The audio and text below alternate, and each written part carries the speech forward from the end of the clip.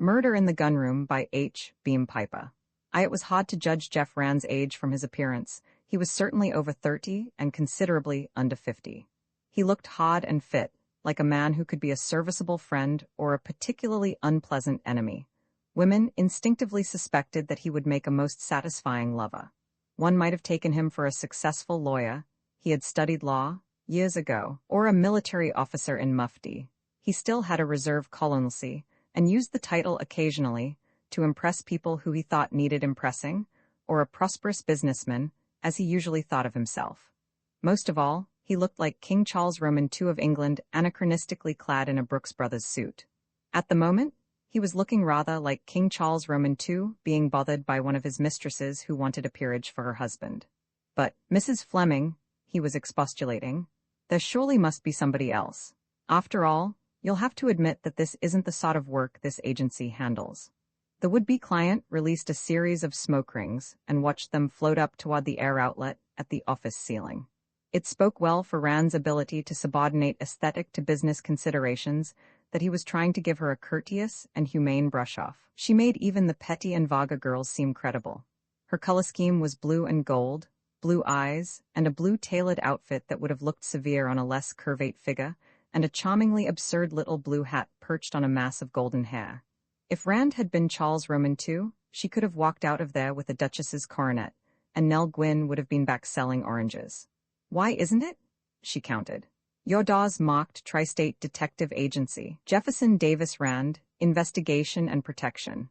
Well, I want to know how much the collection's worth, and who'll pay the closest to it. That's investigation, isn't it? And I want protection from being swindled, and don't tell me you can't do it. You're a pistol collector, yourself. You have one of the best small collections in the state, and you're a recognized authority on early pistols. I've read some of your articles in the Rifleman. If you can't handle this, I don't know who can. Rand's frown deepened.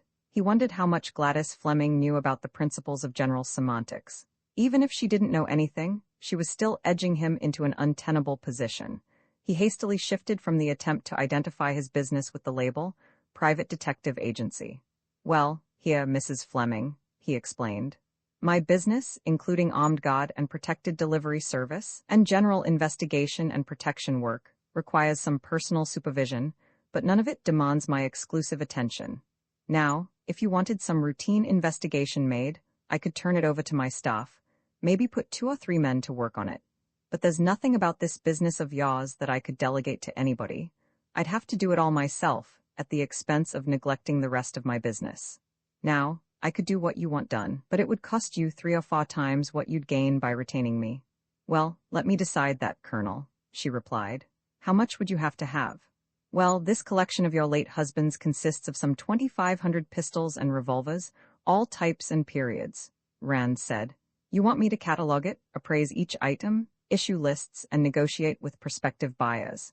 The cataloging and appraisal alone would take from a week to 10 days, and it would be a couple more weeks until a satisfactory sale could be arranged. Why, say $5,000, $1,000 as a retainer, and the rest on completion. That, he thought, would settle that. He was expecting an indignant outcry and hardened his heart like Pharaoh. Instead, Gladys Fleming nodded equably. That seems reasonable enough, Colonel Rand, considering that you'd have to be staying with us at Rosemont, away from your office. She agreed. I'll give you a check for the 1,000 now, with a letter of authorization. Rand nodded in return, being thoroughly conscious of the fact that he could only know a thin film of the events on the surface of any situation. He was not easily surprised. Very well, he said. You've hired an arms expert. I'll be in Rosemont sometime tomorrow afternoon. Now, who are these prospective purchases you mentioned, and just how prospective, in terms of United States currency, are they? Well, for one, there's Arnold Rivers. He's offering $10,000 for the collection. I suppose you know of him. He has an antique arms business at Rosemont. I've done some business with him, Rand admitted. Who else? There's a commission dealer named Carl Gwinnett who wants to handle the collection for us for 20%. I'm told that that isn't an unusually exorbitant commission, but I'm not exactly crazy about the idea. You shouldn't be, if you want your money in a hurry, Rand told her. He'd take at least 5 years to get everything sold. He wouldn't dump the whole collection on the market at once, upset prices, and spoil his future business. You know, 2,500 pistols of the sort Mr. Fleming had, coming on the market in a lot, could do just that. The old arms market isn't so large that it couldn't be easily saturated. That's what I'd been thinking. And then, there are some private collectors, mostly friends of Lane's, Mr. Fleming's, who are talking about forming a pool to buy the collection for distribution among themselves, she continued. That's more like it, Rand approved. If they can raise enough money among them, that is, they won't want the stuff for resale, and they may pay something resembling a decent price. Who are they? Well, Stephen Gresham appears to be the leading spirit, she said. The corporation lawyer, you know? Then there is a Mr. Trehean, and a Mr. MacBride, and Philip Cabot, and one or two others. I know Gresham and Cabot, Rand said. They're both friends of mine, and I have an account with Cabot, Joyner and Teal, Cabot's brokerage firm. I've corresponded with MacBride. He specializes in colts.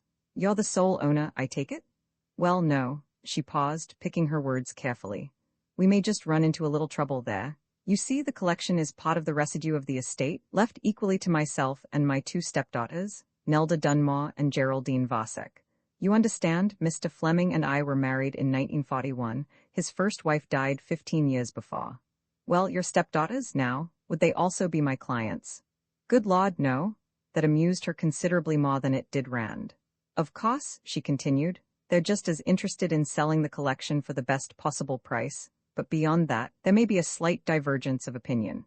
For instance, Nelda's husband, Fred Dunmore, has been insisting that we let him handle the sale of the pistols, on the grounds that he is something he calls a businessman. Nelda supports him in this. It was Fred who got this $10,000 offer from Rivers. Personally, I think Rivers is playing him for a sucker. Outside his own line, Fred is an awful innocent, and I've never trusted this man Rivers. Lane had some trouble with him. Just before, Arnold Rivers, Rand said, when it was evident that she was not going to continue, has the reputation among collectors of being the biggest crook in the old gun racket, a reputation he seems determined to live up, or down to.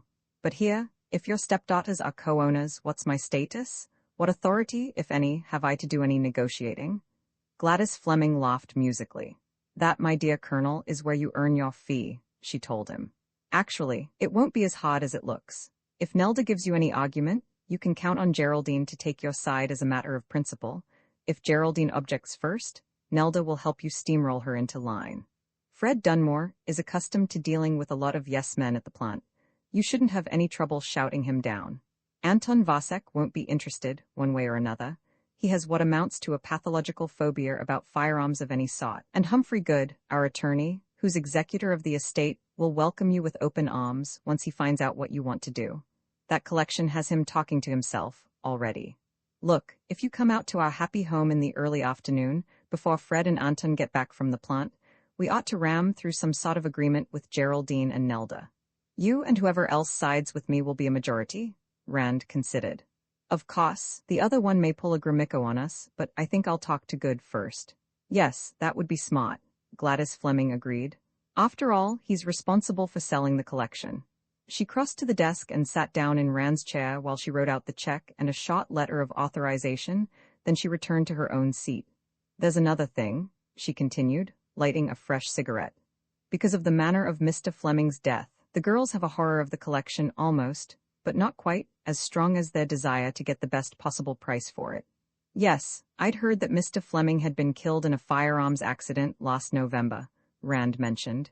It was with one of his collection pieces, the widow replied.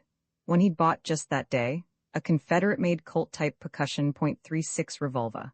He'd brought it home with him, simply delighted with it, and started cleaning it at once. He could hardly wait until dinner was over to get back to work on it. We'd finished dinner about 7, or a little after. At about past, Nelda went out somewhere in the coupe. Anton had gone up to his laboratory in the attic. He's one of these fortunates whose work is also his hobby. He's a biochemist and dietitian. And Lane was in the gunroom, on the second floor, working on his new revolver. Fred Dunmore was having a bath, and Geraldine and I had taken our coffee into the east parlor. Geraldine put on the radio, and we were listening to it. It must have been about 7:47 or 7:48 because the program had changed and the first commercial was just over, when we heard a loud noise from somewhere upstairs. Neither of us thought of a shot. My own first idea was of a door slamming. Then, about 5 minutes later, we heard Anton, in the upstairs hall, pounding on a door, and shouting, "Lane, Lane, are you all right? We ran up the front stairway and found Anton in his rubber lab apron and Fred, in a bathrobe and barefooted, standing outside the gunroom door. The door was locked, and that in itself was unusual. There's a Yale lock on it, but nobody ever used it. For a minute or so, we just stood there. Anton was explaining that he had heard a shot and that nobody in the gunroom answered. Geraldine told him, rather impatiently, to go down to the library and up the spiral. You see, she explained, the library is directly under the gunroom, and there's a spiral stairway connecting the two rooms. So Anton went downstairs and we stood waiting in the hall. Fred was shivering in his bathrobe. He said he'd just jumped out of the bathtub and he had nothing on under it. After a while, Anton opened the gunroom door from the inside and stood in the doorway, blocking it. He said, "You'd better not come in. There's been an accident, but it's too late to do anything. Lane's shot himself with one of those damned pistols. I always knew something like this would happen." Well, I simply elbowed him out of the way and went in, and the others followed me. By this time, the uproar had penetrated to the rear of the house, and the servants, Walters, the butler, and Mrs. Hodder, the cook, had joined us. We found Lane inside, lying on the floor, shot through the forehead. Of course, he was dead. He'd been sitting on one of these old cobbler's benches of the sort that used to be all the thing for cocktail tables. He had his tools and polish and oil and rags on it. He'd fallen off it to one side and was lying beside it. He had a revolver in his right hand and an oily rag in his left. Was it the revolver he'd brought home with him? Rand asked. I don't know, she replied. He showed me this Confederate revolver when he came home, but it was dirty and dusty, and I didn't touch it, and I didn't look closely at the one he had in his hand when he was on the floor. It was about the same size and design, that's all I could swear to. She continued. We had something of an argument about what to do. Walters, the butler, offered to call the police. He's English, and his mind seems to run naturally to due process of law. Fred and Anton both howled that proposal down. They wanted no part of the police. At the same time, Geraldine was going into hysterics, and I was trying to get her quieted down. I took her to her room and gave her a couple of sleeping pills, and then went back to the gunroom. While I was gone, it seems that Anton had called our family doctor, Dr. Yardman, and then Fred called Humphrey Good, our lawyer. Good lives next door to us, about 200 yards away, so he arrived almost at once. When the doctor came, he called the coroner, and when he arrived, about an hour later, they all went into a huddle and decided that it was an obvious accident and that no inquest would be necessary. Then somebody, I'm not sure who, called an undertaker. It was past 11 when he arrived, and for once, Nelda got home early. She was just coming in while they were carrying Lane out in a basket. You can imagine how horrible that was for her. It was days before she was over the shock, so she'll be just as glad as anybody to see the last of the pistol collection. Through the recital, Rand had sat silently, toying with the ivory-handled Italian fascist dagger of honor that was doing duty as a letter opener on his desk. Gladys Fleming wasn't, he was sure, indulging in any masochistic self-harrowing. Neither, he thought, was she talking to relieve her mind. Once or twice there had been a small catch in her voice, but otherwise the narration had been a piece of straight reporting, neither callous nor emotional. Good reporting, too, carefully detailed. There had been one or two inclusions of inferential matter in the guise of description, but that was to be looked for and discounted. And she had remembered at the end to include her ostensible reason for telling the story. Yes, it must have been dreadful, he sympathized. Odd, though, that an old hand with guns like Mr. Fleming would have an accident like that. I met him once or twice and was at your home to see his collection a couple of years ago. He impressed me as knowing firearms pretty thoroughly. Well, you can look for me tomorrow, say around 2. In the meantime, I'll see Good, and also Gresham and Arnold Rivers. When Rand came down to breakfast the next morning, he found Gladys, Nelda, and a man whom he decided, by elimination, must be Anton Vasek, already at the table. The latter rose as Rand entered, and bowed jerkily as Gladys verified the guess with an introduction. He was about Rand's own age and height. He had a smooth-shaven, tight-mouthed face, adorned with bushy eyebrows, each of which was almost as heavy as Rand's mustache. It was a face that seemed tantalizingly familiar, and Rand puzzled for a moment, then nodded mentally. Of course he had seen a face like that hundreds of times, in newsreels and news photos, and once in Prwa Berlin, its living double. Rudolf Hess. He wondered how much deeper the resemblance went and tried not to let it prejudice him. Nelda greeted him with a trowelful of sweetness and a dash of bedroom bait. Gladys waved him to a vacant seat at her right and summoned the maid who had been serving breakfast.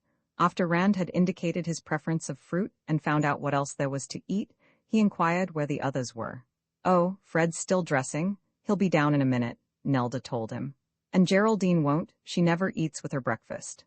Vasek winced slightly at this and shifted the subject by inquiring if Rand were a professional antiques expert. No, I'm a lily pure amateur, Rand told him. Always until I took this job, I have a collection of my own, and I'm supposed to be something of an authority. My business is operating a private detective agency. But you are here only as an arms expert, Vasek inquired. You are not making any sort of detective investigation? That's right, Rand assured him. This is practically a paid vacation for me. First time I ever handled anything like this. It's a real pleasure to be working at something I really enjoy, for a change. Vasek nodded. Yes, I can understand that. My own work, for instance. I would continue with my research even if I were independently wealthy and any sort of work were unnecessary. Tell Colonel Rand what you're working on now, Nelda urged. Vasek gave a small, mirthless laugh. Oh, Colonel Rand would be no more interested than I would be in his pistols, he objected, then turned to Rand. It is a series of experiments having to do with the chemical nature of life, he said. Another perfunctory chuckle. No, I am not trying to recreate Frankenstein's monster. The fact is, I am working with fruit flies. Something about heredity? Rand wanted to know. Vasek laughed again with more amusement. So, one says, fruit flies and immediately another thinks heredity. It is practically a standard response. Only, in this case, I am investigating the effect of diet changes. I use fruit flies because of their extreme adaptability. If I find that I am on the right track, I shall work with mice next. Fred Dunmore mentioned a packaged diabetic ration you developed, Rand mentioned. Oh, yes. Vasek shrugged. Yes, something like an army field ration for diabetics to carry when traveling, or wherever proper food may be unobtainable. That is for the company, soon we put it on the market, and make lots of money, but this other, that is my own private work. Dunmore had come in while Vasek was speaking and had seated himself beside his wife. Don't let him kid you, Colonel, he said. Anton's just as keen about that dollar as the rest of us. I don't know what he's cooking up there in the attic, but I'll give 10 to 1 we'll be selling it in 25-cent packages inside a year, and selling plenty of them. Oh, and speaking about that dollar, how did you make out with Gresham and his friends? I didn't. They'd expected to pay about $20,000 for the collection. Rivers's offer has them stopped. And even if they could go over 25, I think Rivers would raise them. He's afraid to let them get the collection. Pierre Jarrett and Karen Lawrence intended using their share of it to go into the old arms business in competition with him. That's smart. Dunmore approved. It's always better to take a small loss-stopping competition than to let it get too big for you. You save a damn sight bigger loss later. How soon do you think the pistols will be sold? Gladys asked. Oh, in about a month at the outside, Rand said, continuing to explain what had to be done first. Well, I'm glad of that, Vasek commented. I never liked those things, and after what happened, the sooner they can be sold, the better. Breakfast finally ended, and Vasek and Dunmore left for the premix plant. Rand debated for a moment the wisdom of speaking to Gladys about the missing pistols, then decided to wait until his suspicions were better verified. After a few minutes in the gunroom, going over Lane Fleming's alms books on the shelf over the workbench without finding any trace of the book in which he had catalogued his collection, he got his hat and coat, went down to the garage, and took out his car. It had stopped raining for the time being. The dingy sky showed broken spots like bits of bluing on a badly rusted piece of steel. As he got out of his car in front of Arnold Rivers's red brick house, he was wondering just how he was going to go about what he wanted to do. After all, the door of the shop was unlocked and opened with a slow clanging of the door chime, but the interior was dark. All the shades had been pulled, and the lights were out. For a moment Rand stood in the doorway, adjusting his eyes to the darkness within and wondering where everybody was. Then, in the path of light that fell inward from the open door, he saw 2 feet in tan shoes, toes up, at the end of tweed-trousered legs, on the floor. An instant later he stepped inside, pulled the door shut after him, and was using his penlight to find the electric switch. For a second or so after he snapped it, nothing happened, and then the darkness was broken by the flickering of fluorescent tubes. When they finally lit, he saw the shape on the floor, arms outflung, the inverted rifle above it. For a seemingly long time he stood and stared at the grotesquely transfixed body of Arnold Rivers. The dead man lay on his back, not 3 feet beyond the radius of the door, in a pool of blood that was almost dried and gave the room a sickly sweet butcher shop odor. Under the back of Rand's hand, Rivers's cheek was cold, His muscles had already begun to stiffen in rigor mortis. Rand examined the dead man's wounds. His coat was stained with blood and gashed in several places, driven into his chest by a downward blow. The bayonet of a shot German service Massa pinned him to the floor like a specimen on a naturalist's card. Beside the one in which the weapon remained, there were 3 stab wounds in the chest, and the lower part of the face was disfigured by what looked like a butt blow. Bending over, Rand could see the imprint of the Massa butt plate on Rivers's jaw. On the butt plate itself were traces of blood. The rifle, a regulation German infantry weapon, the Longfamilia Juea 98 in its most recent modification, was a Nazi product, bearing the eagle and encircled swastika of the Third Reich and the code letters LZA, the symbol of the Massawick AG plant at Karlsruhe. It had doubtless been sold to Rivers by some returned soldier. In a rack beside the door were a number of other bolt-action military rifles, a Krag, a couple of Arasakas, a long German infantry rifle of the First World War, a Greek Mannlicher, a Mexican Massa, a British shot model Lee-Enfield. All had fixed bayonets. Between the Lee-Enfield and one of the Arasakas, there was a vacancy. Rivers's carved ivory cigarette holder was lying beside the body, crushed at the end as though it had been stepped on. A half-smoked cigarette had been in it. It, too, was crushed. There was no evidence of any great struggle, however. The attack which had ended the arms dealer's life must have come as a complete surprise. He had probably been holding the cigarette holder in his hand when the butt blow had been delivered, and had dropped it and flung up his arms instinctively. Thereupon, his assailant had reversed his weapon and driven the bayonet into his chest. The first blow, no doubt, had been fatal.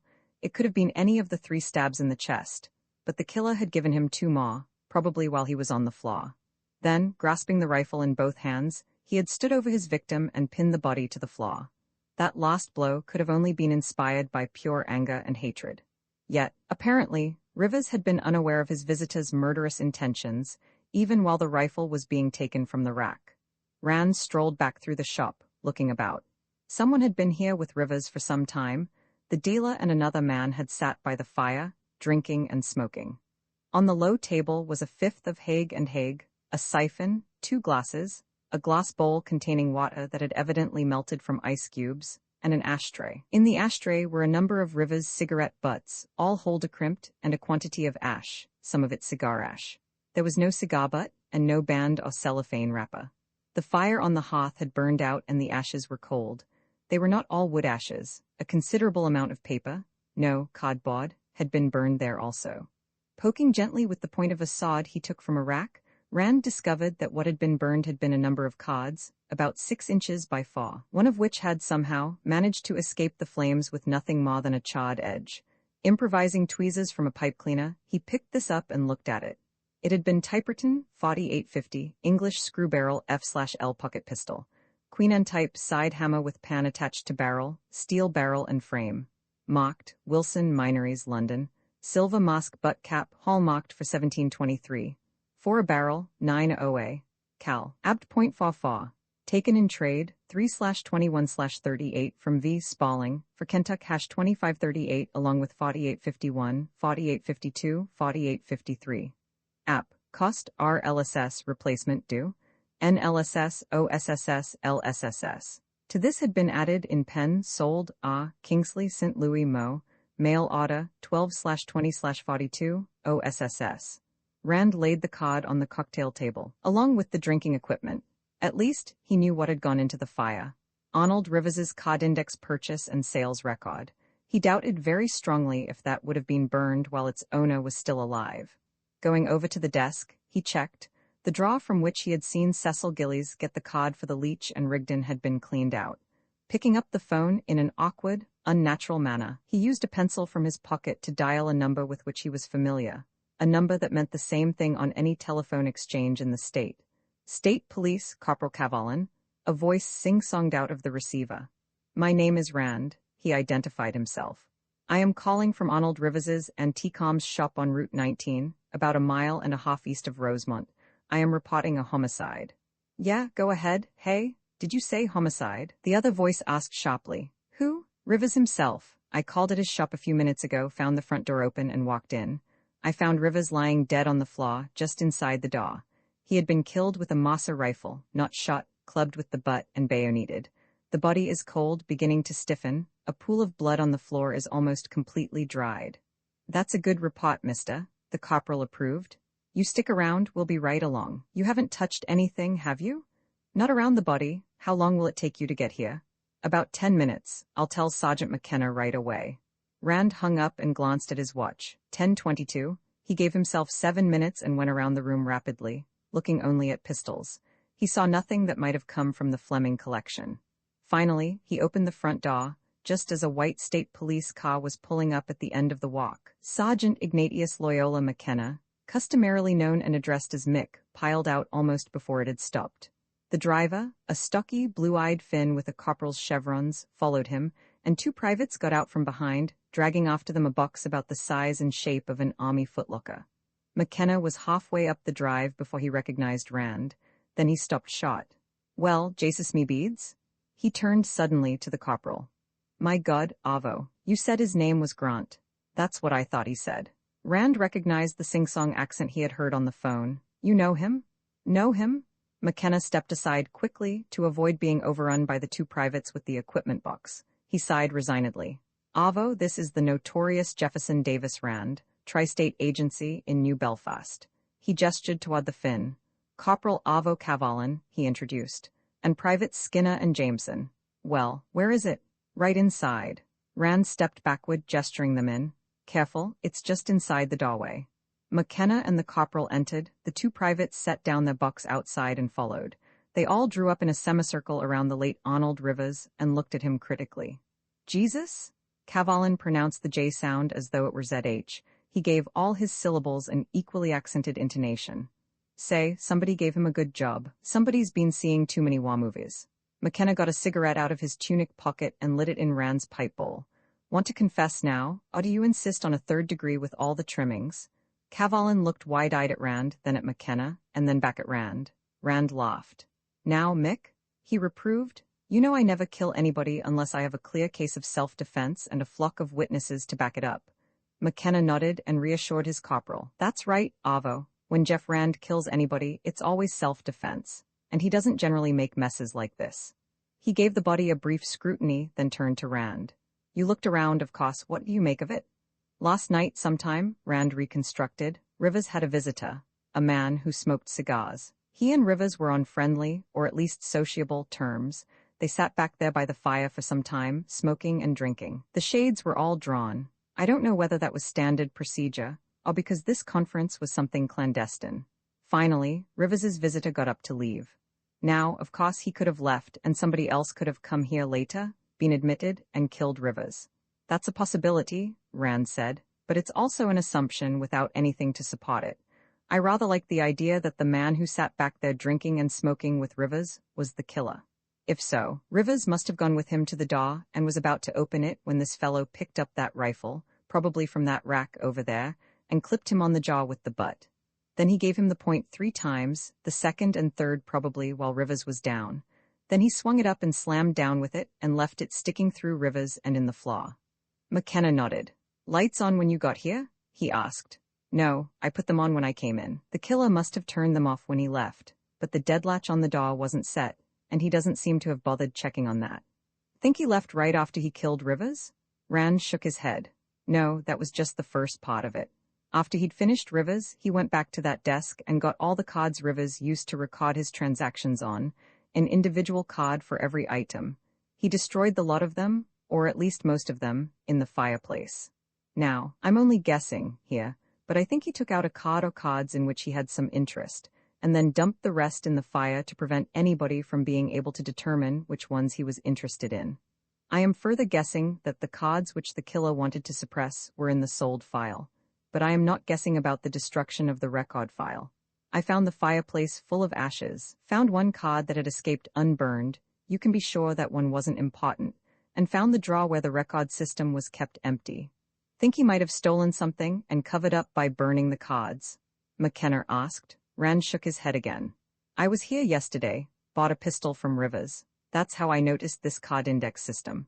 Of course, I didn't look at everything while I was here, but I can't see where any quantity of arms have been removed, and Rivers didn't have any single item that was worth a murder. Fact is, no old firearm is. There are only a very few old arms that are worth over $1,000, and most of them are well-known, unique specimens that would be unsaleable because every collector would know where it came from. We can check possible thefts with Rivers's clock when he gets here, McKenna said. Now, suppose you show me these things you found back at the rear? Avo, you and the boys start taking pictures, he told the corporal, then he followed Rand back through the shop. He tested the temperature of the water in the ice bowl with his finger. He looked at the ashtray and bent over and sniffed at each of the two glasses. I see one of them's been emptied out, he commented. Want to bet it hasn't been wiped clean, too? Hun, Rand smiled slightly. Even the tiny tots wipe off the cookie jar after they've raided it, he said. A flashbulb lit the front of the shop briefly. Corporal Cavalin said something to the others. McKenna picked up the card Rand had found by the edges and looked at it. What in hell's this all about, Jeff? He asked. Rivers made it out for one of his pistols. An English flintlock pocket pistol? I can show you one almost like it, up front. He'd gotten it and 3 others back in 1938 in trade for a Kentucky rifle. The numbers are reference numbers. The letters are Rivers's private price code. Those 3 at the end are, respectively, what he absolutely had to get for it, what he thought was a reasonable price, and the most he thought the traffic would stand. He sold it in 1942 for his middle price. There was another flash by the door, then Cavalin called out. Hey, Mick, we got 2 of the stiffs now. All right if we pull out the bayonet for close-up of his chest? Sure. Better chalkline it first. You'll move things jerking that bayonet out. He turned back to Rand. You think, then, that maybe some cod in that file would have gotten somebody in trouble, and he had to croak Rivers to get it, and then burn the rest of the cods for cover-up? That's the way it looks to me, Rand agreed. Just because I can't think of any other possibility, though, doesn't mean that there aren't any others. Hey, you think he might have been selling modern arms to criminals without reporting the sale? McKenna asked. I wouldn't put it past him, Rand considered. There was very little that I would put past that fellow. But I wouldn't think he'd be stupid enough to carry a record of such sales in his own file, though. McKenna rubbed the butt of his .38 reflectively, that seemed to be his substitute for head-scratching, as an aid to cerebration. You said you were here yesterday and bought a pistol, he began. All right, I know about that collection of yours, but why were you back here bright and early this morning? You working on Rivers for somebody? If so, give. Rand told him what he was working on. Rivers wants to buy the Fleming collection. That was the reason I saw him yesterday. But the reason I came here, this morning, is that I find that somebody has stolen about 24 of the best pistols out of the collection since Fleming's death, and tried to cover up by replacing them with some junk that Lane Fleming wouldn't have allowed inside his house. For my money, it's the butler. Now that Fleming's dead, he's the only one in the house who knows enough about arms to know what was worth stealing. He has constant access to the gunroom. I caught him in a lie about a book Fleming kept a record of his collection in, and now the book has vanished. And furthermore, and most important, if he'd been on the level, he would have spotted what was going on, long ago, and squawked about it. That's a damn good circumstantial case, Jeff, McKenna nodded. Nothing you could take to a jury, of course, but mighty good grounds for suspicion. You think Rivers could have been the fence? He could have been. Whoever was higrading the collection had to have an outlet for his stuff, and he had to have a source of supply for the junk he was infiltrating into the collection as replacements. A crooked dealer is the answer to both, and Arnold Rivers was definitely crooked. You know that? McKenna inquired. For sure? Another flash lit the front of the shop, Rand nodded. For damn good and sure. I can show you 6 firearms in this shop that have been altered to increase their value. I don't mean legitimate restorations, I mean fraudulent alterations. He went on to tell McKenna about Rivers's expulsion from membership in the National Rifle Association. And I know that he sold a pair of pistols to Lane Fleming, about a week before Fleming was killed, that were outright fakes. Fleming was going to sue the ears off Rivers about that. The fact is, until this morning, I'd been wondering if that mightn't have been why Fleming had that sour-looking accident. If he'd lived, he'd have run Rivers out of business. Hell, I didn't know that. McKenna seemed worried. Fleming used to target shoot with our gang, and he knew too much about gats to pull a Russ Columbo on himself. I didn't like that accident at the time, but I figured he'd pulled the Dutch, and the family were making out it was an accident. We never were called in. The whole thing was handled through the coroner's office. You really think Fleming could have been bumped? Yes, I think he could have been bumped, Rand understated. I haven't found any positive proof, but he told McKenna about his purchase from Rivers of the revolver that had been later identified as the one brought home by Fleming on the day of his death. I still don't know how Rivers got hold of it. he continued. Until I walked in here not half an hour ago and found Rivers dead on the floor, I'd had a suspicion that Rivers might have sneaked into the Fleming house, shot Fleming with another revolver, left it in Fleming's hand, and carried away the one Fleming had been working on. The motive, of course, would have been to stop a lawsuit that would have put Rivers out of business and, not inconceivably, in jail. But now? He looked toward the front of the shop, where another photo flash glared for an instant. And don't suggest that Rivers got conscience-stricken and killed himself. Aside from the technical difficulties of pinning himself to the floor after he was dead, that explanation's out, Rivers had no conscience to be stricken with. Well, let's skip Fleming for a minute, McKenna suggested. You think this butler at the Fleming place was robbing the collection, and you say he could have sold the stuff he stole to Rivers. Well, when the family gets you in to work on the collection, Jeeves, or whatever his name is, realizes that you're going to spot what's been going on and will probably suspect him. He knows you're no ordinary arms expert, you're an agency dick, so he gets scared. If you catch up with Rivers, Rivers'll talk. So he comes over here last night and kills Rivers off before you can get to him.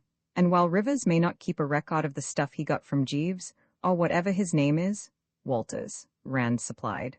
Walters, then. While he may not keep a record of what he bought from Walters, the chances are he does keep a record of the stuff Walters got from him to use for replacements, so the card file goes into the fire. How's that? The flare of another flashbulb made distorted shadows dance over the walls. That would hang together now, Rand agreed. Of course, I haven't found anything here, except the revolver I bought yesterday that came from the Fleming place, but I'll add this. As soon as Rivers found out I was working for the Fleming family, he tried to get that revolver back from me. Offered me $75 worth of credit on anything else in the shop if I'd give it back to him, not 20 minutes after I'd paid him $60 for it. See, McKenna pounced. Look, suppose you had a lot of hot stuff in a place like this. You might take a chance on selling something that had gotten mixed in with your legitimate stuff, but would you want to sell it right back to where it had been stolen from? No, I wouldn't. And if I were a butler who'd been robbing a valuable collection, and an agency man moved in and started poking around, I might get in a panic and do something extreme. That all hangs together, too. While Rand was talking to McKenna, Private Jameson wandered back through the shop. Hey, Sarge, is there any way into the house from here? He asked. The outside doors are all locked and I can't raise anybody. Rand pointed out the flight of steps beside the fireplace. I saw Rivers come out of the house that way yesterday, he said. The state policeman went up the steps and tried the door. It opened and he went through. Chances are Mrs. Rivers is away, McKenna said. She's away a lot. They have a colored girl who comes in by the day, but she doesn't generally get here before noon, and the clock doesn't get here till about the same time. You seem to know a lot about this household, Rand said. Yeah, we have this place mocked up as a bad burglary and stick-up hazard. We keep an eye on it. Rivers has all these guns. He does a big cash business. He always has a couple of 100 to 1,000 on him. It's a wonder somebody hasn't made a try at this place long ago. Tell you what, Jeff, say you check up on this butler at the Fleming place for us, and we'll check up here and see if we can find any of the stuff that was stolen. We can get together and compare notes. Maybe one or another of us may run across something about that accident of Fleming's, too. Suits me. I'll be glad to help you, and I'll be glad for any help you can give me on recovering those pistols. I haven't made any formal report on that yet, because I'm not sure exactly what's missing, and I don't want any of that kind of publicity while I'm trying to sell the collection. It may be that the two matters are related. There are some points of similarity, which may or may not mean anything. And of course, I just may find somebody who'll make it worth my time to get interested in this killing. While I'm at it, McKenna chuckled. That must hurt hell out of you, Jeff, he said. A nice classy murder like this and nobody to pay you to work on it. It does, Rand admitted. I feel like an undertaker watching a man being swallowed by a shark. You want to stick around till this clock of Rivers's gets here? McKenna asked. He should be here in about an hour and a half. No, I'd just as soon not be seen taking too much of an interest in this right now. Fact is, I'd just as soon not have my name mentioned at all in connection with this. You can charge the discovery of the body up to our old friend, anonymous tip, can't you? Sure. McKenna accompanied Rand to the front door, past the white chalked outline that marked the original position of the body. The body itself, with ink-blackened fingertips, lay to one side, out of the way. Corporal Cavalin was going through the dead man's pockets, and Skinner was working on the rifle with an insufflator. Well, we can't say it was robbery anyhow, Cavalin said. He had 8 CTKs in his billfold. "Me God Saj, is this damn rifle ever lousy with Prince," Skinner complained. "A lot of Rivers's and everybody else's who's been fooling with it around here, and half the Wehrmacht." "Swell, swell," McKenna enthused. "Maybe we can pass the case off on the War Crimes Commission." Roman 11 Mick McKenna had put his finger right on the sore spot. It did hurt Rand like hell. A nice, sensational murder and no money in it for the Tri-State Agency. Obviously, somebody would have to be persuaded to finance an investigation. Preferably some innocent victim of unjust suspicion, somebody who could best clear himself by unmasking the real villain. For villain, Rand mentally substituted public benefactor. He was running over a list of possible suspects as he entered Rosemont. Passing the little antique shop, he slowed, backed, read the name, Karen Lawrence, on the window, and then pulled over to the curb and got out. Crossing the sidewalk, he went up the steps to the door, entering to the jangling of a spring-mounted cowbell. The girl dealer was inside, with a visitor, a sallow-faced, untidy-looking man of indeterminate age who was opening newspaper-wrapped packages on a tabletop. Karen greeted Rand by name and military rank. Rand told her he'd just look around till she was through. She tossed him a look of comic reproach, as though she had counted on him to rid her of the man with the packages. "Now, just you look at this here, Miss Lawrence." The man was enthusing, undoing another package. "Here's something I know you'll want. I think this here is real quaint. Just look, now."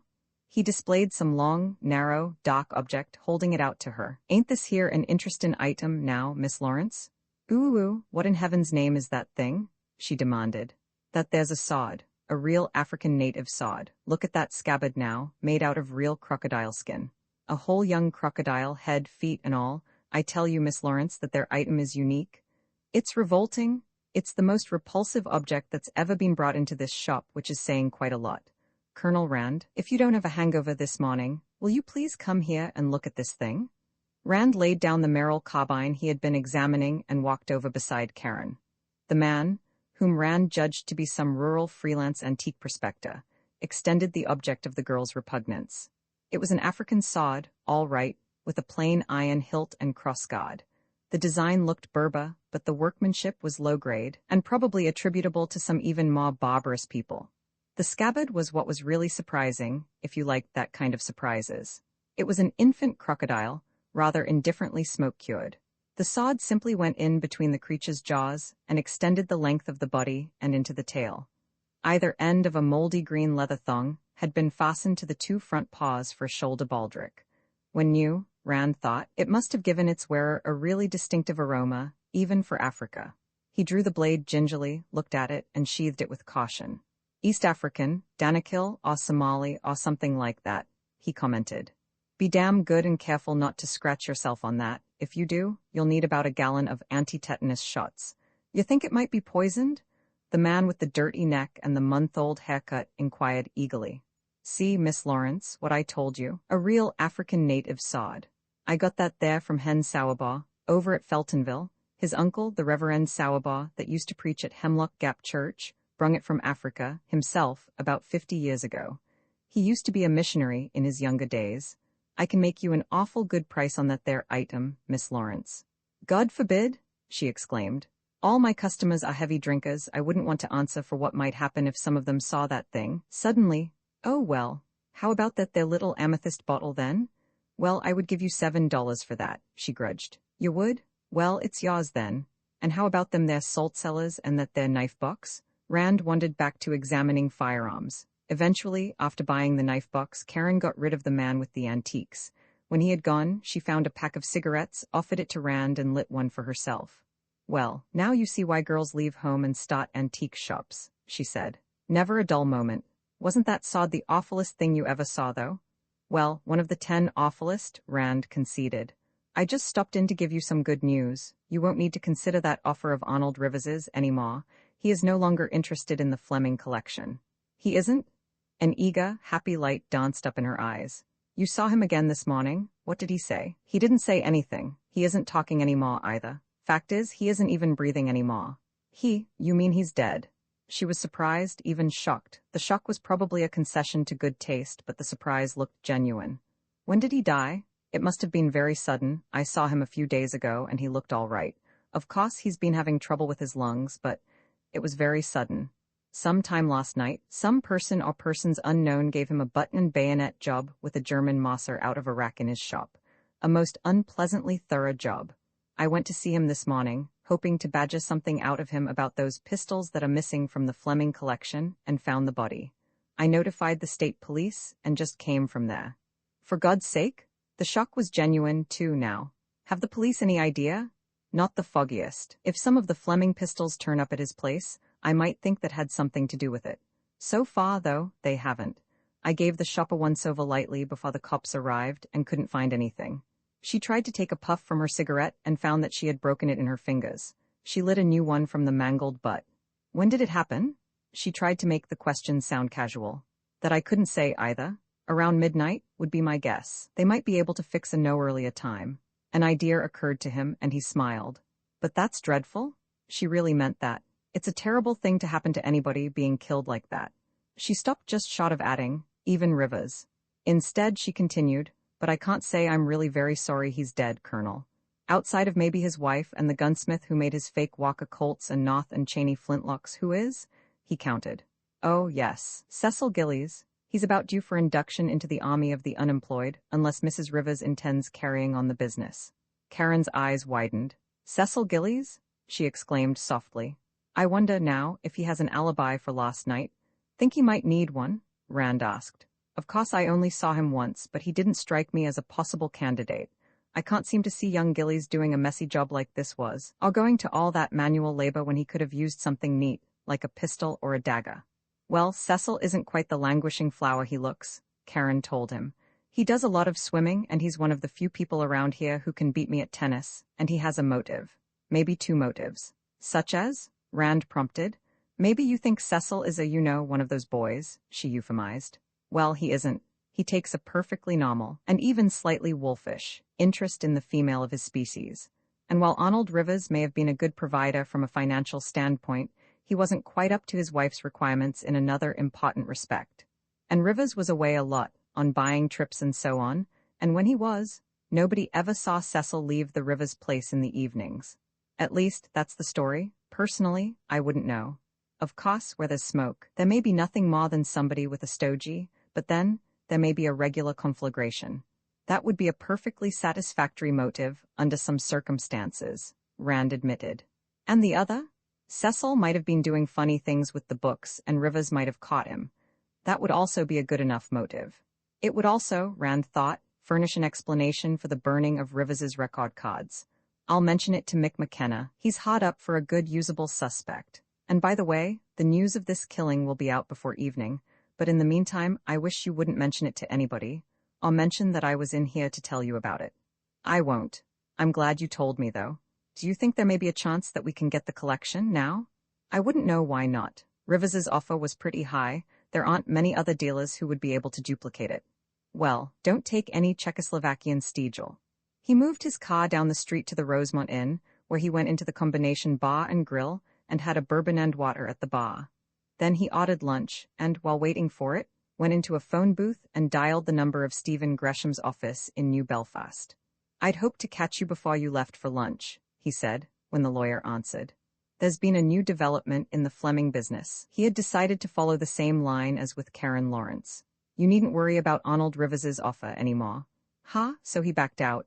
He was shoved out, Rand corrected. On the sharp end of a Mossa bayonet sometime last night. I found the body this morning when I went to see him and notified the state police. They call it murder, but of course they're just prejudiced. I'd call it a nuisance abatement project. Look here, are you kidding? Gresham demanded. I never kid about those who have passed on, Rand denied piously. Then he recited the already hackneyed description of what had happened to Rivers, with careful attention to all the gruesome details. So I called Coppa directly. Sergeant McKenna's up a stump about it, and looking in all directions for a suspect. Gresham was silent for a moment, then swore softly. My God, Jeff, this is going to raise all kinds of hell. He was silent for a moment. Look here, can you see me at my home, about 2:30 this afternoon? I want to talk to you about this. Rand smiled happily. This looked like what he had been angling for. Maybe Arnold Rivers hadn't died in vain after all. Why, yes, I can make it, he replied. Good, see you there then. Rand assured him that he would be on hand. When he returned to his table, he found his lunch waiting for him. He sat down and ate with a good appetite. After finishing, he had another drink and sat sipping it slowly and smoking his pipe, going over the story Gladys Fleming had told him, and the gossip he had gotten from Carter Tipton, and the other statements which had been made to him by different people about the death of Lane Fleming, and the conclusions he had reached about the theft of the pistols, and the killing of Arnold Rivers, sorting out the inferences from the descriptions and the descriptive statements of others from the things he himself had observed. When his glass was empty and his pipe burned out, he left a tip beside the ashtray, paid his check, and went out. He had 2 hours until his meeting with Stephen Gresham. He knew exactly where to spend them. The county seat was a nominal 20 minutes drive from Rosemont, but with the road relatively free from traffic, he was able to cut that to 15. Parking his car in front of the courthouse, he went inside. The coroner, one Jason Kirchner, was an inoffensive-looking little fellow with a Caspar milquetoast mustache and an underslung jaw. He wore an Elks watch charm, an Odd Fellows ring, and a Knights of Pythia's lapel pin. He looked at Rand's credentials, including the letter Humphrey Good had given him, with some bewilderment. "You're working for Mr. Good?" he asked, rather needlessly. "Yes, I see, handling the sale of Mr. Fleming's pistols for the estate." "Yes, that must be interesting work, Mr. Rand. Now, what can I do for you?"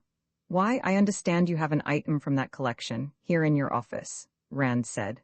"The pistol with which Mr. Fleming shot himself. Regardless of its unpleasant associations, that pistol is a valuable collector's item and one of the assets of the estate. If I'm to get full value for the collection, for the heirs, I'll have to have that, to sell with the rest of the weapons." "Well now, look here, Mr. Rand," Kirchner started to argue, "that revolver's a dangerous weapon. It's killed one man, already. I don't know as I ought to let it get out where it might kill somebody else." Rand estimated that this situation called for a modified version of his hard-boiled act. "You think you can show cause why that revolver shouldn't be turned over to the Fleming estate?" he demanded. "Well, if I don't get it, right away, Mr. Good will get a court order for it. You had no right to impound that revolver in the first place. You removed it from the Fleming home illegally in the second place, since you had no intention of holding any formal inquest, and you're holding it illegally now. A court order might not be all we could get, either," he added menacingly. "Now, if you have any reason to suspect that Mr. Fleming committed suicide, or was murdered, for instance—" "Oh, my heavens, no," Kirchner cried, horrified. "It was an accident, pure and simple, I so certified it. Death by accident due to inadvertence of the deceased." "Well then," Rand said, "you have no right to hold that revolver, and I want it right now. As Mr. Good's agent, I'm responsible for that collection, of which the revolver you're holding is a part. That revolver is too valuable an asset to ignore. You certainly realize that." "Well, I don't have any intention of exceeding my authority, of course," Kirchner disclaimed hastily, "and I certainly wouldn't want to go against Mr. Good's wishes." "Humphrey Good must pull considerable weight around the courthouse," Rand surmised. "But you realize that revolver's still loaded." "Oh, that's not your worry. I'll draw the charges, or, better, fire them out. It stood one shot, it can stand the other 5. "Well, would you mind if I called Mr. Good on the phone?" Rand did decidedly. However, he shook his head negligently. "Certainly not. Go ahead and call him, by all means." The coroner went away. In a few minutes he was back, carrying a revolver in both hands. Evidently Good had given him the green light. He approached, handling the weapon with a caution that would have been excessive for a Mills grenade. After warning Rand again that it was loaded, he laid it gently on his desk. It was a .36 Colt, one of the 1860 series, with the round barrel and the so-called creeping, ramming lever. Somebody had wound a piece of wire around it, back of the hammer and through the loading aperture in front of the cylinder. As the hammer was down on a fired chamber, there was no way in God's world, short of throwing the thing into a furnace, in which it could be discharged, but Kirchner was shrinking away from it as though it might jump at his throat. "I put the wire on," the coroner said. "I thought it might be safer that way." "It'll be a lot safer after I've emptied it into the first claybank outside town," Rand told him. "Sorry I had to be a little short with you, Mr. Kirchner, but you know how it is. I'm responsible to Mr. Good for the collection, and this gun's part of it." "Oh, that's all right. I really shouldn't have taken the attitude I did." Kirchner met him halfway. "After I talked to Mr. Good, of course, I knew it was all right, but you see, I've been bothered a lot about that pistol lately." "Yes?" Rand succeeded in being negligent about it. "Oh my, yes. The newspaper people wanted to take pictures of me holding it, and then there was an antique dealer who was here trying to buy it." "Who was that, Arnold Rivers?" "Why, yes. Do you know him? He has an antique shop on the other side of Rosemont. He doesn't sell anything but guns and swords and that sort of thing, Kirchner said. He was here, making inquiries about it, and my clerk showed it to him, and then he started making offers for it. First $10, and then $15, and then $20. He got up as high as $60. I suppose it's worth a couple of hundred. It was probably worth about 35. Rand was intrigued by this second instance of an un-Rivers-like willingness to spare no expense to get possession of a .36 caliber percussion revolver. Did he have it in his hands? He asked. Oh, yes. He looked it over carefully. I suppose he thought he could get a lot of money for it because of the accident, and Mr. Fleming being such a prominent man, Kirchner suggested. Rand allowed himself to be struck by an idea. Say, that would make it worth more at that? He exclaimed. What do you know? I never thought of that. Look, Mr. Kirchner, I'm supposed to get as much money for these pistols for the heirs as I can. How would you like to give me a letter vouching for this as the pistol Mr. Fleming killed himself with? Put in how you found it in his hand, and mention the serial numbers, so that whoever buys it will know it's the same revolver. He picked up the Colt and showed Kirchner the serials on the butt and in front of the trigger guard. See, here it is, 2444. Kirchner would be more than willing to oblige Mr. Good's agent. He typed out the letter himself, looked twice at the revolver to make sure of the number, took Rand's word for the make, model, and caliber, signed it, and even slammed his seal down on it. Rand thanked him profusely, put the letter in his pocket, and stuck the Colt down his pants leg. About 2 miles from the county seat, Rand stopped his car on a deserted stretch of road and got out. Unwinding the wire Kirchner had wrapped around the revolver, he picked up an empty beer can from the ditch, set it against an embankment, stepped back about 30 feet, and began firing. The first shot kicked up dirt a little over the can. Rand never could be sure just how high any percussion Colt was sighted, and the other four hit the can. He carried the revolver back to the car and put it into the glove box with the leech and Rigdon. After starting the car, he snapped on the radio, in time for the 2:15 news broadcast from the New Belfast station. As he had expected, the murder was out. The daily budget of strikes and congressional investigations and international turmoil was enlivened by a more or less imaginative account of what had already been christened the Rosemont bayonet murder. Rand resigned himself to the inevitable influx of reporters. Then he swore, as the newscaster continued. District Attorney Charles P. Farnsworth, of Scott County, who has taken charge of the investigation, says, and we quote, "There is strong evidence implicating certain prominent persons, whom we are not, as yet, prepared to name, and if the investigation, now underway and making excellent progress, justifies, they will be apprehended and formally charged. No effort will be spared, and no consideration of personal prominence will be allowed to deter us from clearing up this dastardly crime."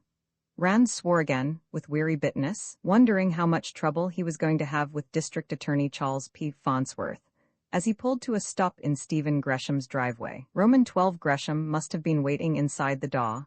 As soon as Rand came up onto the porch, he opened it and motioned the detective inside. Beyond a hasty greeting as Rand passed the threshold, he did not speak until they were seated in the gunroom upstairs. Then he came straight to the point. "Jeff, can you spare the time from this work you're doing at the Flemings to investigate this Rivers business?" he asked. "And how much would an investigation cost me? It's got to be a blitz job. I'm not interested in getting anybody convicted and caught. I just want the case cleared up in a hurry."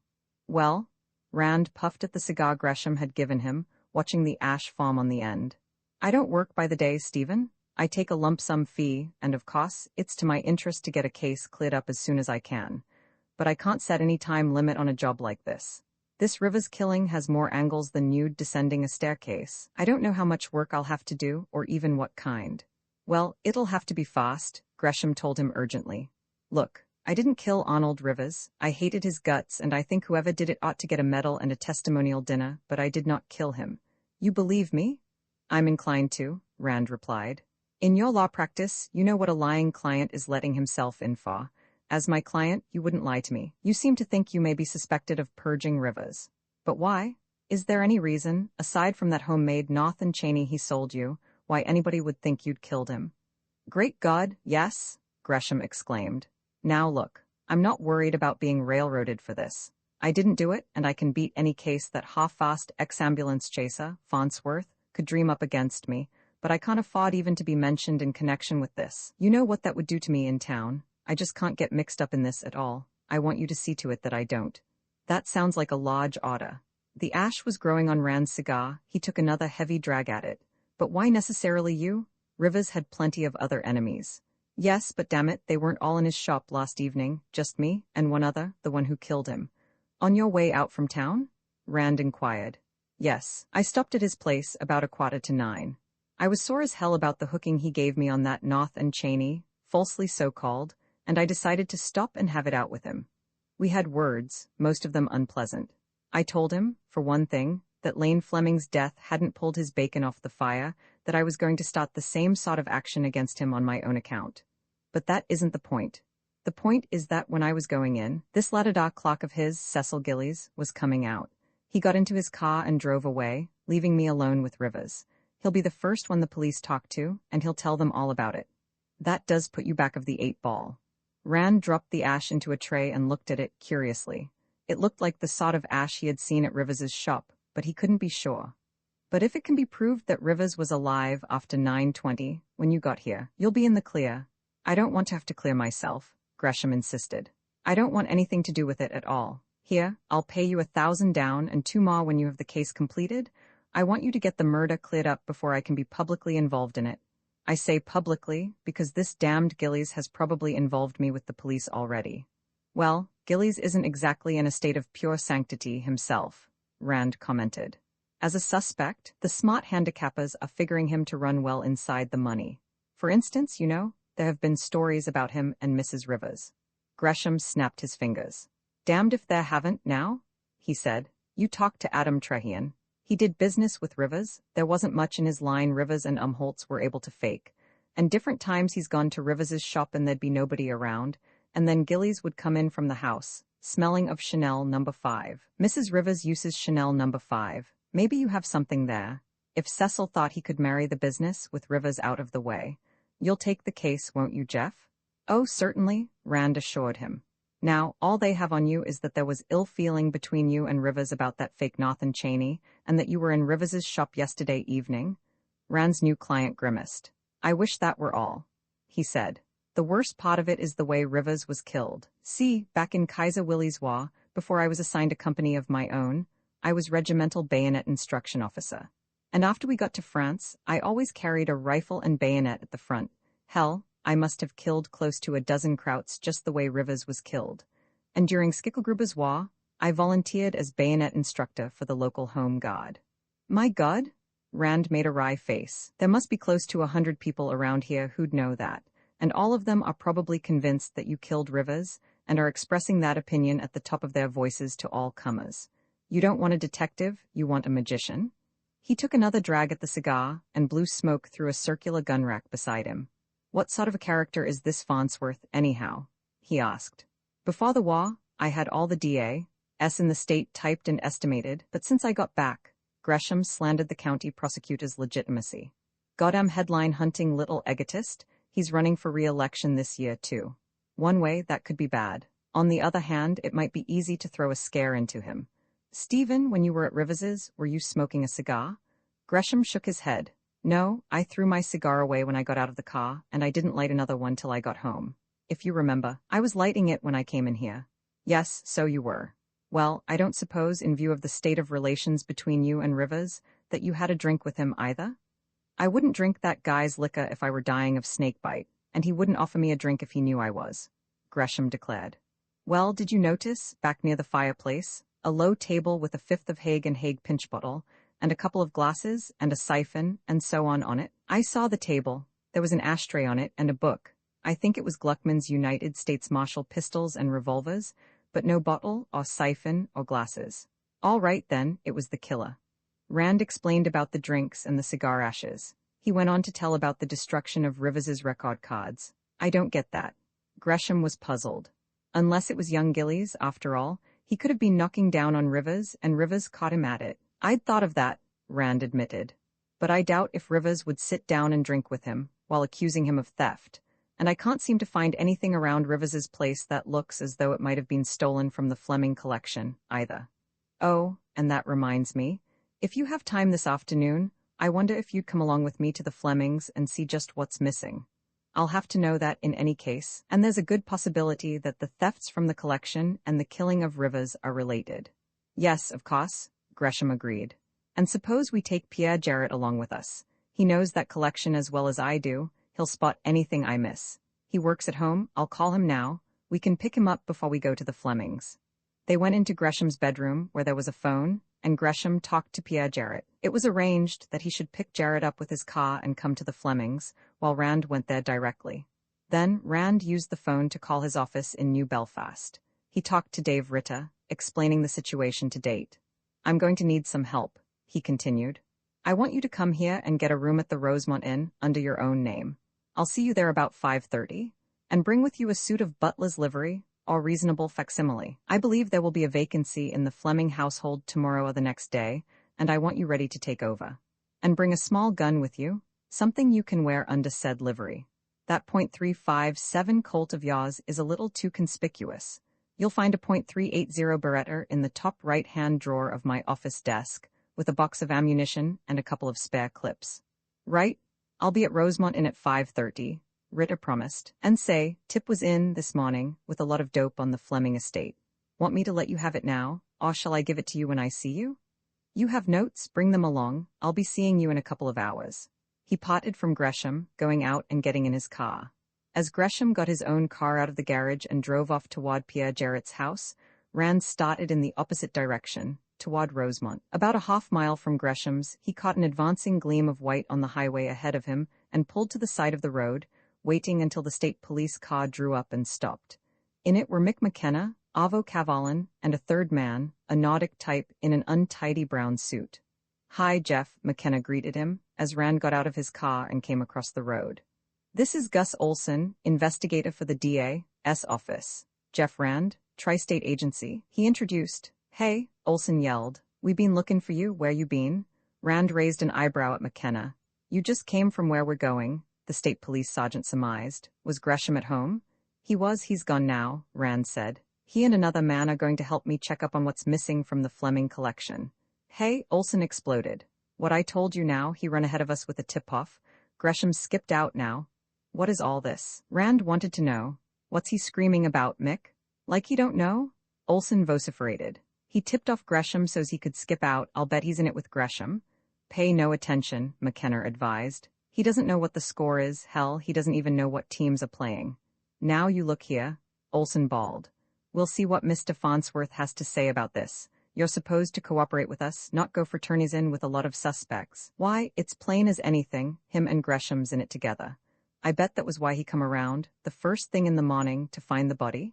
Cavalin, behind the wheel, turned around and began jabbering at Olson, in the back seat, in something that sounded like Swedish. Most Finns can speak Swedish, and Rand was wishing he could understand it.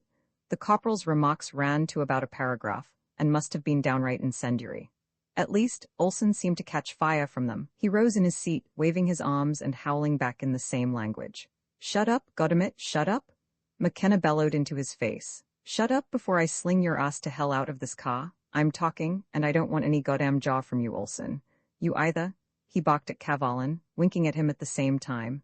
Silence fell with a heavy thump in the car. Well, now that the international crisis seems to have been averted, how's about letting me in on it, too? Rand asked. For instance, what about Gresham? What's he supposed to be a suspect for? Olson suspects him of chopping Rivers up, McKenna replied wearily.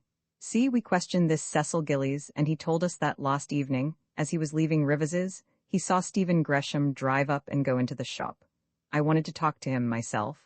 I thought he might account for the cigar ashes and the drink fixings on that table. But when Farnsworth heard about the killing, he sent Olson around, and when Olson heard that Gresham had been there, he tried him and convicted him on the spot. Oh, obscenity, is that what it's about? Rand exclaimed in disgust. Yes, Gresham told me about that. He didn't have the drink, and he wasn't smoking a cigar in the shop, and he left a little after 9. He got home at 9:22. I can testify to that myself. I was there at the time, and so were 7 other people. Rand named them. They dribbled away at different times during the evening, but Philip Cabot and I stayed till around 11. He mentioned the approximate time at which the others had left. What time was Rivers killed, or hasn't the time been fixed? The ME says around 10 to 2, McKenna said. He could be wrong. Them guys only guess half the time, Olson argued.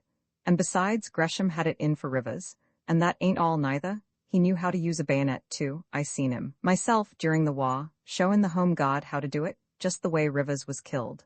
He produced triumphantly. McKenna used a dirty word. So what?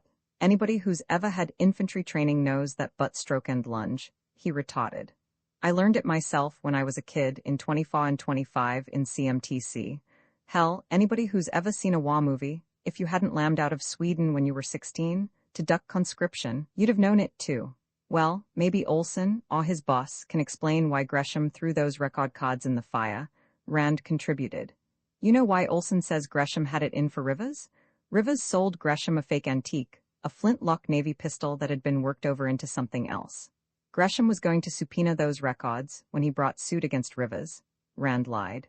But I can explain why Cecil Gillies might have destroyed them, after killing Rivers, if he'd been cheating Rivers and Rivers caught him at it.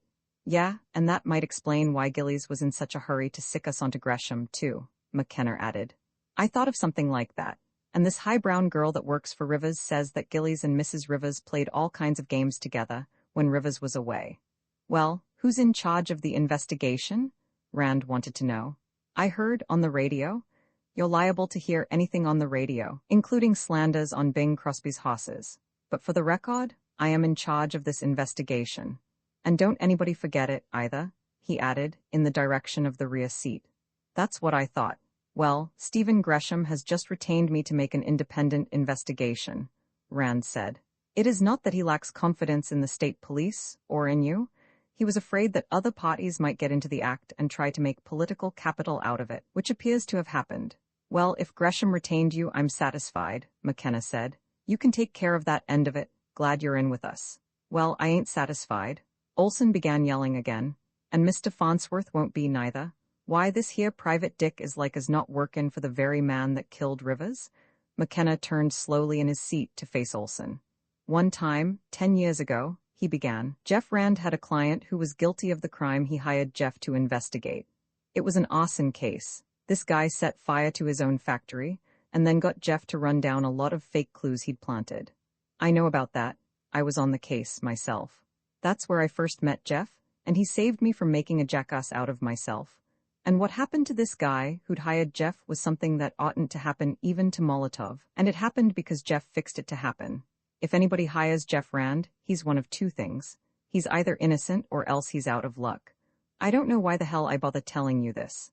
10 to 2, you say, Rand considered. Look, a couple of days ago, Rivers put out a new price list to his regular customers. A lot of them in different parts of the country, order by telephone, and some of them live in the West, where there's a couple of hours time difference. One of them calling at, say, 8 o'clock local time would get his call in at 10 Eastern Standard. If you checked the long-distance calls to Rivers's number last night, now you might get something. Yeah, and if he took a call after 9:22, that would let Gresham out.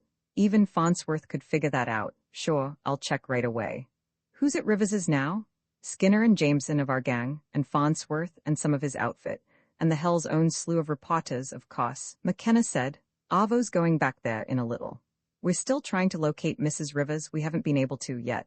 The maid says she went to New York day before yesterday. I'll probably be around at Rivers's later in the day. I want to check on that Fleming angle. I'll be there in half an hour, Corporal Cavallin said. Be seeing you. They exchanged so longs and Cavallin backed and made a U-turn, moving off in the direction of Rosemont. Olson's voluble protests drifted back as the car receded. Rand returned to his own car and followed. Roman 13 Rand found Gladys alone in the library. As she rose to greet him, he came close to her, gesturing for silence with finger on lips. There's a perfect hell of a mess, he whispered. Somebody murdered Arnold Rivers last night. She looked at him in horror. Murdered? Who was it? How did it? I haven't time to talk about that right now, he told her. Stephen Gresham and Pierre Jarrett are on their way here, and I'd like you to keep the servants, and particularly Walters, out of earshot of the gunroom while they are here. It seems that a number of the best pistols have been stolen from the collection, sometime between the death of Mr. Fleming and the time I saw the collection yesterday. Stephen and Pierre are going to help me find out just what's been taken. I have an idea they might have been sold to Rivers. That may have been why he was killed, to prevent him from implicating the thief. You think somebody here? The servants? She asked. I can't see how it could have been an outsider. The stuff wasn't all taken at once. It must have been moved out a piece at a time, and worthless pistols moved in and hung on the racks to replace valuable pistols taken. He had left the library door purposely open. When the doorbell rang, he heard it. "I'll let them in," he said. "You go and head Walters off." Rand hurried to the front door and admitted Gresham and Pierre, hustling them down the hall, into the library, and up the spiral to the gunroom, while Gladys went to the foot of the front stairs. Through the open gunroom door, Rand could hear her speaking to Walters, as though sending him on some errand to the rear of the house. He closed the door and turned to the others. "We'll have to make it fast," he said. "Mrs. Fleming can't hold the butler off all day. Let's start over here and go around the racks." They began at the left with the wheel locks. Pierre put his finger immediately on the shabby and disreputable specimen Rand had first noticed. "Phew, is that one a stinker?" he said. What used to be there was a nice late 16th or early 17th century North Italian pistol, all covered with steel filigree work. A real beauty, much better than average. "Those Turkish atrocities," Gresham pointed out. "They're filling in for a pair of Lazzarino Comanazzo snafonces that Lane Fleming paid $700 for back in the mid-30s and didn't pay a cent too much for, even then. Worth an easy $1,000 now. Remember the pair of Comanazzo flintlocks illustrated in Pollard's Short History of Firearms? These were even better, and snafonces." "Well, you go over the collection," Rand told them. "Note down anything you find missing." He handed them a pad of paper and a pencil from the desk. "I have something else to do for a few minutes." With that, he left them scrutinizing the pistols on the wall and went to the workbench in the corner, drawing the .36 Colt from under his waistband. Working rapidly, he dismounted it, taking off the barrel and cylinder, and cleaned it thoroughly before putting it together again. Pierre and Gresham had just started on the Colts when he slipped the revolver out of sight and rejoined them.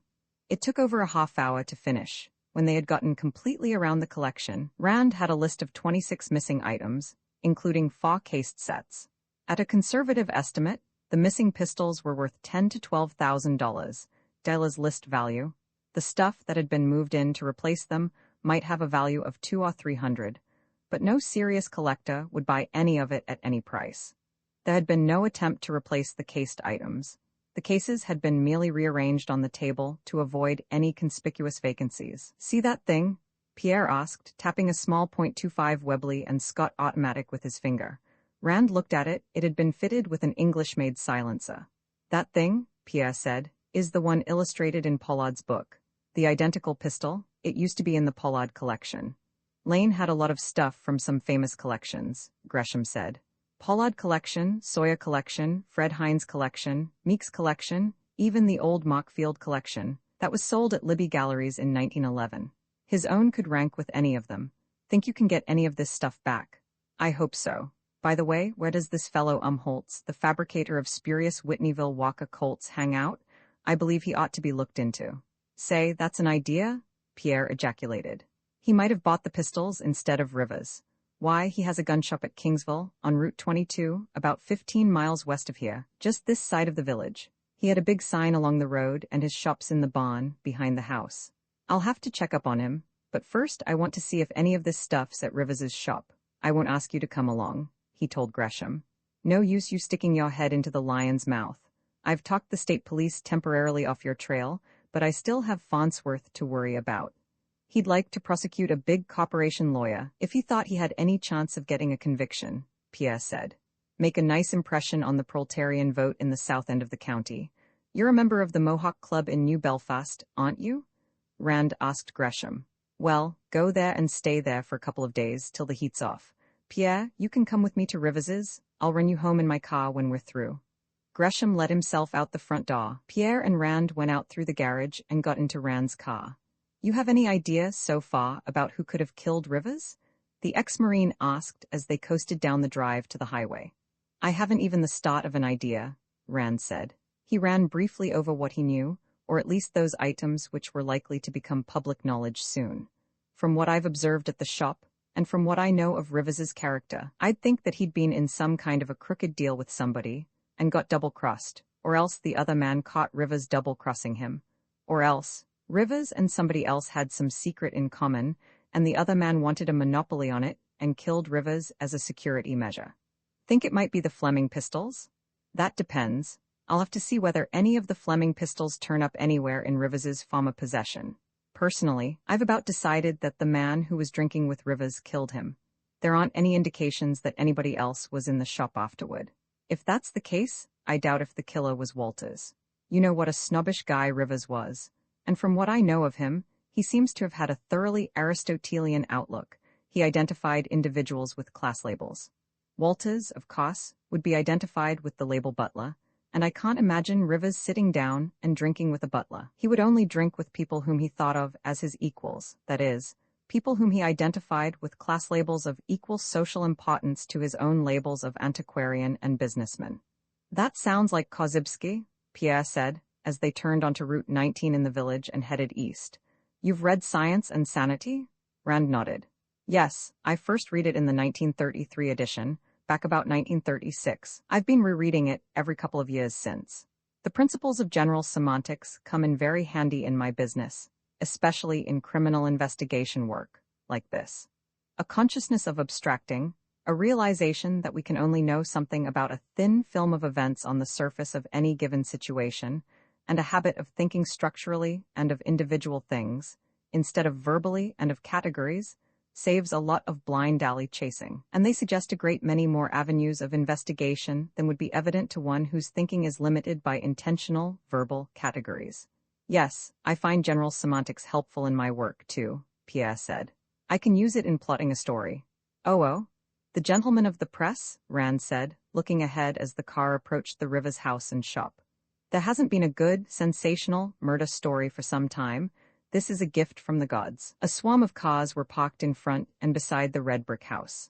Among them, Rand spotted a gold-leaded green sedan of the New Belfast Dispatch and Evening Express, a black coupe bearing the blazonry of the New Belfast Mercury, cars from a couple of papers at Louisbourg, the state capital, and cars from papers as far distant as Pittsburgh, Buffalo, and Cincinnati.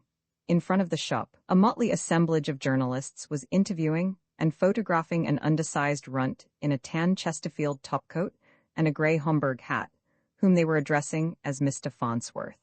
The district attorney of Scott County had a mustache, which failed miserably to make him look like Tom Dewey. He impressed Rand as the sort of offensive little squirt who compensates for his general insignificance by bad manners and loud-mouthed self-assertion. Corporal Cavalin, standing in the doorway of the shop, caught sight of Rand and his companion as they got out of the car and came to meet them, hustling them around the crowd and into the shop before anybody could notice and recognize them. That was a good tip about the telephone, he said softly. Mick checked at the Rosemont Exchange. Rivers got a long-distance call from Topeka last night, 10:15 to 10:17. We got the night long-distance operator out of bed, and she confirmed it. Rivers took the call himself. He gets a lot of long-distance calls in the evenings, she knew his voice. He corrected himself, shifting to the past tense and glancing, as he did, at the chalk outline on the floor, now scuffed by many feet, and the dried bloodstains. You say this puts Gresham in the clear? Absolutely, Rand assured him. He was at home from 9:22 on. He introduced Pierre Jarrett and explained their mission. You find anything except what's here in the shop. Only Rivers's own .38 Smith & Wesson in his room, and a lot of pistols out in the garage that look like junk to me, Cavalin said. I'll show them to you? Rand nodded. Pierre, you look around the shop, I'll see what this other stuff is. He followed Cavalin through a door at the rear of the shop, the same one through which Cecil Gillies had carried the Kentucky rifle the afternoon before. Beside Rivers's car, there was a long workbench in the garage, and piles of wood and cardboard cartons and stacks of newspapers, and a barrel full of Excelsior, all evidently used in preparing arms for shipment. There was also a large pile of old pistols, and a number of long arms. Rand pawed among the pistols. They were, as the state police corporal had said, all junk. The sort of things a dealer has to buy, at times, in order to get something really good. Many of them had been partially dismantled for pots. When he was certain that the heap of junk weapons didn't conceal anything of value, he returned to the shop. Pierre was waiting for him by Rivers's desk. He shook his head. Not a thing, he reported. I found a couple of out-and-out fakes and about 10 or 15 that had been altered in one way or another, and a lot of reblued stuff, but nothing from Fleming's collection. What did you find? Rand laughed. I found Rivers's scrap heap, and some pistols that probably contributed pots to some of the stuff you found, he said. Of course, all we can say is that the stuff isn't here. Rivers could have bought it and stored it outside somewhere. But even so, I'm not taking the Fleming butler too seriously as a suspect for the murder. What's this about Fleming's butler? A voice broke in. Have you been withholding information from me? Rand turned to find that Farnsworth had left the press conference in front and crepe sold up on him from behind. I withheld a theory, which seems to have come to nothing, he replied. Cavalin told the DA who Rand was. He's cooperating with us, he added. Sergeant McKenna instructed us to give him every consideration. It seems that a number of valuable pistols were stolen from the collection of the late Lane Fleming, Rand said. We suspected that the butler had stolen them and sold them to Rivers. I thought it possible that he might also have killed Rivers to silence him about the transaction. He shrugged. None of the stolen items have turned up here, so there's nothing to connect the thefts with the death of Rivers. Good heavens, you certainly didn't suspect a prominent and respected citizen like Mr. Rivers of receiving stolen goods, Farnsworth demanded, aghast. Who respects him? Rand hooted. Rivers was a notorious swindler. He had that reputation among arms collectors all over the country. He was expelled from membership in the National Rifle Association for misrepresentation and fraud. Why, he even swindled Lane Fleming on a pair of fake pistols, a week or so before Fleming's death. And the very reason why your man Olson was inclined to suspect Stephen Gresham was that he had had trouble with Rivers about a crooked deal Rivers had put over on him. Fortunately, Mr. Gresham has since been cleared of any suspicion, but who says he's been cleared? Farnsworth snapped. He's still a suspect. Sergeant McKenna says so, Corporal Cavalin declared. He has been cleared. I guess we just didn't get around to telling you about that. He went on to explain about the long-distance call that had furnished Stephen Gresham's alibi. And Gresham was at home from 9:22 on, Rand added. There are 8 witnesses to that, his wife and daughter, myself, Captain Jarrett here, and his fiancée, Miss Lawrence, Philip Cabot, Adam Trehean, Colin MacBride. Farnsworth looked bewildered. Why wasn't I told about that? He demanded sulkily. Sergeant McKenna's been too busy, and I didn't think of it, Cavalin said insolently. I'm not supposed to report to you anyhow. Why didn't your man Olson tell you? He was with us when we checked with the telephone company. Farnsworth tried to ignore that by questioning Pierre about the time of Gresham's arrival home, then turned to Rand and wanted to know what the latter's interest in the case was. Rand told him about his work in connection with the Fleming collection, producing Humphrey Good's letter of authorization. Farnsworth seemed impressed in about the same way as the coroner, Kirchner, but he was still puzzled.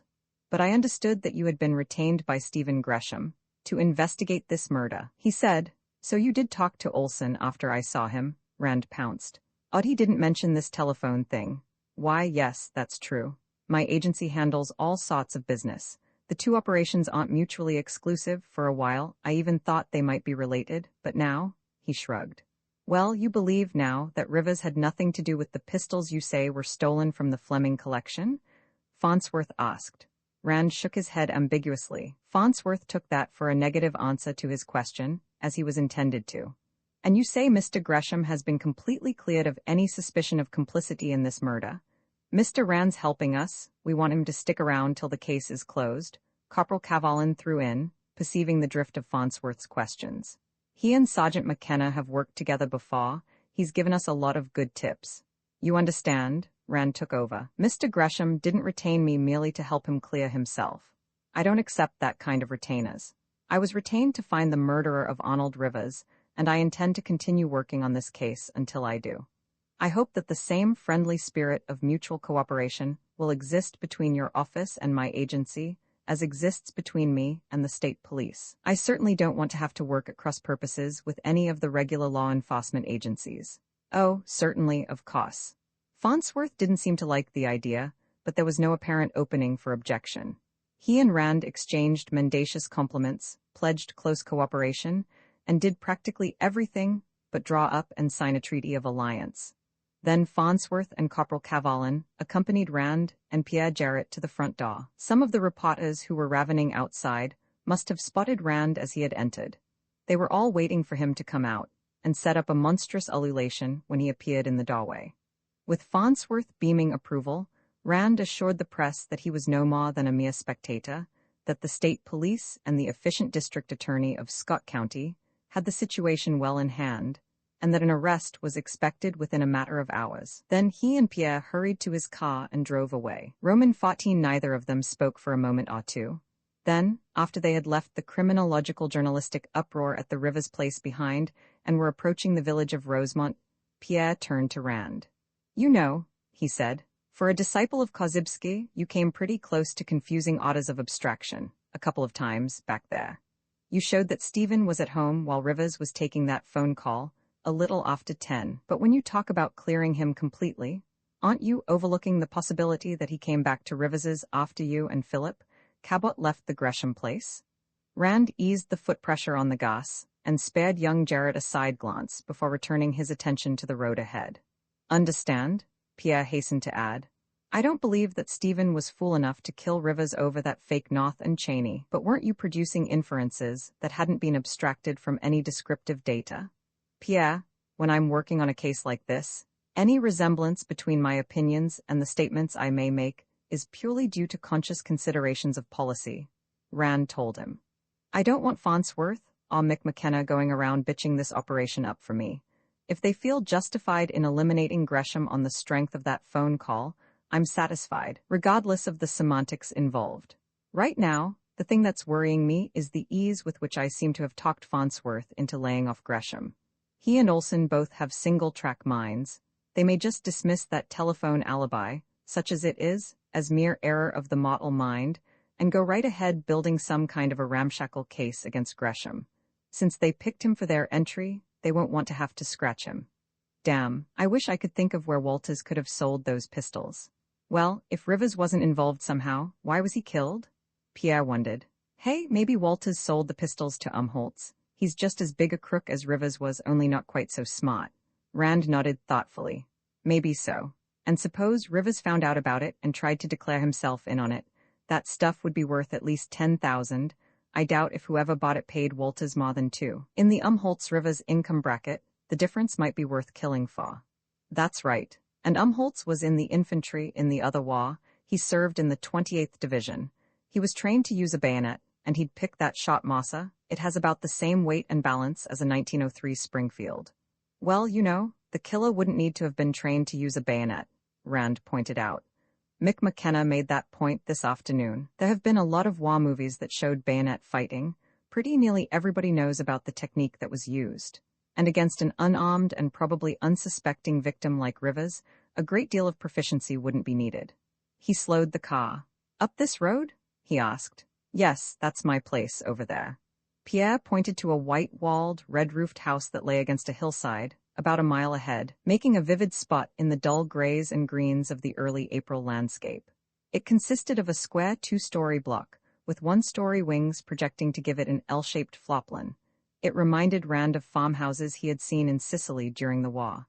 "Come on in and see my stuff, if you have time," Pierre invited, as Rand pulled to a stop in the driveway. "I think I told you what I collect. Personal combat arms, both firearms and edge weapons." They entered the front door, which opened directly into a large parlor, a brightly colored, cheerful room. A woman rose from a chair where she had been reading. She was somewhere between 45 and 50, but her figure was still trim, and she retained much of what, in her youth, must have been great beauty. "Mother, this is Colonel Rand," Pierre said. "Jeff, my mother." Rand shook hands with her and said something polite. She gave him a smile of real pleasure. "Pierre has been telling me about you, Colonel," she said. There was a faint trace of French accent in her voice. "I suppose he brought you here to show you his treasures?" "Yes, I collect arms too, pistols," Rand said. She laughed. "You gun collectors, you're like women looking at somebody's new hat. Will you stay for dinner with us, Colonel Rand?" "Why, I'm sorry I can't. I have a great many things to do, and I'm expected for dinner at the Flemings. I really wish I could. Mrs. Jarrett, maybe some other time." They chatted for a few minutes, then Pierre guided Rand into one of the wings of the house. "This is my workshop, too," he said. "Here's where I do my writing." He opened a door and showed Rand into a large room.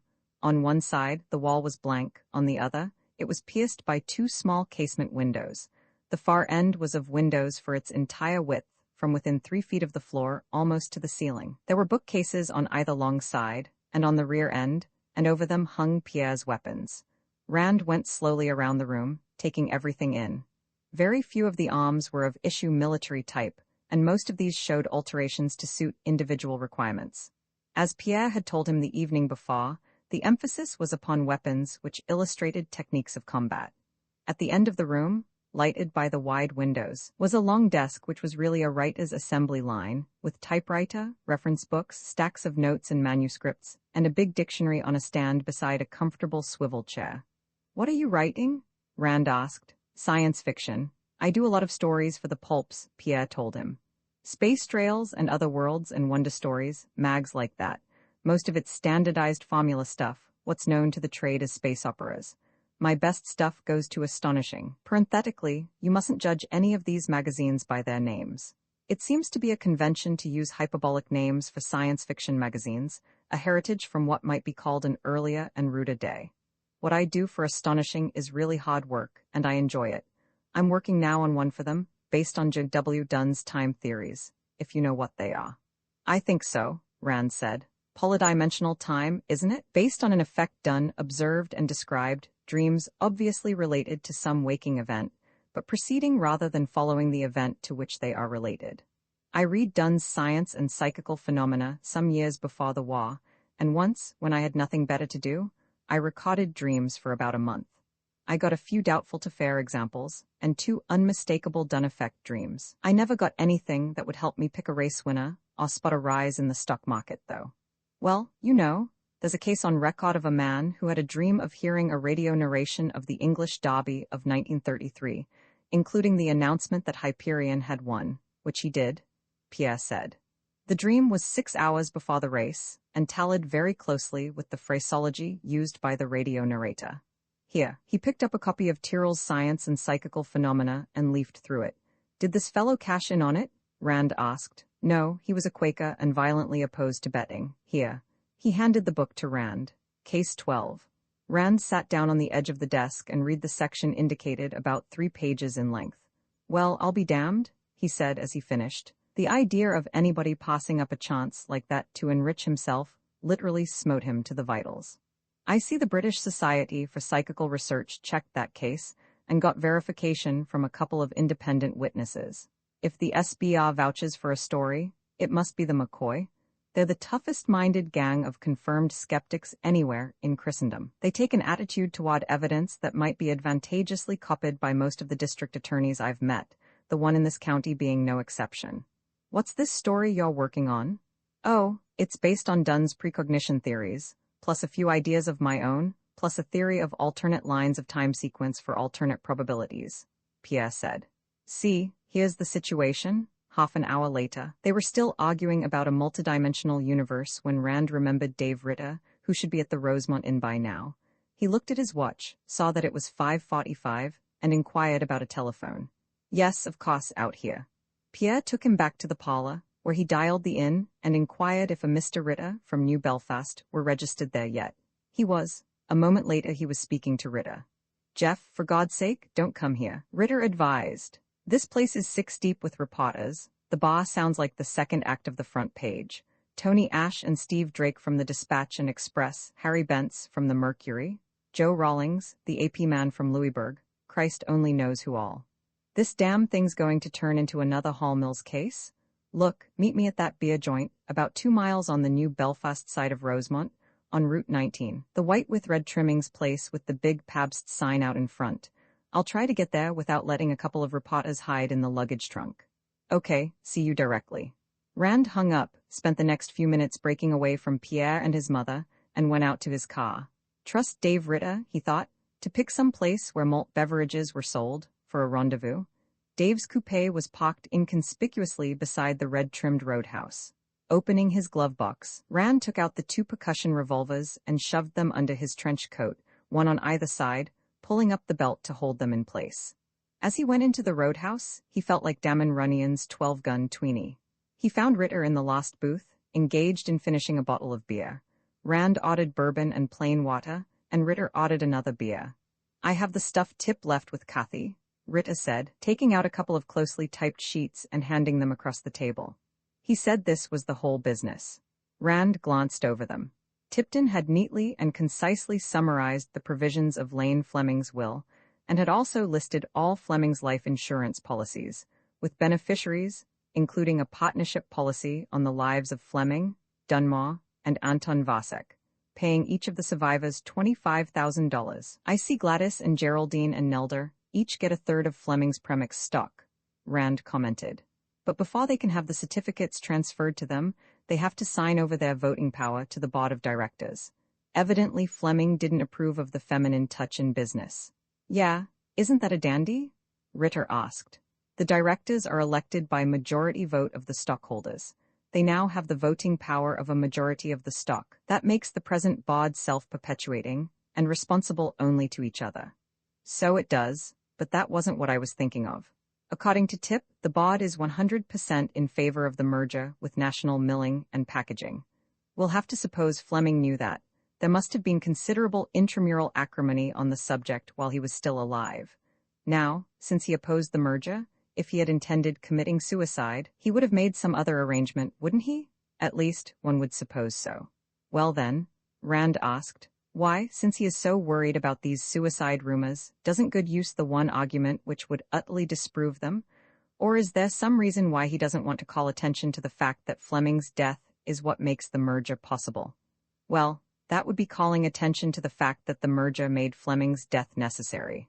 Ritter pointed out. He poured more beer into his glass. While we're on it, what's the angle on this butler's livery I was supposed to bring?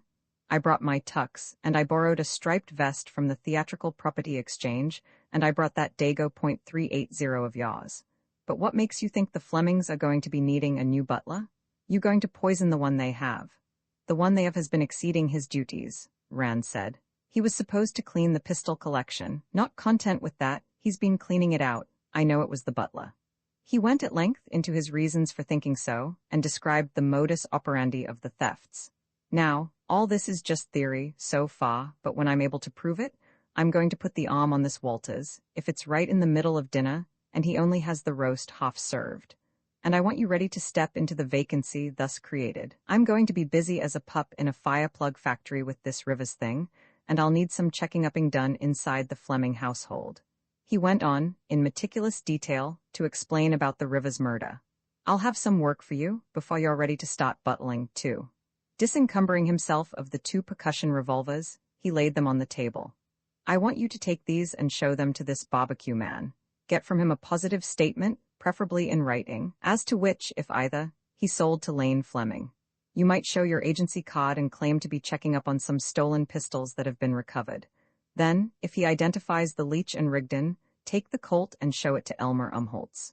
You want to be careful how you handle him. We may want him for puncturing Rivers, though I'm inclined to doubt that, as of now.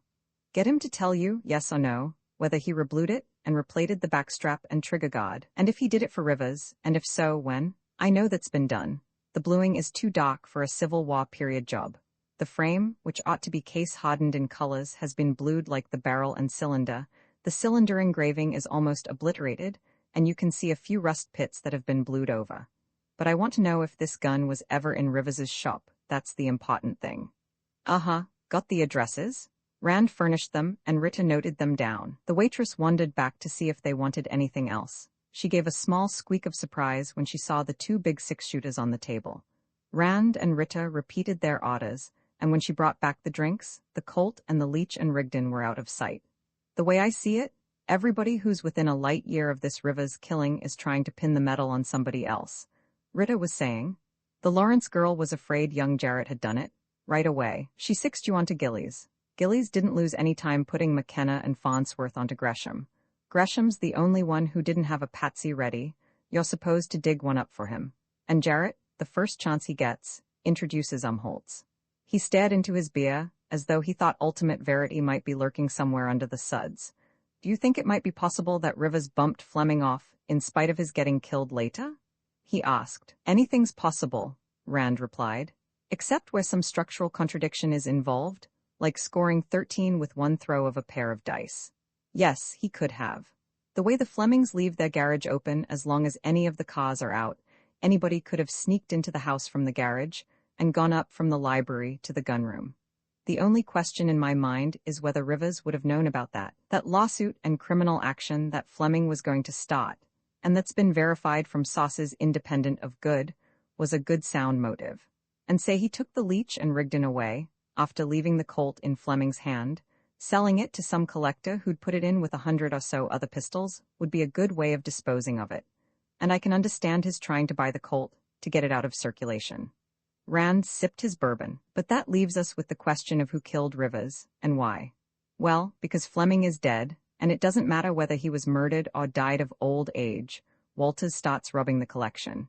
He sells the pistols to Rivers, Ritter reconstructed. And as Rivers doesn't want them around his shop till they've had time to cool off, he stars them with this Umholtz character, who seems to have been in plenty of crooked deals with Rivers in the past. The pistols are worth about 10 grand, and nobody knows where they are but Rivers and Umholtz, and if Rivers drops dead all of a sudden, nobody will know where they are except Umholtz, and in a couple of years he can get them sold off and have the money all to himself. Yes, Dave, that's good sound murder too, and Rivers would sit down and drink with Umholtz, and Umholtz could take that Mosser out of the rack right in front of Rivers, and Rivers wouldn't suspect a thing till it was too late. Of course, it depends upon two unverified assumptions. 1, that the pistols were sold to Rivers, and 2, that Rivers starred them with Umholtz. And 3, that Walters stole the pistols in the first place, Ritter added. You know, it's possible that somebody else in that house might have stolen them. Yes, as I said, anything's possible within structural limits, but possibilities exist on different orders of probability. We can't try to consider all the possibilities in any case, because they are indefinitely numerous. The best we can do is screen out all the low-order probabilities, list the high-order probabilities, and revise our list when and as new data comes to light. Well, I've told you why I think Walters is a good suspect. From what I've seen of that household, I think Walters was personally loyal to Lane Fleming, and I don't believe he feels any loyalty to anybody else there, with the exception of Gladys Fleming. He might keep quiet about the missing pistols if she were the thief. If Dunmore, or Vasek, or either of the girls had done the stealing, he'd tell Gladys, and she'd pass it on to me. She would be glad of anything that could be used against any of the others. And if, on the other hand, she had stolen the pistols herself, she wouldn't have wanted me poking around and wouldn't have brought me in, at least not to handle the collection. Rand looked regretfully at his empty glass and decided against ordering another. Dave, I just thought of something, he said. How do you think this would work? He told Ritter what he had thought of. Ritter drank beer slowly and meditatively. It just might work, he considered. I've seen that gag work 100 times. Hell, I've used something like that myself, at least 50 times, and so have you. And I don't think Walters would be familiar enough with dick practice to see what you were doing. But if it turns out that Walters didn't sell the pistols to Rivers at all, what then? Well, if he sold them to Umholtz, Pierre Jarrett's theory is still valid until disproved, Rand said. And if he didn't sell them either to Rivers or Umholtz, we'll have to conclude that Rivers and Fleming were killed by the same person, the Rivers killing being a security measure. That is, unless we find that Rivers was killed by Pierre Jarrett, which is a sort of medium-high order probability. Jarrett and the girl left Gresham's early enough for him to have killed Rivers. They were both pretty hard hit by that 25 grand blockbuster Rivers had dropped on them. Give me back that Colt, Dave. All you have to do is get an identification on the Leach and Rigdon from the barbecue man. I'm going to let Mick McKenna handle Umholtz, one way or another, after we've concluded the Walters experiment. Until then, we don't want to stir Umholtz up at all. Roman 15 parking in the drive, Rand entered the Fleming house by the front door. The butler must have been busy with his pre-dinner tasks in the rear. It was Gladys herself who admitted him. Stay out of there, she warned him, taking his arm and guiding him away from the parlor doorway. Nelder and Geraldine are in there, ignoring each other. If you go in, they'll start talking to you, and then they'll start talking at each other through you, and the air will be full of tomahawks in a jiffy. Let's go up in the gunroom, that's out of the battle zone. What started the hostilities this time? Rand asked, going up the stairway with her. Oh, Geraldine lost Nelda's place marker out of the Kinsey report or something. She shrugged. Mainly reaction to Rivers's death. That was a great blow to all of us. $25,000 worth of blow. It was a blow to me too, but I'm not letting it throw me. What were you doing all afternoon? Trying to keep the rest of our prospects out of jail. This 16th-witted district attorney you have in this county had the idea he could charge Stephen Gresham with the killing. I had a time talking him out of it, and I'm still not sure how far I succeeded. And I was trying to get a line on where those pistols got to. SSSSH. They reached the top of the stairs, and Rand saw Walters approaching down the hall. It was Colonel Rand. Walters, I let him in myself. Are Mr. Vasek and Mr. Dunmore here yet? Mr. Dunmore is in the library, ma'am, and Mr. Vasek is upstairs in his laboratory. Dinner will be ready in 3/4 of an hour. Have you mixed the cocktails? You'd better do that. Serve them in about 20 minutes. and you'd better go up and warn Mr. Vasek not to become involved in anything messy before dinner. Walters yes-ma'amed her and started toward the attic stairway. Rand and Gladys went into the gunroom. Rand turned to the left, picked a pistol from the wall, and carried it with him as he guided Gladys toward the desk in the corner. "You think Walters stole them?" she asked. "So far, I'm inclined to. Have you told any of the others yet?" "Oh, Lord, no. They'd all be sure that I stole them myself. I'm counting on you to get them back with as little fuss as possible."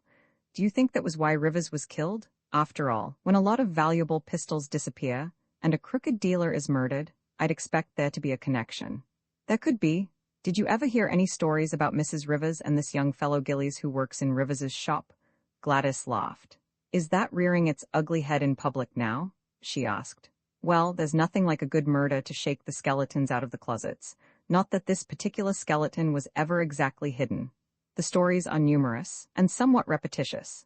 Cecil and Mrs. Rivers would be seen together, at roadhouses and so on, at what they imagined was a safe distance from Rosemont, and it was said that when Rivers was away overnight, Cecil was never seen to leave the Rivers place in the evenings. Might this be relevant to Rivers's sudden demise? It could be. Rand was keeping one eye on the hall door and the other on the head of the spiral stairway. "Don't mention outside what I told you about Farnsworth having this brainstorm about Stephen Gresham. If it got out, it might hurt Gresham professionally. The fact is, Gresham has just retained me to investigate the Rivers murder for him. That won't interfere to any great extent with the work I'm doing here. If necessary, I'll bring a couple of my men in from New Belfast to help me on the Rivers operation." He broke off abruptly, catching a movement at the head of the spiral, and lifted the pistol in his hand as though showing it to Gladys. "See," he went on, "it has 2 hammers and 2 nipples, but only 1 barrel. It was loaded with 2 charges, one on top of the other. The bullet of the rear charge acted as the breech plug for the front charge." "Oh, Walters?" He affected to catch sight of the butler for the first time. "Bring me that .36 Walsh revolver, will you?" "Yes, sir." Walters, crossing the room, veered to the right and went to the middle wall, bringing a revolver over to the desk. It was a percussion weapon with an abnormally long cylinder. "The cocktails are served," he announced. "We'll be down in a moment. You can put these back where they belong when you find time," Rand told him. "Now here," he said to Gladys. "This is the same idea in a revolver, 6 chambers, 2 charges in each. In theory, it was a good idea, but in actual practice." Walters went out the hall door, presumably to call Vasek. Rand continued talking about the superposed load principle, as used in the Lindsay pistol and the Walsh revolver, until he was sure the butler was out of hearing. Gladys was looking at him in appreciative, if slightly punch-drunk, delight. "I wondered why you brought that thing over here with you," she said. "Brother, was that a quick shift? You're really sure he's the one?" "I'm not really sure of anything, except of my own existence and eventual extinction," Rand told her. "It pretty nearly has to be somebody inside this house. I don't think anybody else here, yourself included, would know enough about arms to rob this collection as selectively as it has been robbed. Did you see what just happened here? I asked him for one of the most uncommon arms here, and he went straight and got it. He knows this collection as well as your husband did, and I assume he knows values almost as well. And of course, there was a musket, too. Mr. Fleming didn't collect long arms, or he'd have had one. It embodied the same principle as the pistol. The legend is that this man, Lindsay's brother, was a soldier. He was supposed to have been killed by Indians who drew the fire of the detail he was with, and then charged them when their muskets were empty." Rand shrugged. "Actually, the superposed load principle is ancient. There's a 16th-century wheel-lock pistol in the Metropolitan Museum in New York, firing 2 shots from the same barrel." Vasek and the butler, who had entered by the hall door, went across the gunroom and down the spiral. Rand laid down the pistol and escorted Gladys after them. Dunmore and Geraldine were in the library when they went down. Geraldine, mildly potted, was reclining in a chair, sipping her drink. Dunmore was still radiating his synthetic cheerfulness. "Get many of the pistols listed, Colonel?" he hailed Rand, with jovial condescension. "No." Rand pawed 2 cocktails, handing one to Gladys. "I went to Arnold Rivers's place this morning, on a little unfinished business, and damn near tripped over Rivers's cops. I spent the rest of the day getting myself disinvolved from the ensuing uproar," he told Dunmore. "You heard about it, of course." "Yes, of course, horrible business. I hope you didn't get mixed up in it any more than you had to. After all, you're working for us, and if the police knew that, we'd be bothered too. Look here, you don't think some of these other people who were after the collection might have killed Rivers, to keep him from outbidding them?" Nelda, entering from the hallway, caught the last part of that. "Good God, Fred," she shrieked at him. "Don't say things like that, maybe they did, but wait till they've bought the collection and paid for it before you start accusing them." "I'm not accusing anybody," Dunmore growled back at her. "I don't know enough about it to make any accusations. All I'm saying is—" "Well, don't say it then, if you don't know what you're talking about," his wife retorted. In spite of this start, dinner passed in relative quiet. For the most part, they talked about the remaining chances of selling the collection, about which nobody was optimistic. Rand tried to build up morale with pictures of large museums and important dealers, all fairly slavering to get their fangs into the Fleming collection, but to little avail. A pall of gloom had settled, and he was forced to concede that he had at last found somebody who had a valid reason to mourn the sudden and violent end of Arnold Rivers. Dinner finished, he went up to the gunroom and began compiling his list. He found a yardstick and thumbtacked it to the edge of the desk to get overall and barrel lengths, and used a pair of inside calipers and a decimal-inch rule from the workbench to get calibers. Sticking a sheet of paper into the potable, he began on the wheel locks, leaving spaces to insert the description of the stolen pistols, when recovered. When he had finished the wheel locks, he began on the snaffonces, then did the me-gullet locks. He had begun on the true flintlocks when Walters, who had finished his own dinner, came up to help him. Rand put the butler to work fetching pistols from the racks and replacing those he had already listed. After a while, Dunmore strolled in. "You say you found Rivers's body yourself, Colonel Rand?" he asked. Rand nodded, finished what he was typing, and looked up. "Why, yes. There were a few details I wanted to clear up with him, and I called at his shop this morning. I found him lying dead inside." He went on to describe the manner in which Rivers had met his death. The radio and newspaper accounts were accurate enough, in the main. There were a few details omitted, at the request of the police, of course. "Well, you didn't get involved in it, though?" Dunmore inquired anxiously. "I mean, you're not taking any part in the investigation? After all, we don't want to be mixed up in anything like this." "In that case, Mr. Dunmore, let me advise you not to discuss the matter of Rivers's offer to buy this collection with anybody outside," Rand told him. So far, the police and the district attorney's office both seem to think that Rivers was killed by somebody whom he'd swindled in a business deal. Of course, they know about the collection being for sale, and Rivers's offering to buy it. "They do?" Dunmore asked sharply. "Did you tell them that?" "Naturally. I had to account for my presence at Rivers's shop this morning," Rand replied. "I don't know if the idea has occurred to them that somebody might have killed Rivers to eliminate a rival bidder for the collection or not. I wouldn't say anything, if I were you, that might give them the idea." The extension phone rang shrilly. Walters picked it up, spoke into it, and listened for a moment. "Yes, Miss Lawrence, he's right here. You wish to speak to him?" He handed the phone across the desk to Rand. "Miss Karen Lawrence for you, Colonel Rand." Rand took the phone. Before he had time to say hello, the antique shop girl demanded of him, "Colonel Rand, you must tell me the truth. Did you have anything to do with Pierre Jarrett's being arrested?" "What?" Rand balked. Then he softened his voice. "No, on my honor, Miss Lawrence, I knew nothing about it until this moment." "Who did it? Olson?" "I don't know what his name was. He was a state police sergeant," she replied. "He and another state policeman came to the Jarrett house about half an hour ago, charged Pierre with the murder of Arnold Rivers, and took him away. His mother phoned me about it a few minutes ago." "That goddamned two-faced Jesuitical bastard?" Rand exploded. "Where are you now?" "Here at my shop. Mrs. Jarrett is coming here. She's afraid the reporters will be coming out to the house as soon as they hear about it, and she doesn't want to talk to them." "All right, I'll be there as soon as I can. If there's anything I can do to help you, you can count on me for it."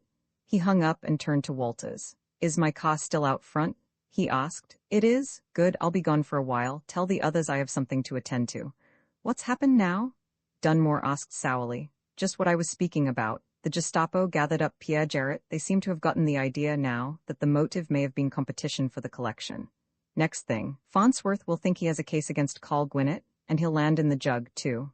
I hope you realize that every time something like this happens, it peels 1,000 or so off the price I'll be able to get for you people for these pistols." Dunmore didn't try to ask how that would happen, for which Rand was duly thankful. He accepted the statement uncritically. Walters was staring at Rand in horror, saying nothing. Rand picked up the outside phone and dialed the same number he had called from the Rivers place that morning. "Is Sergeant McKenna about?" "He is?" "Fine, I'd like to speak to him." "Oh, hello, Mick," Jeff Rand. McKenna chuckled out of the receiver. "Sort of slipped one over on you, didn't I?" He gloated.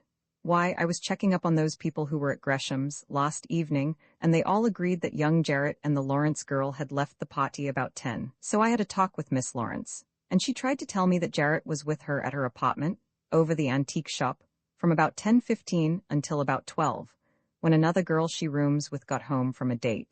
I'd have took that too, only right across the street from the antique shop, there is one of these old hens like you find in every neighborhood, the kind that keeps their nose flattened on the window between the curtains, checking up on the neighbors. I spotted her when I came out of the antique shop, so I slipped around to see her, and she told me that young Jarrett went into the apartment with the girl at about 10:15, stayed inside for about 20 minutes, then came out and drove away.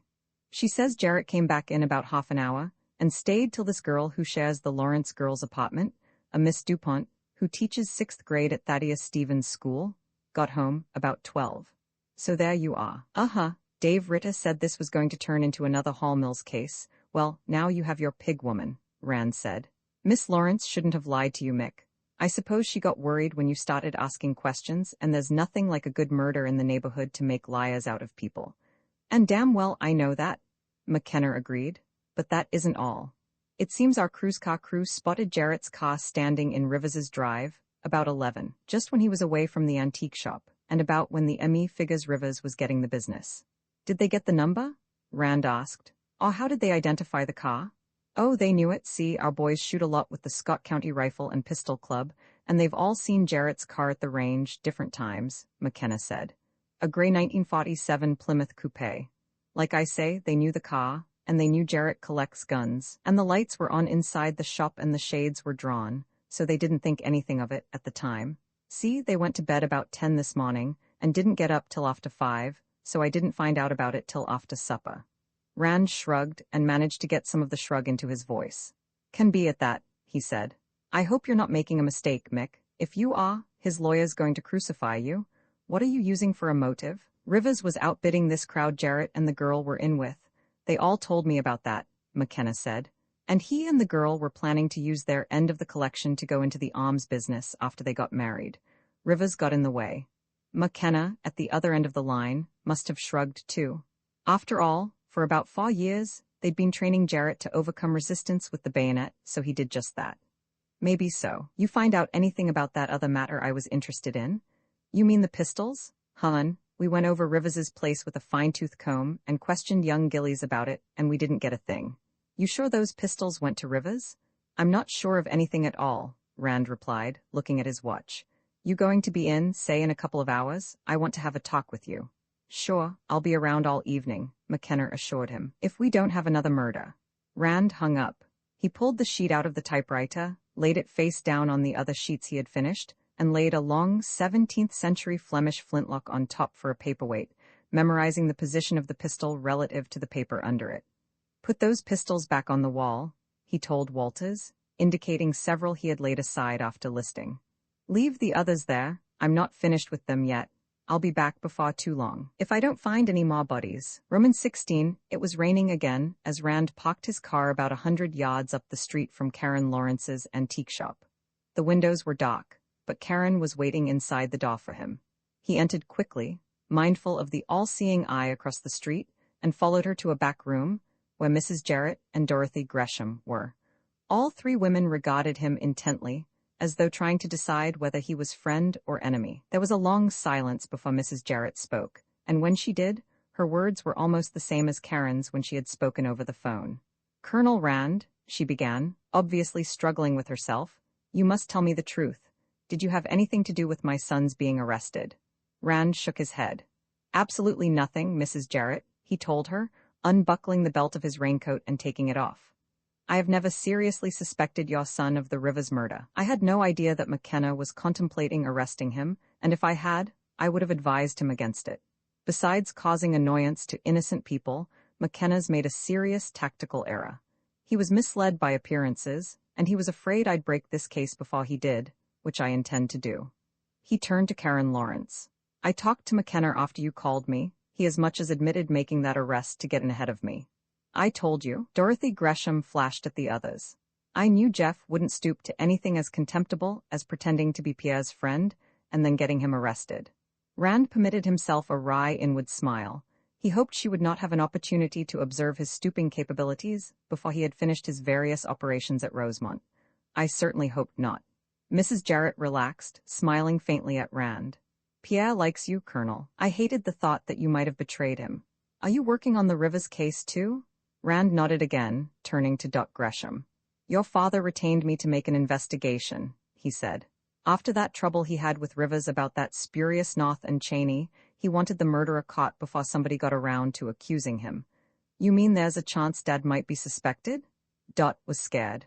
Rand nodded. The girl was beginning to look suspiciously at Karen and Mrs. Jarrett. Getting ready to toss Pierre to the wolves if her father were in danger, Rand suspected. He hastened to reassure her. Rivers was still alive when your father reached home last evening, he told her. That's been established. She breathed her obvious relief. If Gresham had left home after Rand's departure with Philip Cabot, she didn't know it. Karen, on the other hand, was growing more and more worried. Look, Colonel, she began. They didn't just pull Pierre's name out of a hat. They must have had something to suspect him about. Yes, you shouldn't have lied to McKenna. He checked up on your story. The woman across the street told him about seeing Pierre leave here a little before 11 and come back about half an hour later. I was afraid of that, Karen said. I forgot all about that old hag. There's nothing that can go on around here that she doesn't know about. Pierre calls her Mrs. G too. And then, Rand continued, McKenna claims that a car like Pierre's was seen parked in Rivers's drive about the time Pierre was away from here. Mrs. Jarrett moaned softly. Her face, already haggard, became positively ghastly. Karen gasped in fright. They only identified it as to model and make. They didn't get the license number. Where did Pierre go while he was away from here? He went out for cigarettes, Karen said. When we came here from Gresham's, we made some coffee and then sat and talked for a while, and then we found out that we were both out of cigarettes and there weren't any here. So Pierre said he'd go out and get some. He was gone about half an hour. When he came back, he had a carton and some hot pox sandwiches. He'd gotten them at the same place as the cigarettes, at Igo's lunch stand. Could Igo verify that? It wouldn't help if he did. Igo's place isn't a 5-minute drive from Rivers's, farther down the road. Has Pierre a lawyer? Rand asked. No, not yet. We were just talking about that. Dad would defend him, Dot suggested. Of course he's not a criminal lawyer, caught at Tipton in New Belfast, Rand told them. He's my lawyer. He's gotten me out of more jams than you could shake a stick at. Where's the telephone? I'll call him now. You think he'd defend Pierre? Unless I'm badly mistaken, Pierre isn't going to need any trial defense, Rand told them. He will need somebody to look after his interests, and we'll try to get him out on a writ as soon as possible. He looked at his watch. It was 10 minutes to 9.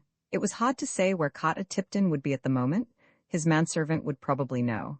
Karen showed him the phone, and he started to put through a person-to-person call. It was 11 o'clock before he backed his car into the Fleming garage, and the rain had turned to a wet, sticky snow. All the Fleming cars were in, but Rand left the garage doors open. He also left his hat and coat in the car. After locating and talking to Tipton and arranging for him to meet Dave Ritter at the Rosemont Inn, he had gone to the state police substation, where he had talked at length with Mick McKenna. He had been compelled to tell the state police sergeant a number of things he had intended keeping to himself. When he was through, McKenna went so far as to admit that he had been a trifle hasty in arresting Pierre Jarrett. Rand suspected that he was mentally kicking himself with hobnailed boots for his premature act. He also submitted, for McKenna's approval, the scheme he had outlined to Dave Ritter and obtained a promise of cooperation. When he entered the Fleming library, en route to the gunroom, he found the entire family assembled there. With them was Humphrey Good. As he came in, they broke off what had evidently been an acrimonious dispute and gave him their undivided attention. Geraldine, relaxed in a chair, was smoking. For once, she didn't have a glass in her hand. Gladys occupied another chair. She was smoking, too. Nelda had been pacing back and forth like a caged tiger. At Rand's entrance, she turned to face him, and Rand wondered whether she thought he was Clyde Beatty or a side of beef. Good and Dunmore sat together on the sofa, forming what looked like a bilateral offensive and defensive alliance, and Vasek, looking more than ever like Rudolf Hess, stood with folded arms in one corner. Now, see here, Rand, Dunmore began, as soon as the detective was inside the room. We want to know just exactly for whom you're working around here. And I demand to know where you've been since you left here this evening. And I, Good piped up, must protest most strongly against your involvement in this local murder case. I am informed that, while in the employ of this family, You accepted a retainer from another party to investigate the death of Arnold Rivers. That's correct, Rand informed him. Then he turned to Gladys. Just for the record, Mrs. Fleming, do you recall any stipulation to the effect that the business of handling this pistol collection should have the exclusive attention of my agency? I certainly don't recall anything of the sort. No, of course not, she replied. As long as the collection is sold to the best advantage, I haven't any interest in any other business of your agency, and have no right to have. She turned to the others. I thought I made that clear to all of you. You didn't answer my question? Dunmore yelled at him. I don't intend to. You aren't my client, and I'm not answerable to you. Well, you carry my authorization. Good supported him. I think I have a right to know what's being done. As far as the collection's concerned, yes. As for the Rivers murder, or my armored car service, or any other business of the Tri-State Agency, no. Well, you made use of my authorization to get that revolver from Kirchner? Good began. Ah? Rand cried. So that concerns the Rivers murder, does it? Well, when did you find that out now? When Kirchner called you, you had no objection to his giving me that revolver. What changed your mind for you? Didn't you know that Rivers was dead then? Rand watched Good trying to assimilate that. Oh, didn't you think I knew? Good cleared his throat noisily, twisting his mouth. The others were looking back and forth from him to Rand, in obvious bewilderment. They realized that Rand had pulled some kind of a rabbit out of a hat, but they couldn't understand how he'd done it. What I mean is that since then, you have allowed yourself to become involved in this murder case. You have let it be publicly known that you are a private detective, working for the Fleming family. Good orated. How long, then, will it be before it will be said, by all sorts of irresponsible persons, that you are also investigating the death of Lane Fleming? Well, Rand asked patiently, are you afraid people will start calling that a murder, too? Gladys was looking at him apprehensively, as though she were watching him juggle 4 live hand grenades. Is anybody saying that now? Vasek asked sharply. Not that I know of, Rand lied. But if Good keeps on denying it, they will. You know perfectly well, Good exploded, that I am alluding to these unfounded and mischievous rumors of suicide, which are doing the Premix Company so much harm. My God, Mr. Rand, can't you realize? Oh, come off it, Good, Vasek broke in amusedly. We all, Colonel Rand included, know that you started those rumors yourself. Very clever to start a rumor by denying it, but scarcely original. Dr. Goebbels was doing it almost 20 years ago. My God, is that true? Nelda demanded. You mean he's been going around starting all these stories about father committing suicide? She turned on Good like an enraged panther. Why, you lying old son of a bitch, she screamed at him. Of course. He wants to start a selling run on Premix, Vasek explained to her. He's buying every share he can get his hands on. We all are. He turned to Rand. I'd advise you to buy some if you can find any, Colonel Rand. In a month or so, it's going to be a really good thing. I know about the merger. I am buying, Rand told him. But are you sure of what Good's been doing? Of course, Gladys put in contemptuously. I always wondered about this suicide talk. I couldn't see why Humphrey was so perturbed about it. Anything that lowered the market price of Premix at this time would be to his advantage. She looked at Good as though he had 6 legs and a hard shell. You know, Humphrey, I can't say I exactly thank you for this. Did you know about it? Nelda demanded of her husband. You did? My God, Fred, you are a filthy specimen. Oh, you know, anything to turn a dishonest dollar, Geraldine piped up. Like the late Arnold Rivers's 10,000 offer, say? I wonder if that mightn't be what Rivers died of? Raising the price and leaving Fred out in the cold.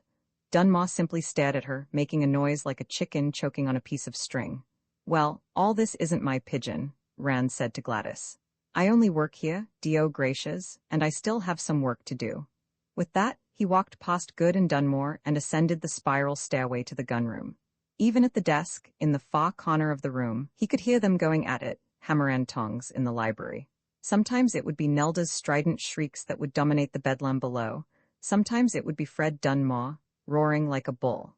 Now and then, Humphrey Good would rumble something, and once in a while, he could hear Gladys's trained and modulated voice. Usually, any remark she made would be followed by outraged shouts from Good and Dunmore, like the crash of falling masonry after the whip-crack of a tank gun. At first Rand eavesdropped shamelessly, but there was nothing of more than comic interest. It was just a routine parade and god mount of the older and more dependable family skeletons, with special emphasis on Humphrey Good's business and professional ethics. When he was satisfied that he would hear nothing having any bearing on the death of Lane Fleming, Rand went back to his work. After a while, the tumult gradually died out, Rand was still typing when Gladys came up the spiral and perched on the corner of the desk, picking up a long brass-barreled English flintlock and hefting it. "You know, I sometimes wonder why we don't all come up here, break out the ammunition, pick our weapons, and settle things," she said. "It never was like this when Lane was around. Oh, Nelda and Geraldine would bare their teeth at each other, once in a while, but now this place has turned into a miniature Iwo Jima. I don't know how much longer I'm going to be able to take it. I'm developing combat fatigue." "It's snowing," Rand mentioned. "Let's throw them out into the storm." "I can't. I have to give Nelda and Geraldine a home as long as they live," she replied. "Terms of the will? Oh, well, Geraldine'll drink herself to death in a few years, and Nelda will elope with a prizefighter sometime. Why don't you have the house haunted? The Tri-State Agency has an excellent house-haunting department. Anything you want: poltergeists, apparitions, cold, clammy hands in the dark, footsteps in the attic, clanking chains and eldritch screams, banshees, any three for the price of two." "It wouldn't work. Geraldine is so used to polka-dotted dinosaurs and little green men from Mars that she wouldn't mind an ordinary ghost, and Nelda'd probably try to drag it into bed with her." She laid down the pistol and slid off the desk. "Well, pleasant dreams. I'll see you in the morning." After she had left the gunroom, Rand looked at his watch. It was a very precise instrument, a Swiss military watch with a sweep-second hand and 2 timing dials. It had formerly been the property of an Obergruppenführer of the SS, and Rand had appropriated it to replace his own, broken while choking the Obergruppenführer to death in an alley in Palermo. He zeroed the timing dials and pressed the start button. Then he stood for a time over the old cobbler's bench, mentally reconstructing what had been done after Lane Fleming had been shot, after which he hurried down the spiral and along the rear hall to the garage, where he snatched his hat and coat from the car. He threw the coat over his shoulders like a cloak and went on outside. He made his way across the lawn to the orchard, through the orchard to the lawn of Humphrey Good's house, and across this to Good's side door. He stood there for a few seconds, imagining himself opening the door and going inside. Then he stopped the timing hands and returned to the Fleming house, locking the garage doors behind him. In the garage, he looked at the watch. It had taken exactly 6 minutes and 22 seconds. He knew that he could move more rapidly than the dumpy lawyer, but to balance that, he had been moving over more or less unfamiliar ground. He left his hat and trench coat in the car and went upstairs. Undressing, he went into the bathroom in his dressing gown, spent about 20 minutes shaving and taking a shower, and then returned to his own room. Romans 17. When he rose, the next morning, Rand noticed something which had escaped his eye when he had gone to bed the night before. His .38 special, in its shoulder holster, was lying on the dresser.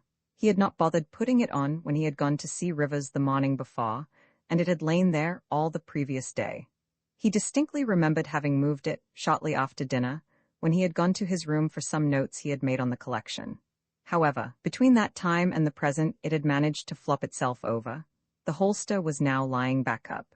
Intrigued by such a remarkable accomplishment in an inanimate object, Rand crossed the room in the dress of nature in which he slept and looked more closely at it, receiving a second and considerably more severe surprise.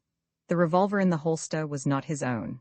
It was, to be sure, a .38 Colt Detective Special, and it was in his holster, but it was not the Detective Special he had brought with him from New Belfast. His own gun was of the second type, with the corners rounded off the grip. This one was of the original issue, with the square police-positive grip. His own gun had seen hard service. This one was in practically new condition. There was a discrepancy of about 30,000 in the serial numbers. His gun had been loaded in 6 chambers with the standard 158-grain loads. This one was loaded in only 5, with 148-grain mid-range woodcutter loads. Rand stood for some time looking at the revolver. The worst of it was that he couldn't be exactly sure when the substitution had been made. It might have happened at any time between 8 o'clock and 12, when he had gone to bed. He rather suspected that it had been accomplished while he had been in the bathroom, however. Dumping out the 5 rounds in the cylinder, he inspected the changeling carefully. It was, he thought, the revolver Lane Fleming had kept in the drawer of the gunroom desk. There was no obstruction in the 2-inch barrel. The weapon had not been either fired or cleaned recently. The firing pin had not been shortened. The mainspring showed the proper amount of tension, and the mechanism functioned as it should. There was a chance that somebody had made up 5 special handloads for him, using nitroglycerin instead of powder, but that didn't seem likely, as it would not necessitate a switch of revolvers. There were 5 other possibilities, all of them disquieting. He would have been a great deal less alarmed if somebody had taken a shot at him. Getting a box of cartridges out of his Gladstone, he filled the cylinder with 158 grain loads. When he went to the bathroom, he took the revolver in his dressing gown pocket. When he dressed, he put on the shoulder holster and pocketed a handful of spare rounds. Anton Vasek was loitering in the hall when he came out. He gave Rand good morning and fell into step with him as they went toward the stairway. "Colonel Rand, I wish you wouldn't mention this to anybody, but I would like a private talk with you," the Czech said. "After Fred Dunmore has left for the plant. Would that be possible?" "Yes, Mr. Vasek, I'll be in the gunroom all morning, working." They reached the bottom of the stairway, where Gladys was waiting. "Understand," Rand continued, "I never really studied biology. I was exposed to it in school, but at that time I was preoccupied with the so-called social sciences." Vasek took the conversational shift in stride. "Of course," he agreed, "but you are trained in the scientific method of thought. That, at least, is something. When I have opportunity to explain my ideas more fully, I believe you will be interested in my conclusions." They greeted Gladys and walked with her to the dining room. As usual, Geraldine was absent. Dunmore and Nelda were already at the table, eating in silence. Both of them seemed self-conscious after the pitched battle of the evening before. Rand broke the tension by offering Humphrey Good in the role of whipping boy. He had no sooner made a remark in derogation of the lawyer than Nelda and her husband broke into a duet of vituperation. In the end, everybody affected to agree that the whole unpleasant scene had been entirely Good's fault, and a pleasant spirit of mutual cordiality prevailed. Finally, Dunmore got up, wiping his mouth on a napkin. "Well, it's about time to get to work," he said. "We might as well save gas and both use my car. Coming, Anton?" "I'm sorry, Fred, I can't leave yet. I have some notes upstairs I have to get in order. I was working on this new egg powder last evening, and I want to continue the experiments at the plant laboratory. I think I know how we'll be able to cut production costs on it, about 5%. And boy, can we stand that?" Dunmore grunted. "Well, be seeing you at the plant." Rand waited until Dunmore had left, then went across to the library and up to the gunroom. As soon as he entered the room above, he saw what was wrong. The previous thefts had been masked by substitutions, but whoever had helped himself to one of the more recent metallic cartridge specimens the night before hadn't bothered with any such precaution, and a pair of vacant screw hooks disclosed the removal. A second look told Rand what had been taken: the little .25 Webley and Scott from the Pollard collection, with the silencer. The pistol trade which had been imposed on him had disquieted him. Now, he had no hesitation in admitting to himself he was badly scared. Whoever had taken that little automatic had had only one thought in mind: noiseless and stealthy murder. Very probably with one Colonel Jefferson Davis, Rand in mind, as the prospective cops. He sat down at the desk and started typing, at the same time trying to keep the hall door and the head of the spiral stairway under observation. It was an attempt which was responsible for quite a number of typographical errors. Finally, Anton Vasek came in from the hallway, approached the desk, and sat down in an armchair. "Colonel Rand," he began, in a low voice, "I have been thinking over a remark you made last evening. Were you serious when you alluded to the possibility that Lane Fleming had been murdered?" "Well, the idea had occurred to me," Rand understated, keeping his right hand close to his left coat lapel. "I take it you have begun to doubt that it was an accident?" "I would doubt a theory that a skilled chemist would accidentally poison himself in his own laboratory," Vasek replied. "I would not, for instance, pour myself a drink from a bottle labeled HNO3 in the belief that it contained vodka. I believe that Lane Fleming should be credited with equal caution about firearms. Yet you were the first to advance the theory that the shooting had been an accident," Rand pointed out. "I have a strong dislike for firearms." Vasek looked at the pistols on the desk as though they were so many rattlesnakes. "I have always feared an accident with so many in the house. When I saw him lying dead with a revolver in his hand, that was my first thought. First thoughts are so often illogical, emotional. And you didn't consider the possibility of suicide?" "No, absolutely not." The Czech was emphatic. "The idea never occurred to me then or since. Lane Fleming was not the man to do that. He was deeply religious, much interested in church work. And aside from that, he had no reason to wish to die. His health was excellent, much better than that of many men 20 years his junior. He had no business worries. The company is doing well. We had large government contracts during the war and no reconversion problems afterward. We now have more orders than we have plant capacity to fill. and Mr. Fleming was consulting with architects about plant expansion. We have been spared any serious labor troubles, and Mr. Fleming's wife was devoted to him and he to her. He had no family troubles. Rand raised an eyebrow over that last. No? He inquired. Vasek flushed. Please, Colonel Rand, you must not judge by what you have seen since you came here. When Lane Fleming was alive, such scenes as that in the library last evening would have been unthinkable. Now, this family is like a ship without a captain, and since you do not think that he shot himself, either deliberately or inadvertently, there remains the alternative that he was shot by somebody else, either deliberately or, very improbably, by inadvertence, Rand said. I think the latter can be safely disregarded. Let's agree that it was murder and go on from there. Vasek nodded. You are investigating it as such, he asked. I am appraising and selling this pistol collection, Rand told him wearily. I am curious about who killed Fleming, of course. For my own protection, I like to know the background of situations in which I am involved. But do you think Humphrey Good would bring me here to stir up a lot of sleeping dogs that might awake and grab him by the pants seat? Or did you think that uproar in the library last evening was just a prearranged act? I had not thought of Humphrey Good. It was my understanding that Mrs. Fleming brought you here. Mrs. Fleming wants her money out of the collection as soon as possible, Rand said. To reopen the question of her husband's death and start a murder investigation wouldn't exactly expedite things.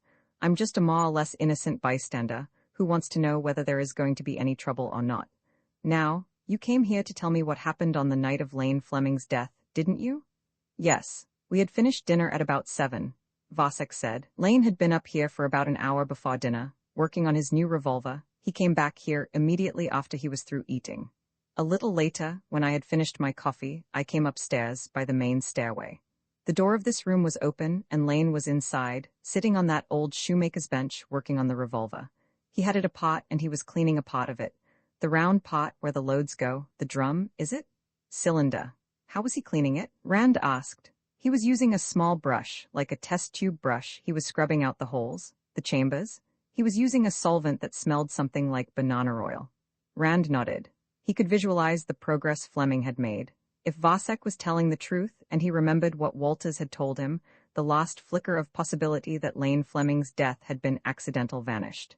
I talked with him for some 10 minutes or so, Vasek continued, about some technical problems at the plant. All the while, he kept on working on this revolver and finished cleaning out the cylinder and also the barrel. He was beginning to put the revolver together when I left him and went up to my laboratory.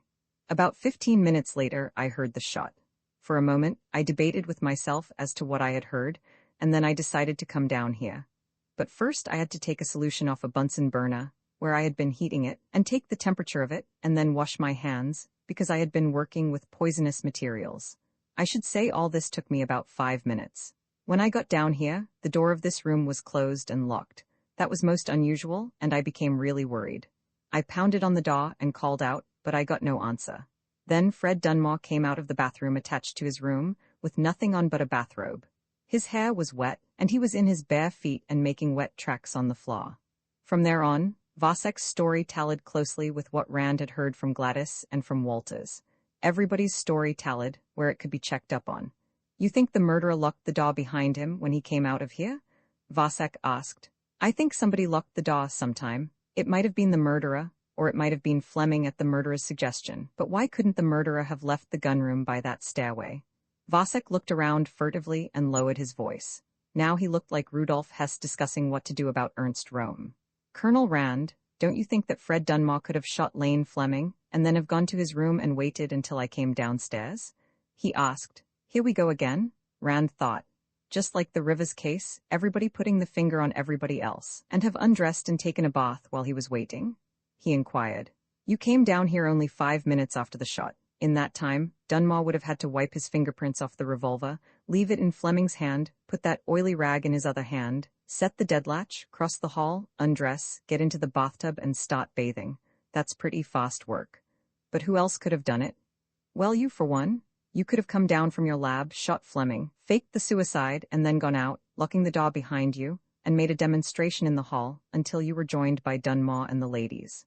Then, with your innocence well established, you could have waited until your wife prompted you, as she or somebody else was sure to, and then have gone down to the library and up the spiral, Rand said.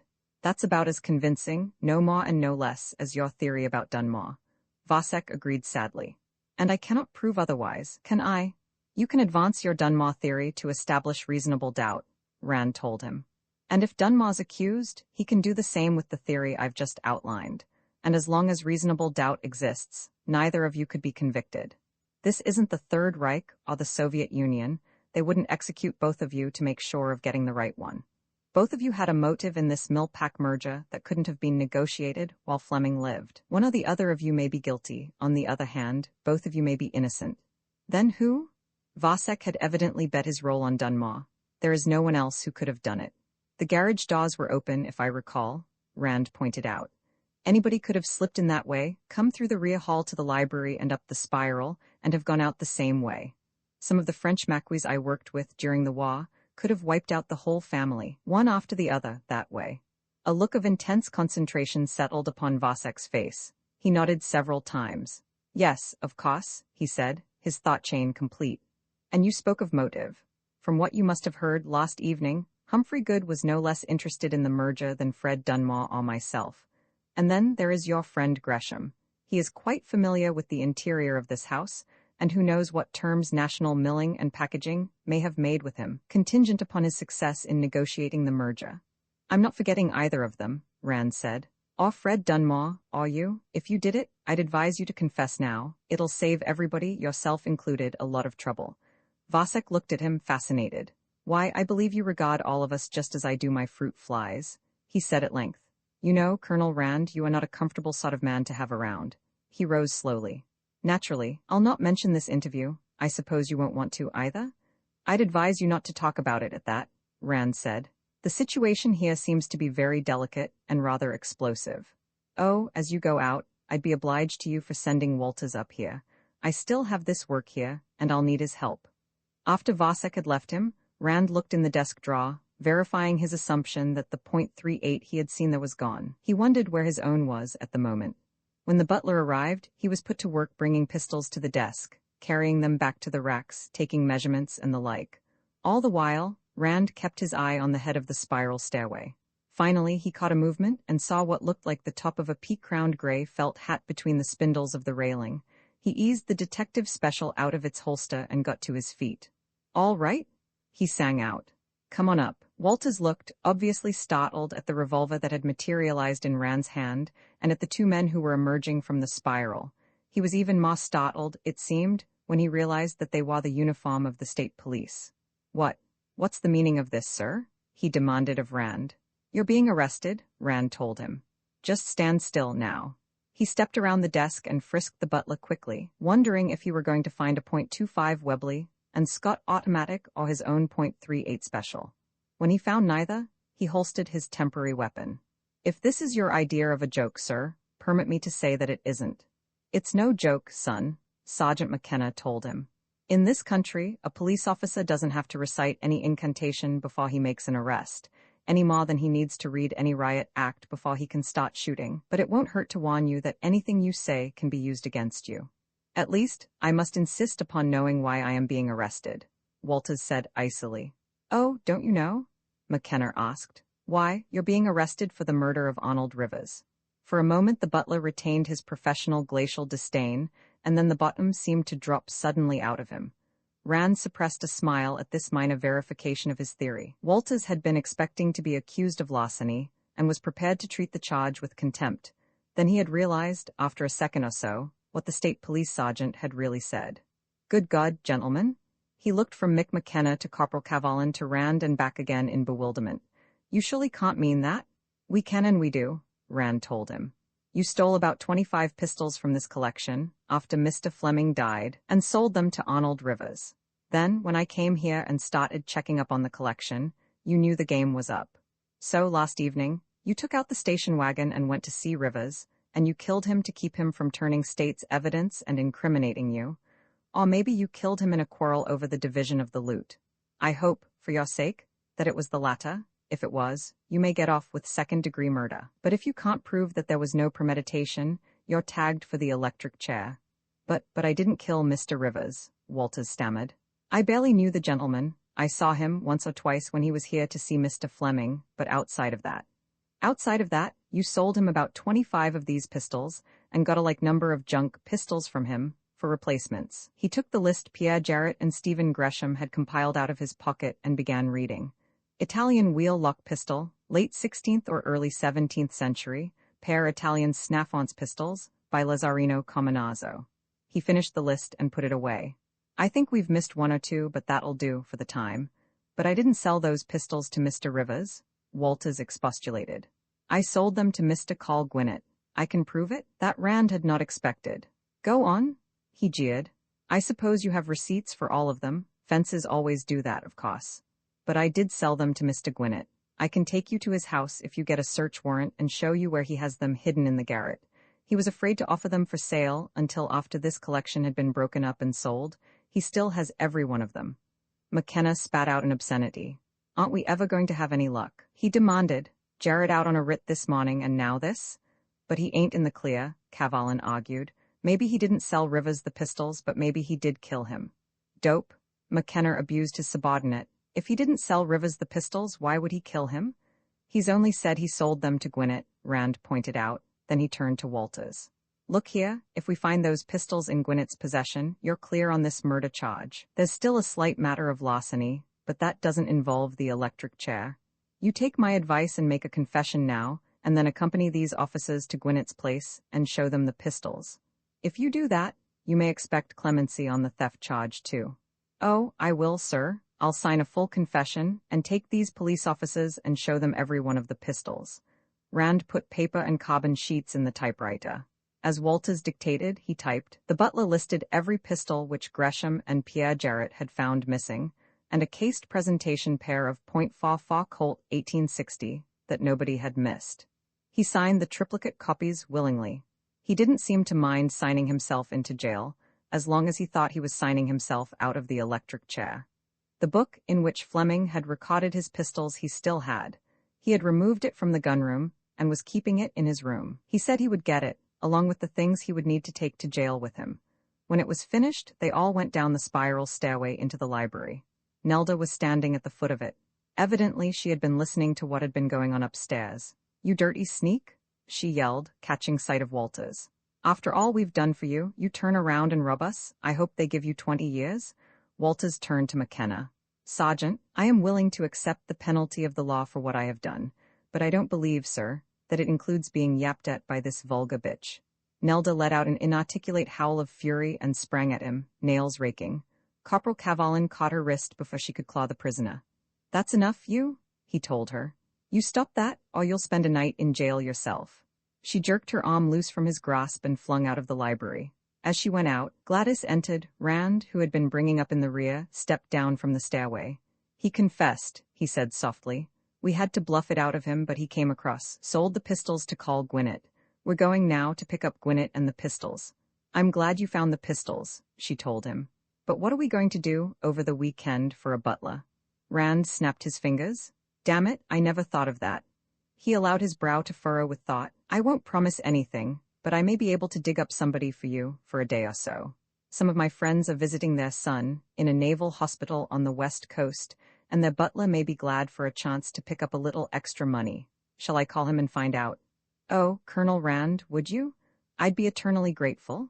It was just as easy as that. Roman 18 Dave Ritter, driving his small coupe, kept his eye on the white state police car ahead. Rand, who had come away from the Fleming home in the white car, had called Ritter from the office of the Justice of the Peace while waiting for Walters to put up bail after his hearing. Now, en route to Gwinnett's, he was briefing his assistant on what had happened. So everything's set, he concluded. Mrs. Fleming jumped at it. She knows you're coming in your own car, which you may keep in the garage there. You've left New Belfast about now. If you show up around 3, you'll be safe on the driving time. Your name is Davies? I decided on that in case I suffer a lapsus linguae and call you Dave in front of somebody. Yeah, I'll have to watch and not call you Jeff, Colonel Rand, sir. He nodded toward the glove box. That Leach and Rigdon's in there. You'd better get it out before I go to the Flemings. The guy at the drive-in made a positive identification. It's the one he sold Fleming. I saw the rest of the pistols he has there. Don't waste time looking him up about them. They stink. And I saw Tip this morning. He got young Jarrett sprung on a writ. He thought for a moment. What does this do to the Rivers and Fleming murders? We can look for one man for both jobs now, Rand said. Probably the motive for Fleming was that merger he was so violently opposed to, and the Rivers killing must have been a security measure of some sort. There, that must be Gwynnett's now. The state police car had pulled up in front of a large 3-story frame house with faded and discolored paint and jigsaw scrollwork around the cornices, standing among a clump of trees beside the road. McKenna and Cavalin got out, with Walters between them, and started up the path to the front steps. Rita stopped behind the white sedan, and he and Rand got out. By that time, Walters and the 2 policemen were on the front porch. Suddenly, Rita turned and sprinted around the right side of the house. Rand stood looking off to him for a moment, then started to follow more slowly. As he did, a shot slammed in the rear. Jerking out the Changeling .38 special, he whirled and ran around the left side of the house, arriving at the rear in time to see Gwinnett standing on a boardwalk between the house and the stable garage behind, with his hands raised. There was a fresh bullet scar on the boardwalk at his feet. Rita was covering him from the corner of the house with the .380 Beretta. Rand strolled over to Gwinnett, frisked him, and told him to put his hands down. "Nice, Dave," he complimented. "I thought of that too, about a minute too late." As soon as he saw Walters coming up the walk with the police, he knew what had happened. "Come on, Gwinnett, we'll go through the house and let them in." Gwinnett's eyes darted from side to side, like the eyes of a trapped animal. "I don't know what you're talking about," he said, stiff-lipped. "What is this, a stick-up?" Nobody bothered to tell him to stop kidding. They marched him through the kitchen, where a Negro girl, her arms white with flour, was dithering in fright, and into the front hall. A woman in a faded house dress had just admitted the 2 officers and the farmer Fleming butler. "You goddamn rat!" Gwinnett yelled at Walters, as soon as he saw him. "For God's sake, call," the woman begged. "Don't make things any worse than they are. Keep quiet." "All right, Gwinnett," McKenna said. "We're arresting you, receiving stolen goods and accessory to larceny. We have a search warrant. Want to see it?" "So you have a search warrant," Gwinnett said. "So go ahead and search. If you don't find anything, you'll plant something. I want to call my lawyer." "That's your right," McKenna told him. "Avo, take him to a phone. Let him call the White House if he wants to." He turned to Walters. "Now, where would he have this stuff stashed?" "In the garret, sir. I know the way." As Cavalin accompanied Gwinnett to the phone, Walters started upstairs. Rand and McKenna followed, with Mrs. Gwinnett bringing up the rear. During the search of the attic, she stood to one side, watching the ex-butler dig into a pile of pistols. "This is one, gentleman," Walters said, producing a Springfield 1818 model flintlock. "And here is the Walker Colt, and the .40 caliber Colt Patterson, and the Hall." Eventually, he had them all assembled, including the 5 cased sets. Rand found a couple of empty bushel baskets and laid the pistols in them, between layers of old newspapers. He picked up one, and McKenna took the other, while Walters piled the 5 flat hardwood cases into his arms like cordwood.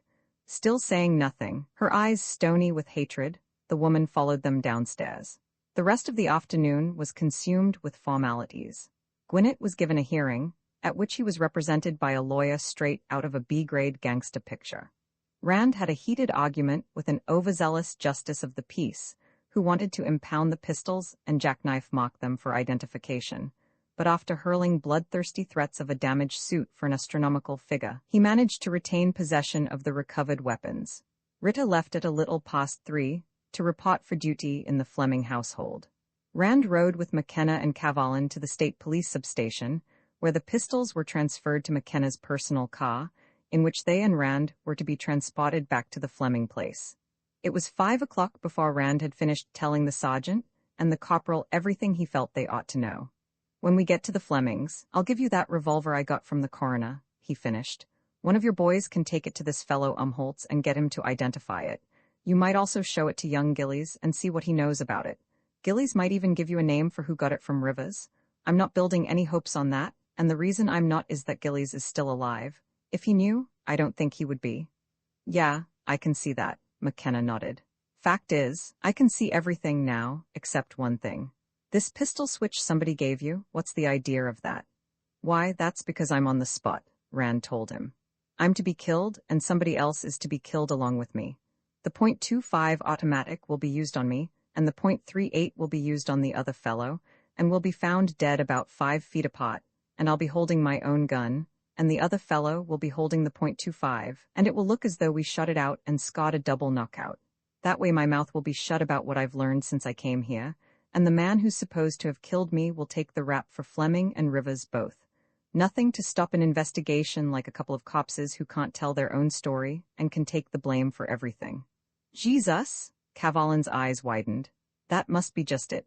Well, you got your nerve about you, I'll say that, McKenna commented. You sit there and talk about it like it was something that was going to happen to Joe Dokes and Oscar Zilch. He looked at Rand intently. You want us to keep an eye on you? Rand leaned over and spat into the brass cuspidor, a gesture of braggadocio he had picked up among the French maquis. Hell no, that's the last thing I do want, he said. I want him to try it. You realize, don't you, that all this is pure assumption and theory? We don't have a single fact as it stands that proves anything. We could go and pick this fellow up, and he's one of 3 men, so we could grab all 3 of them, and even if we found the .25 Webley and Scott and my .38 in his pockets, we couldn't charge him with anything. Fact is, right now we can't even prove that Lane Fleming's death was anything but the accident it's on the books as being. But let him take a shot at me, and then you'll have another nice, clear case of self-defense. McKenna frowned. Goddamn it, Jeff, you've had to defend yourself too many times already. This'll be, well, how many will it be? Counting Germans? Rand grinned. Hell, I don't know, I can't remember all of them. One thing, Cavalin said solemnly, you never hear of any lawyers springing people out of cemeteries on writs. Look, Jeff, McKenna said at length, if it's the way you think, this guy won't dare kill you instantly, will he?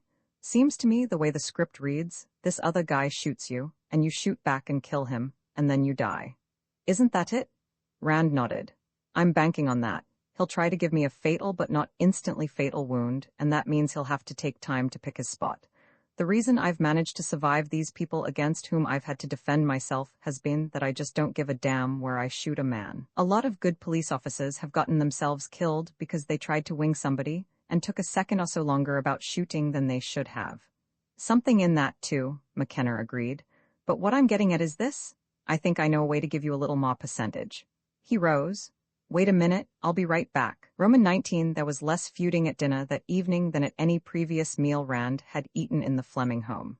In the first place, everybody seemed a little awed in the presence of the new butler, who flitted in and out of the room like a ghost, and when spoken to, answered in a heavy BBC accent.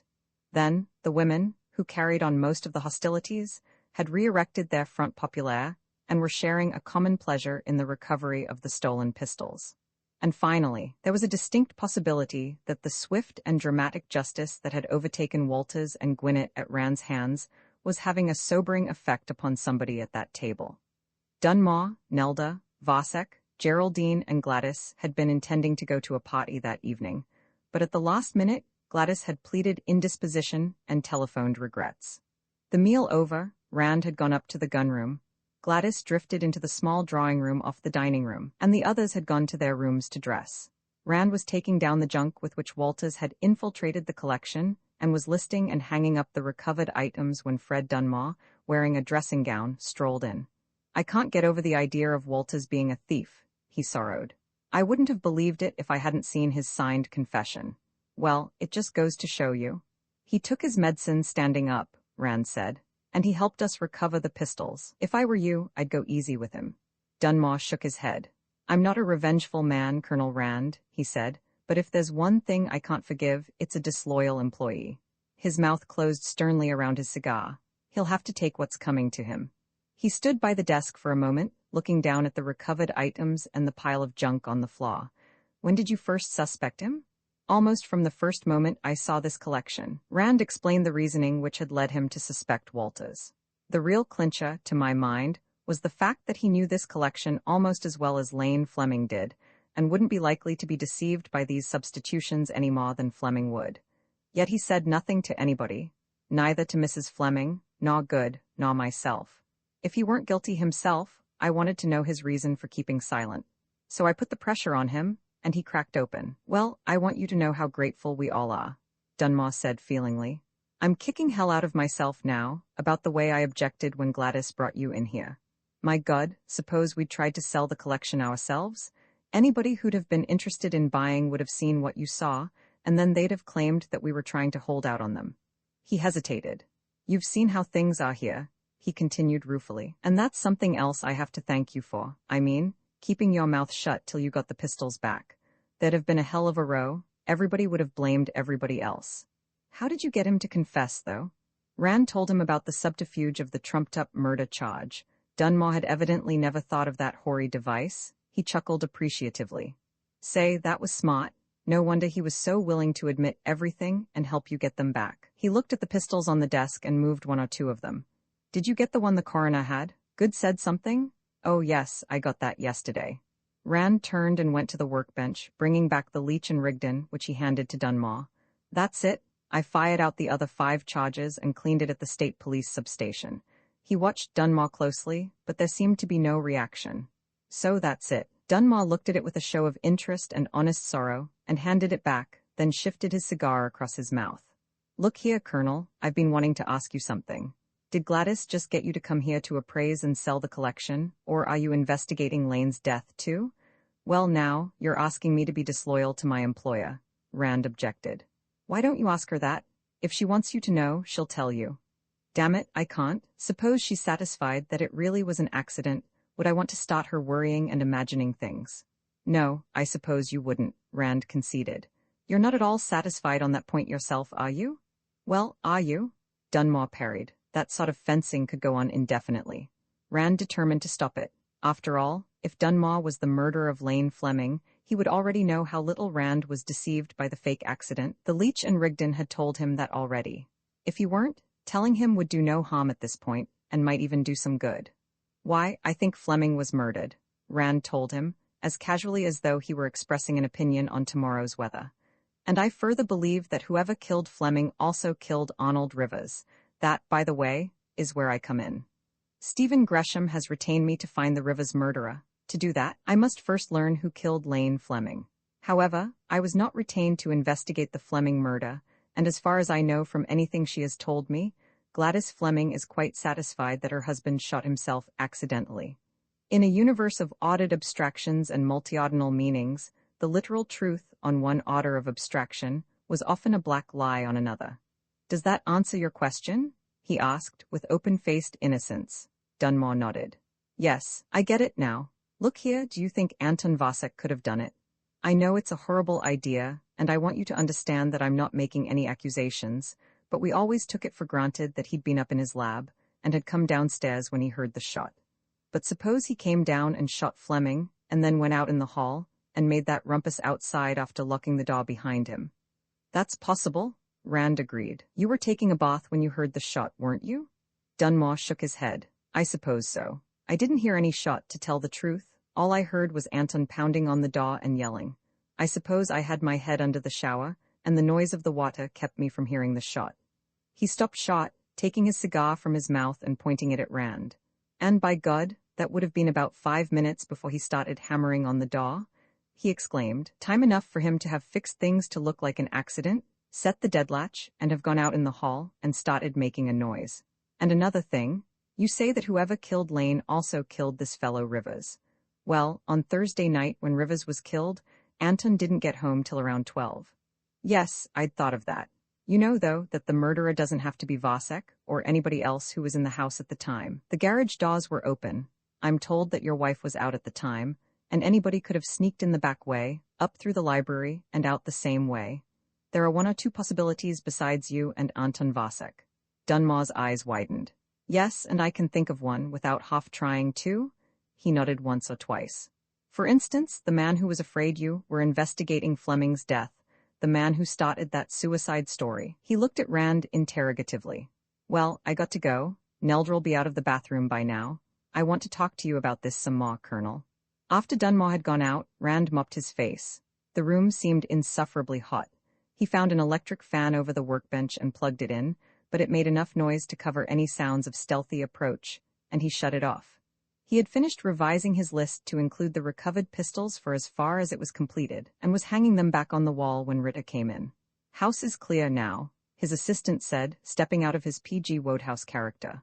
Both pairs left in the Packard, Dunmore driving. Man, what a cat and dog show this place is. It's a wonder our client isn't nuts. You haven't seen anything? You ought to have been here last night. Where is our client, by the way?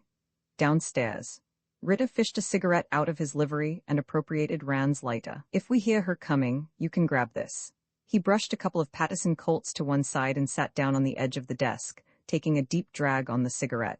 What's the regular law doing, now that young Jarrett is out? I had a long talk with Mick McKenna, Rand said.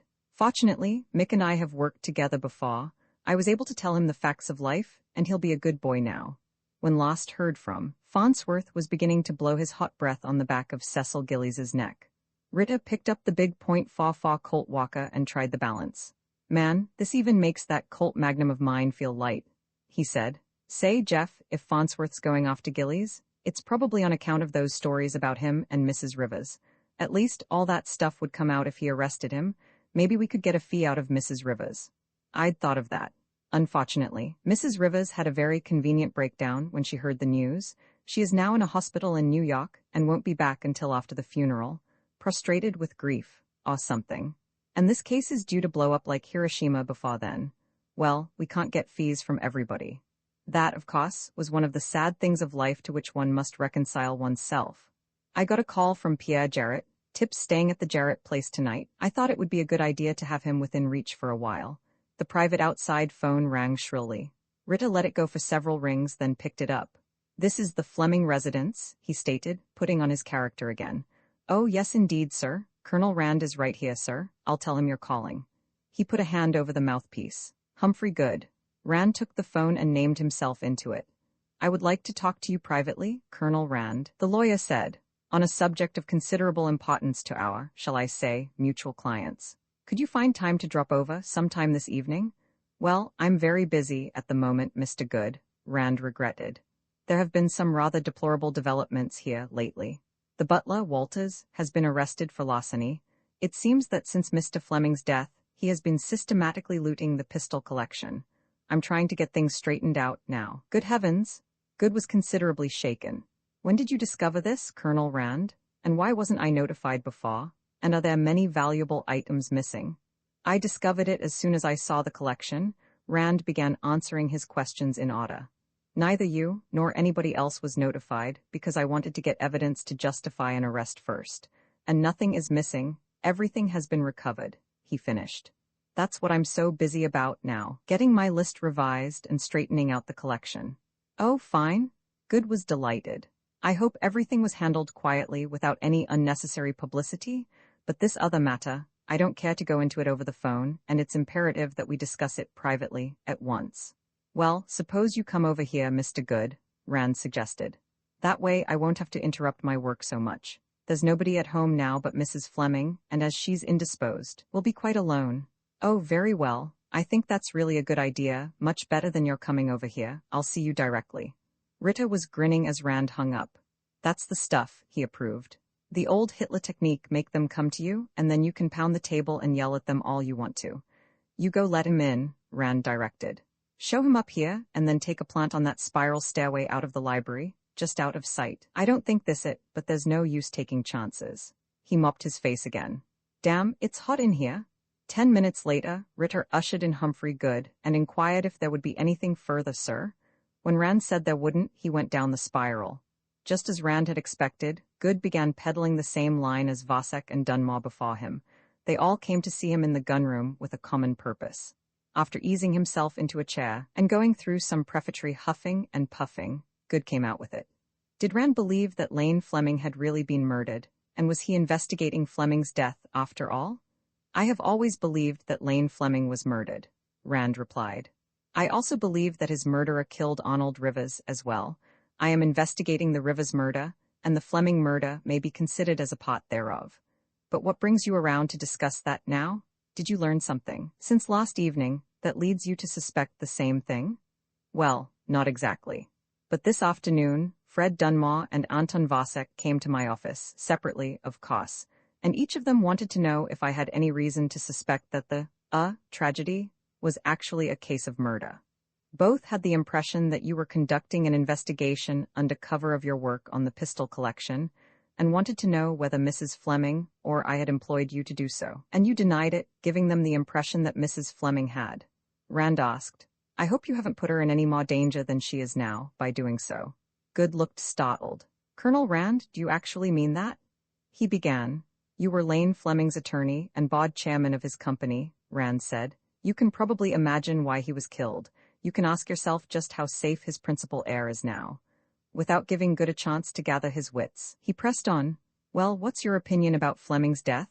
After all, you did go out of your way to create a false impression that he had committed suicide." Good, still bewildered by Rand's deliberately cryptic hints and a little frightened, had the grace to blush at that. "I admit it, it was entirely unethical, and I'll admit that, too," he said. "But, well, I'm buying all the premix stock that's out in small blocks, and so are Mr. Dunmore and Mr. Vasek." We all felt that such rumors would reduce the market quotation, to our advantage. Rand nodded. "I picked up 100 shares the other day myself. Your shenanigans probably chipped a little off the price I had to pay, so I ought to be grateful to you. But we're talking about murder, not market manipulation. Did either Vasek or Dunmore express any opinion as to who might have killed Fleming?" The outside telephone rang before Good could answer. Rand scooped it up at the end of the first ring and named himself into it. It was Mick McKenna calling. "Well, we checked up on that cap-and-ball six-shooter you left with me," he said. "This gunsmith, Umholtz, refinished it for Rivers last summer.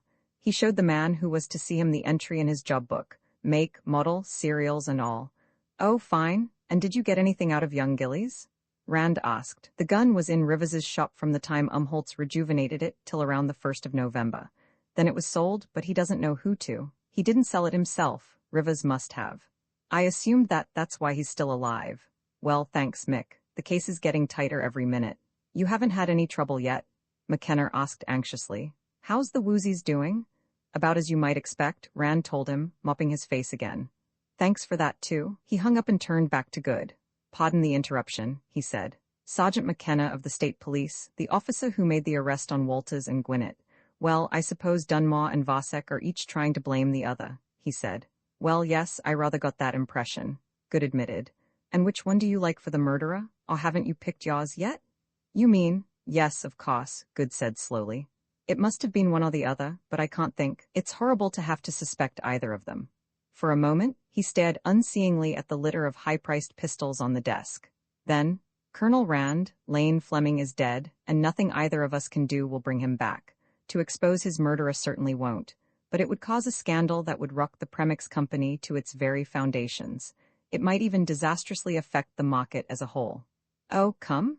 Rand reproved. "That's like talking about starting a hurricane with a palm leaf fan. But you will admit that it would have a dreadful effect on Premix Foods," Good argued. "It would probably prevent this merger from being consummated. Look here," he said urgently. "I don't know how much Gladys Fleming is paying you to rake all this up, but I'll gladly double her fee if you drop it and confine yourself to the matter of the collection." Even in his colossal avarice, that was one kind of money Jeff Rand had never been tempted to take. An offer of that sort invariably made him furious.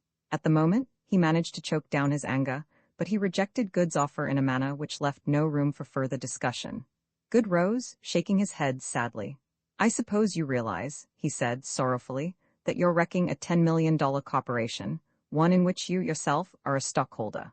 Rand brightened, "And the biggest wrecking jobs I ever did before were a couple of petrol dumps and a railroad bridge." He got to his feet along with the lawyer. "No need to call the butler, I'll let you out myself." He accompanied Good down the front stairway to the door. Good was still gloomy. "I made a mistake in trying to bribe you," he said. "But can't I appeal to your sense of fairness? Do you want to inflict serious losses on innocent investors merely to avenge one crime?" "I don't approve of murder," Rand told him. "Least of all, to paraphrase Clausewitz, as an extension of business by other means. You know, if we let Lane Fleming's killer get away with it, somebody might take that as a precedent and bump you off to win a lawsuit sometime. Ever think of that?" When he returned to the gunroom, he found Gladys Fleming occupying the chair lately vacated by the family attorney. She blew a smoke ring at him in greeting as he entered. "Now what was Hump Good up to?" she wanted to know. "I'm taking too much on myself," Rand evaded. "Maybe I should have turned Walters over for trial by family court-martial. How do you like Davies, by the way?" "Oh, he's cute," Gladys told him. "One of your operatives, isn't he?" "Now what in the world gave you an idea like that?" he asked, as though humoring the vagaries of a child.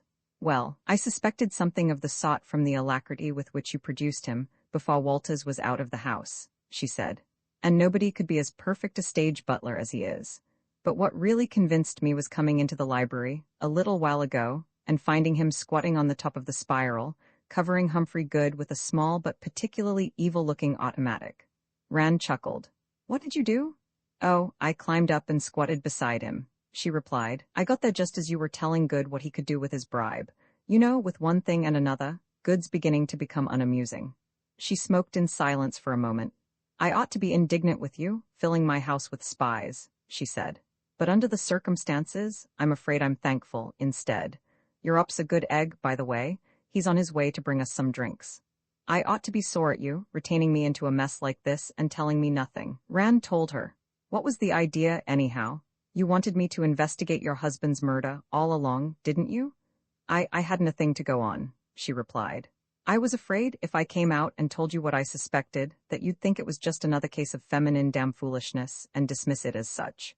I knew it wasn't an accident. Lane didn't have accidents with guns. And if he'd wanted to kill himself, he'd have done it and left a note explaining why he had to. But I didn't have a single fact to give you. I thought that if you came here and started working on the collection, you'd find something. You should have taken a chance and told me what you suspected, Rand said.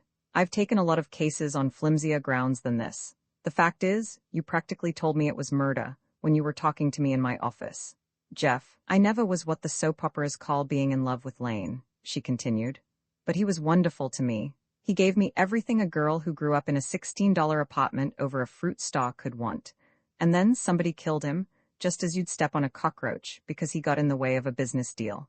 I'm glad to be able to spend money to help catch whoever did it. It won't help him, but it'll make me feel a lot better. You will catch him, won't you? Rand nodded. I don't know whether he'll ever go to trial and be convicted, he said. I don't think he will, but you can take my word for it, he won't get away with it. Tomorrow, I think the lid's going to blow off. Maybe you'd better be away from home when it does. Take Nelda and Geraldine with you and go somewhere. There's likely to be some uproar. Well, Nelda and Geraldine and I are going to church in the morning, Gladys said. It's a question of face. We have a rented pew. Lane was quite active in church work, and none of us are willing to let ourselves get squeezed out of it. We all go. Even Geraldine manages to drag herself to the Lord's house through an alcoholic fog, and we'll have to be back in time for dinner. It would look funny if we weren't.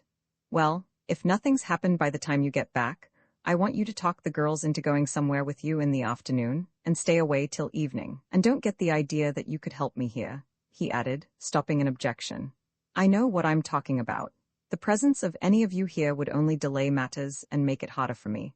Then Ritter came in, a cigarette in one corner of his mouth, carrying a tray on which were a bottle of bourbon, a bottle of scotch, a siphon, and a couple of bottles of beer. Roman 2, after ushering his client out the hall door and closing it behind her, Rand turned and said, All right, Kathy or Dave, whoever's out there, come on in. Then he went to his desk and reached under it, snapping off a switch. As he straightened, the door from the reception office opened and his secretary, Kathy O'Grady, entered, loading a cigarette into an 8-inch amber holder. She was a handsome woman, built on the generous lines of a Renaissance goddess. None of the Renaissance masters, however, had ever employed a model so strikingly Hibernian. She had blue eyes and a fair, highly colored complexion. She wore green, which went well with her flaming red hair, and a good deal of gold costume jewelry. Behind her came Dave Ritter. He was Rand's assistant and also Kathy's lover. He was 5 or 6 years older than his employer and slightly built. His hair, fighting a stubborn rearguard action against baldness, was an indeterminate mousy gray-brown. It was one of his professional assets that nobody ever noticed him, not even in a crowd of one. When he wanted it to, his thin face could assume the weary, baffled expression of a middle-aged bookkeeper with a wife and 4 children on $50 a week. Actually, he drew 3 times that much, had no wife, admitted to no children. During the war, he and Kathy had kept the tri-state agency in something better than a state of suspended animation while Rand had been in the army.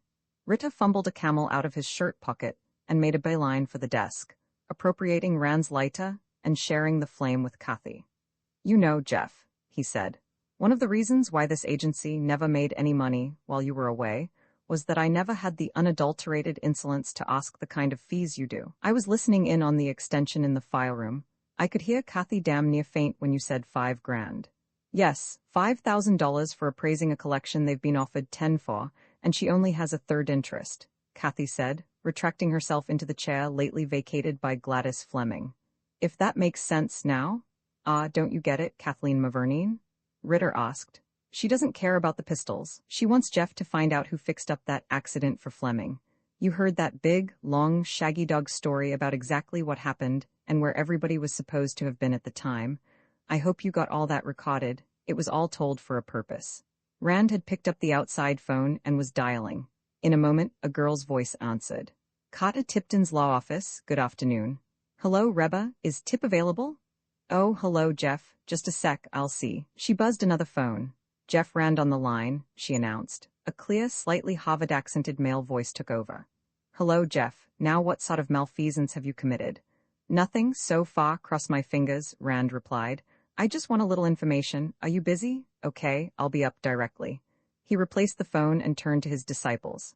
Our client, he said, wants 2 jobs done on 1 fee. Getting the pistol collection sold is 1 job. Exploring the whys and wherefores of that, quote, accident, unquote, is the other. She has a hunch, and probably nothing much better, that there's something sour about the accident. She expects me to find evidence to that effect while I'm at Rosemont, going over the collection. I'm not excluding other possibilities, but I'll work on that line until, and unless I find out differently. 5,000 should cover both jobs. You think that's how it is? Kathy asked. Look, Kathy, I got just as far in arithmetic, at school, as you did, and I suspect that Mrs. Fleming got at least as far as long division, herself. For reasons I stated, I simply couldn't have handled that collection business for anything like a reasonable fee, so I told her 5,000, thinking that would stop her. When it didn't, I knew she had something else in mind, and when she went into all that detail about the death of her husband, she as good as told me that was what it was. Now I'm sorry I didn't say 10,000, I think she'd have bought it at that price just as cheerfully. She thinks Lane Fleming was murdered. Well, on the face of what she told me, so do I. All right, Professor, expound, Rita said. You heard what he was supposed to have shot himself with, Rand began. A Colt-type percussion revolver? You know what they are like, and I know enough about Lane Fleming to know how much experience he had with old arms. I can't believe that he'd buy a pistol without carefully examining it, and I can't believe that he'd bring that thing home and start working on it without seeing the caps on the nipples and the charges in the chambers, if it had been loaded. And if it had been, he would have first taken off the caps, and then taken it apart and drawn the charges. And she says he started working on it as soon as he got home, presumably around 5, and then took time out for dinner, and then went back to work on it, and more than half an hour later, there was a shot and he was killed. Rand blew a Bronx cheer. If that accident had been the McCoy, it would have happened in the first 5 minutes after he started working on that pistol. No, in the first 30 seconds. And then when they found him, he had the revolver in his right hand and an oily rag in his left. I hope both of you noticed that little touch. Yeah, when I clean a gat, I generally have it in my left hand and clean with my right, Rita said. Exactly, and why do you use an oily rag? Rand inquired. Rita looked at him blankly for a half-second, then grinned ruefully. Damn, I never thought of that, he admitted. Okay, he was bumped off all right. But you use oily rags on guns, Kathy objected. I've seen both of you often enough. When we're all through, honey, Rita told her. Yes, when he brought home that revolver, it was in neglected condition, Rand said. Either surface rusted, or filthy with gummed oil and dirt. Even if Mrs. Fleming hadn't mentioned that point, the length of time he spent cleaning it would justify such an inference. He would have taken it apart, down to the smallest screw, and cleaned everything carefully, and then put it together again, and then, when he had finished, he would have gone over the surface with an oiled rag before hanging it on the wall. He would certainly not have surface oiled it before removing the charges, if there ever were any. I assume the revolver he was found holding, presumably the one with which he was killed, was another one. And I would further assume that the killer wasn't particularly familiar with the subject of firearms, antique, care, and maintenance of. And with all the hollering and whooping and hysterics throwing, nobody noticed the switch. Rita finished. Wonder what happened to the one he was really cleaning. That I may possibly find out, Rand said. The general incompetence with which this murder was committed gives me plenty of room to hope that it may still be lying around somewhere. Well, have you thought that it might just be suicide? Kathy asked. I have, very briefly. I dismissed the thought, almost at once, Rand told her. For 2 reasons. One, that if it had been suicide, Mrs. Fleming wouldn't want it poked into. She'd be more than willing to let it ride as an accident. And 2, I doubt if a man who prided himself on his gun knowledge, as Fleming did, would want his self-shooting to be taken for an accident. I'm damn sure I wouldn't want my friends to go around saying, "What a dope, didn't know it was loaded." I doubt if he'd even expect people to believe that it had been an accident. He shook his head. No, the only inference I can draw is that somebody murdered Fleming and then faked evidence intended to indicate an accident. He rose. I'll be back in a little. Think it over while I'm gone. Carter Tipton had his law office on the floor above the Tri-State Detective Agency. He handled all Rand's not infrequent legal involvements, and Rand did all his investigating and witness chasing. Annually, they compared books to see who owed whom how much. Tipton was about 5 years Rand's junior, and had been in the Navy during the war. He was frequently described as New Belfast's leading younger attorney and most eligible bachelor. His dark, conservatively cut clothes fitted him as though they had been sprayed on. He wore gold-rimmed glasses, and he was so freshly barbered, manicured, valeted, and scrubbed as to give the impression that he had been born in cellophane and just unwrapped. He leaned back in his chair and waved his visitor to a seat. "Tip, do you know anything about this Fleming family, out at Rosemont?" Rand began, getting out his pipe and tobacco. "The Premix Foods Flemings?" Tipton asked. "Yes, a little. Which one of them wants you to frame what on which other one?" "That'll do for a good, simplified description to start with," Rand commented. "Why, my client is Mrs. Gladys Fleming, as to what she wants." He told the young lawyer about his recent interview and subsequent conclusions. "So you see," he finished, "she won't commit herself even with me. Maybe she thinks I have more official status and more obligations to the police than I have. Maybe she isn't sure in her own mind and wants me to see, independently, if there's any smell of something dead in the woodpile.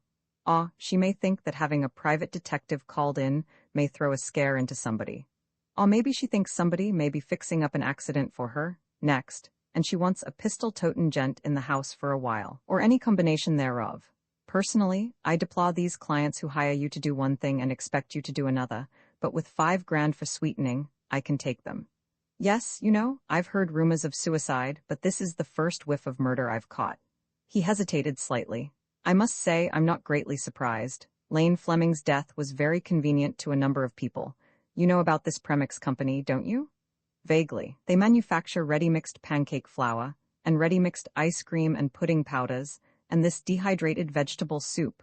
Pour on hot water, stir, and serve, don't they? My colored boy, Buck, got some of the soup once for an experiment. We unanimously voted not to try it again. They put out quite a line of such godsends to the neophyte in the kitchen, the popularity of which is reflected in a steadily rising divorce rate." Tipton said. "They advertise very extensively, including half an hour of tear-jerking drama on a national hookup during soap opera time. Your client, the farmer Gladys Ferrand, was on the air for Premix for a couple of years. That's how Lane Fleming first met her." "So you think some irate and dyspeptic husband went to the source of his woes?" Rand inquired. "Well, not exactly. You see, Premix is only little business as the foods industry goes, but they have something very sweet. So sweet, in fact, that one of the really big fellows, National Milling and Packaging, has been going to rather extreme lengths to effect a merger. Millpack, PA 100, is quoted at around 145, and Premix, PA 50, is at 75 now, and Millpack is offering a 2-for-1 share exchange, which would be a little less than 4-for-1 in value. I might add, for what it's worth, that this Stephen Gresham you mentioned is Millpack's attorney, negotiator, and general Mr. Fix-It. He has been trying to put over this merger for Millpack." "I'll bear that in mind, too," Rand said. "Naturally, all this is not being shouted from the housetops," Tipton continued. "Fact is, it's a minor infraction of ethics for me to mention it to you. I'll file it in the burn box," Rand promised. "What was the matter? Didn't Premix want to merge?" Lane Fleming didn't, and since he held 52% of the common stock himself, try and do anything about it. "Anything short of retiring Fleming to the graveyard, that is," Rand amended. "That would do for a murder motive very nicely." What were Fleming's objections to the merger? Mainly sentimental. Premix was his baby, or, at least, his kid brother. His father started mixing pancake flour back before the First World War, and Lane Fleming peddled it off a spring wagon. They worked up a nice little local trade, and finally, a statewide wholesale business. They incorporated in the early 20s, and then, after the old man died, Lane Fleming hired an advertising agency to promote his products and built up a national distribution, and took on some sidelines. Then, during the late Mr. Chamberlain's Peace in Our Time, he picked up a refugee Czech chemist and foods expert named Anton Vasek, who whipped up a lot of new products. So business got better and better, and they made more money to spend on advertising to get more money to buy more advertising to make more money. like Bill Nye's Puritans digging clams in the winter to get strength to hoe corn in the summer, to get strength to dig clams in the winter. So premix became a sort of symbol of achievement to Fleming. Then, he was one of these old-model paternalistic employers, and he was afraid that if he relinquished control, a lot of his old retainers would be turned out to grass. And finally, he was opposed in principle to concentration of business ownership. He claimed it made business more vulnerable to government control and eventual socialization. I'm not sure he didn't have something there, Rand considered. We get all our corporate eggs in a few baskets, and they're that much easier for the planned economy boys to grab. Just who, on the premix side, was in favor of this merger? Just about everybody but Fleming, Tipton replied. His two sons-in-law, Fred Dunmore and Vasek, who are first and second vice presidents. Humphrey Good, the company attorney, who doubles as board chairman. All the directors, all the New York banking crowd who are interested in premix, and all the two-share Tinnamites. I don't know who inherits Fleming's voting interest, but I can find out for you by this time tomorrow. Do that, Tip, and bill me for what you think finding out is worth. Rand said. It'll be a novel reversal of order for you to be billing me for an investigation. Now, how about the family, as distinct from the company? Well, there's your client, Gladys Fleming. She married Lane Fleming about 10 years ago, when she was 25 and he was 55. In spite of the age difference, I understand it was a fairly happy marriage. Then, there are two daughters by a previous marriage, Nelda Dunmore and Geraldine Vasek, and their respective husbands. They all live together, in a big house at Rosemont. In the company, Dunmore is sales and Vasek is production. They each have a corner of the mantle of Lane Fleming in one hand and a dirk in the other. Nelda and Geraldine hate each other like Greeks and Trojans. Nelda is the nymphomaniac sister, and Geraldine is the dipsomaniac. From time to time, temporary alliances get formed, mainly against Gladys. All of them resent the way she married herself into a third interest in the estate. You're going to have yourself a nice, pleasant little stay in the country. I'm looking forward to it. Rand grimaced. You mentioned suicide rumors, such as, and who's been spreading them? Oh, they are the usual bodiless voices that float about, Tipton told him. Emanating, I suspect, from sources interested in shaking out the less sophisticated small shareholders before the merger. The story is always approximately the same, that Lane Fleming saw his company drifting reefward, was unwilling to survive the shipwreck, and performed seppuku. The family are supposed to have faked up the accident afterward. I dismiss the whole thing as a rather less than subtle bit of market manipulation chicanery. Or a smoke screen to cover the defects in camouflaging a murder as an accident, Rand added. Tipton nodded. That could be so, too, he agreed. Say somebody dislikes the looks of that accident and starts investigating. Then he runs into all this miasma of suicide rumors and promptly shrugs the whole thing off. Fleming killed himself, and the family made a few alterations and are passing it off as an accident. The families of suicides have been known to do that. Yes, regular defense-in-depth system. If the accident line is penetrated, the suicide line is back of it, Rand said. Well, in the last few years, we've seen defenses in depth penetrated with monotonous regularity. I've jeeped through a couple myself to interrogate the surviving ex-defenders. It's all in having the guns and armor to smash through with. Roman 20, the dining room was empty when Rand came down to breakfast the next morning. Taking the seat he had occupied the evening before, he waited until Rita came out of the kitchen through the pantry. Good morning, Colonel Rand. The perfect butler greeted him unctuously. If I may say so, sir, you're a bit of an early riser. None of the family is up yet, sir. Rand jerked a thumb toward the kitchen. Who's out there? He hissed. Just the cook, frying sausage and flipping pancakes. Premix pancakes, of course. The maid sleeps out, she hasn't gotten here yet. How'd it go last night? You put a dummy under the covers and sleep on the floor? No, last night I was safe. The blow-off isn't due till this morning when the women are at church, and he'll have to catch me and the fall guy together. What do you want me to do? Ritter asked, giving an unbutler-like hitch at his shoulder holster. I can stand on my official dignity and get out of any cleaning up work till after dinner, and I won't have any butling to do till the women get home from church. Case Vasek and Dunmore when they come in, see if either of them is rod-heavy. Find anything last night? Ritter shook his head. I searched Vasek's lab after everybody was in bed, and I searched the cars in the garage and a lot of other places. I didn't find them. Whoever he is, the chances are he has them in his room. Did you look back of the books in the library? Rand asked. When Ritter shook his head, he continued, That's probably where they are, not that it makes a whole lot of difference. If I'd found them, it'd have given me something to watch, then I'd know when the fun was going to start. Rita broke off suddenly. Yes, sir. Will you have your coffee now or later, sir? Gladys entered, wearing the blue tailored outfit she had worn to Rand's office on Wednesday. At ease, she laughed, dropping into her chair. Anything new? Rand shook his head. We'll have to wait. I'm expecting some action this morning. I hope it'll be over before you're home from church. She looked at him seriously. Jeff, you're using yourself as murder bait, she said. Aren't you? More or less. He knows I'm onto him. He's pretty sure I haven't any real proof yet, but he doesn't know how soon I will have. He realizes that I'm cat and mousing him, the way I did Walters. So he'll try to kill me before I pounce, and when he does, he'll convict himself. What he doesn't realize is that as long as he sits tight, he's perfectly safe. Neither of them mentioned the obvious corollary, that conviction and execution would be almost simultaneous. It must have been uppermost in Gladys's mind. She leaned over and put her hand on Rand's arm. Jeff, would it help any if I stayed home, instead of going to church? She asked. I'm a pretty fair pistol shot, Lane taught me. I can stay over 90 at slow fire, and in the 80s at timed and rapid. If I hid somewhere with a target pistol? Absolutely not. Rand vetoed emphatically. I'm not saying that because I'm afraid you might stop a slug yourself. You're a big girl now, you can take your own chances. But if you stayed home, he wouldn't make a move. You and Geraldine and Nelda have to be out of the house before he'll feel safe coming out of the grass. Watch it, Rita warned. Yes, ma'am, at once, ma'am. Nelda came in and sat down. Rita held her chair and fussed over her, finding out what she wanted to eat. He was bringing in her fruit when Vasek and Geraldine entered. Nelda was inquiring if Rand wanted to come to church with them. No, I'm one of the boys the chaplain couldn't find in the foxholes, Rand said. I'm going to put in a quiet morning on the collection. If nobody gets murdered or arrested in the meantime, that is. Geraldine looked woebegone, her hands were trembling. My God, do I have a hangover? She moaned. Walters, for heaven's sake, fix me up something quick. Then she saw Rita. Who the devil are you? She demanded. Where's Walters? Out on bail, Rand told her. Don't you remember?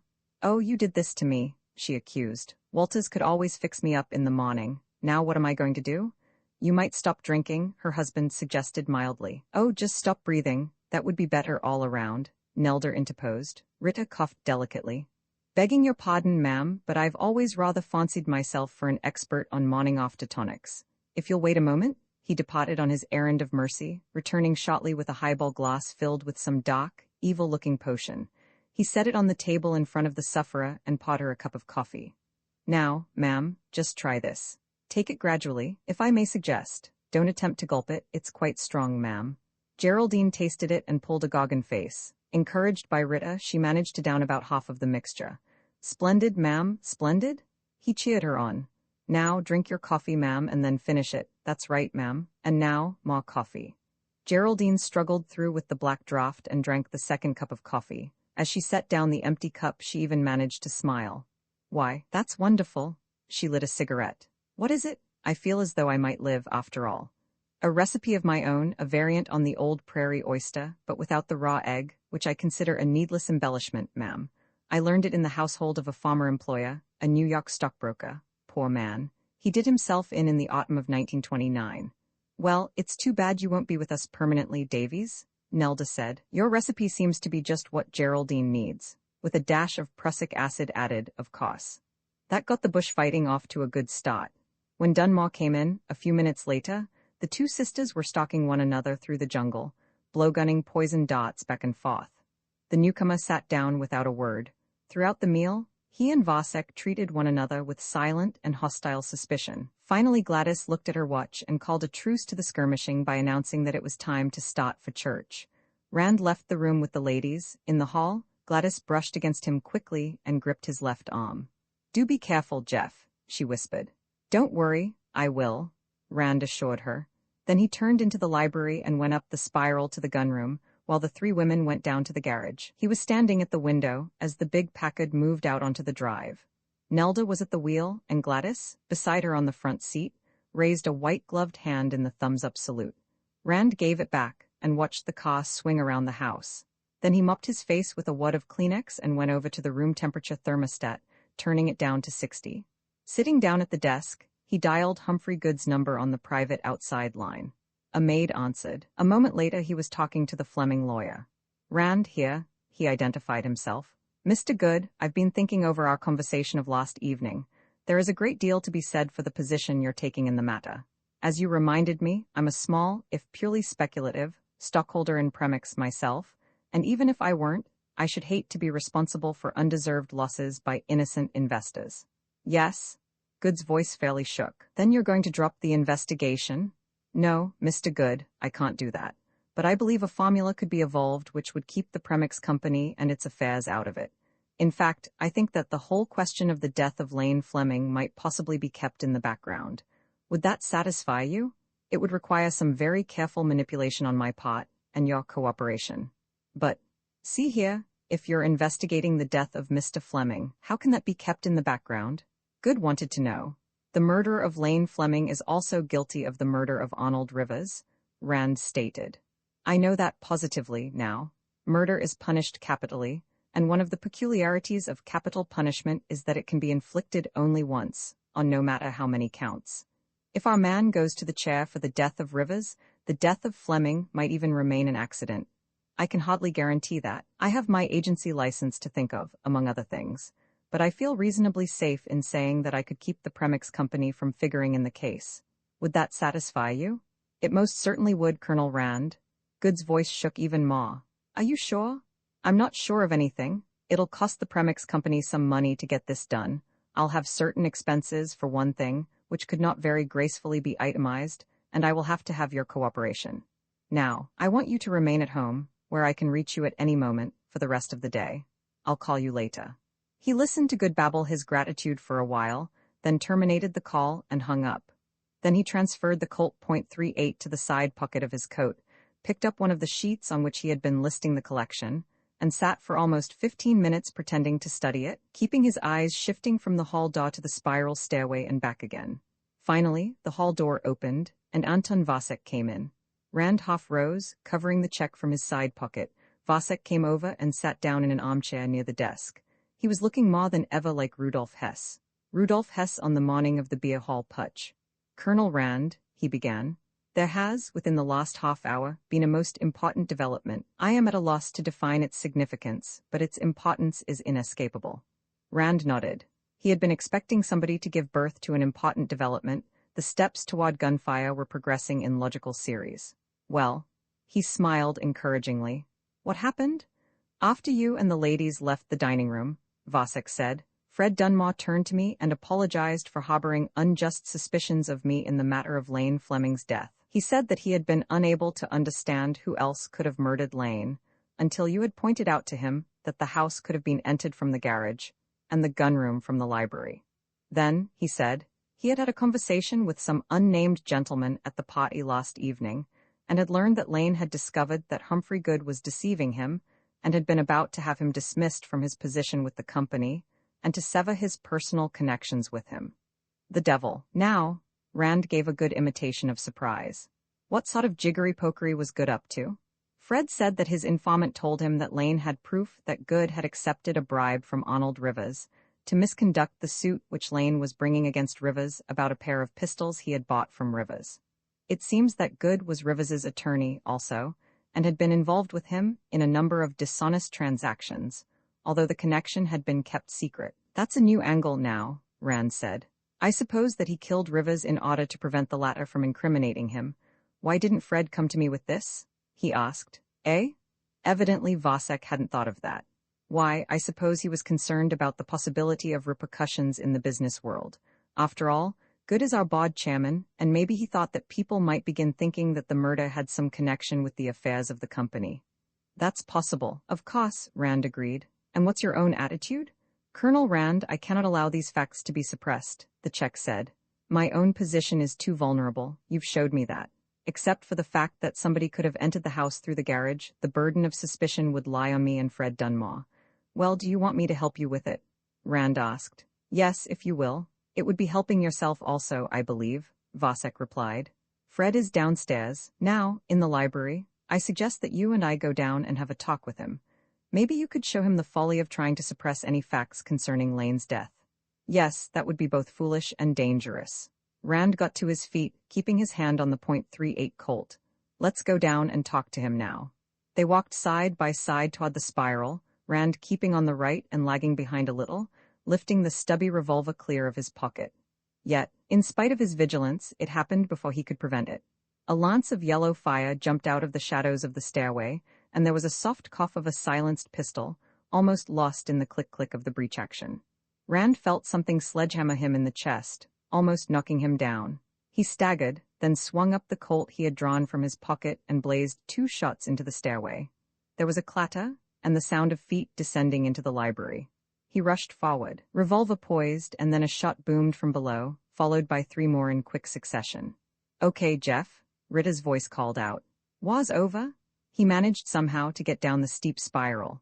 The little .25 Webley and Scott was lying on the bottom step. He pushed it aside with his foot and cautioned Vasek, who was following, to avoid it. Rita, still looking like the perfect butler in spite of the .380 Beretta in his hand, was standing in the hall doorway. On the floor, midway between the stairway and the door, lay Fred Dunmore. His tan coat and vest were turning dark in several places, and Rand's own detective special was lying a few inches from his left hand. "He came in here and shut the door," Rita reported. "I couldn't follow him in, so I took a plant in the hall. When I heard you blasting upstairs, I came in, just in time to see him coming down. You winged him in the right shoulder. He dropped the .25, and he had your gat in his left hand. When he saw mine, he threw one at me and missed. I gave him 3 back for it. See result on flaw." He'd have gotten away if you hadn't been on the job," he told Rita. Then he picked up his own revolver and holstered it. After a glance which assured him that Fred Dunmore was beyond any further action of any sort, he laid the square-butt detective special on the floor beside him. "You did all right, Dave," he said. "Now, nobody's going to have a chance to bamboozle a jury into acquitting him." He thought of his recent conversation with Humphrey Good. "You did just all right," he repeated. "So it was Fred then?" he heard Vasek behind him say. Then he was lying about this evidence against Good. The Czech came over and stood beside Rand, looking down at the body of his late brother-in-law. "But why did he tell me that story, and why did he shoot at us when we were together?" "Both for the same general reason." Rand explained about the 2 pistols and the planned double killing. "With both of us dead, you'd be the murderer, and I'd be a martyr to law and order, and he'd be in the clear." Vasek regarded the dead man with more distaste than surprise. Evidently, his experiences in Hitler's Europe had left him with few illusions about the sanctity of human life or the extent of human perfidy. Rita holstered the Beretta and got out a cigarette. "I hope you didn't leave your lighter upstairs," he told Rand. Rand produced and snapped it, holding the flame out to his assistant. "Dave," he lectured, "the perfect butler always has a lighter in good working order. Lighting up the master is part of his duties. Remember that the next time you have a butling job." Rita leaned forward for the light. "Dunmore was a better shot with his right hand than he was with his left," he commented. "He didn't come within a yard of me and he scored a 12 o'clock center on you, right through the necktie." Rand glanced down, then he burst into a roar of obscene blasphemy. $7.50 I paid for that tie, not 3 weeks ago," he concluded. "Does your grandmother make patchwork quilts? If she does, she can have it." "My God?" Vasek stared at Rand unbelievingly. "Why, he hit you? You're wounded." "Only in the necktie," Rand reassured him. "I have a hole in my shirt, too."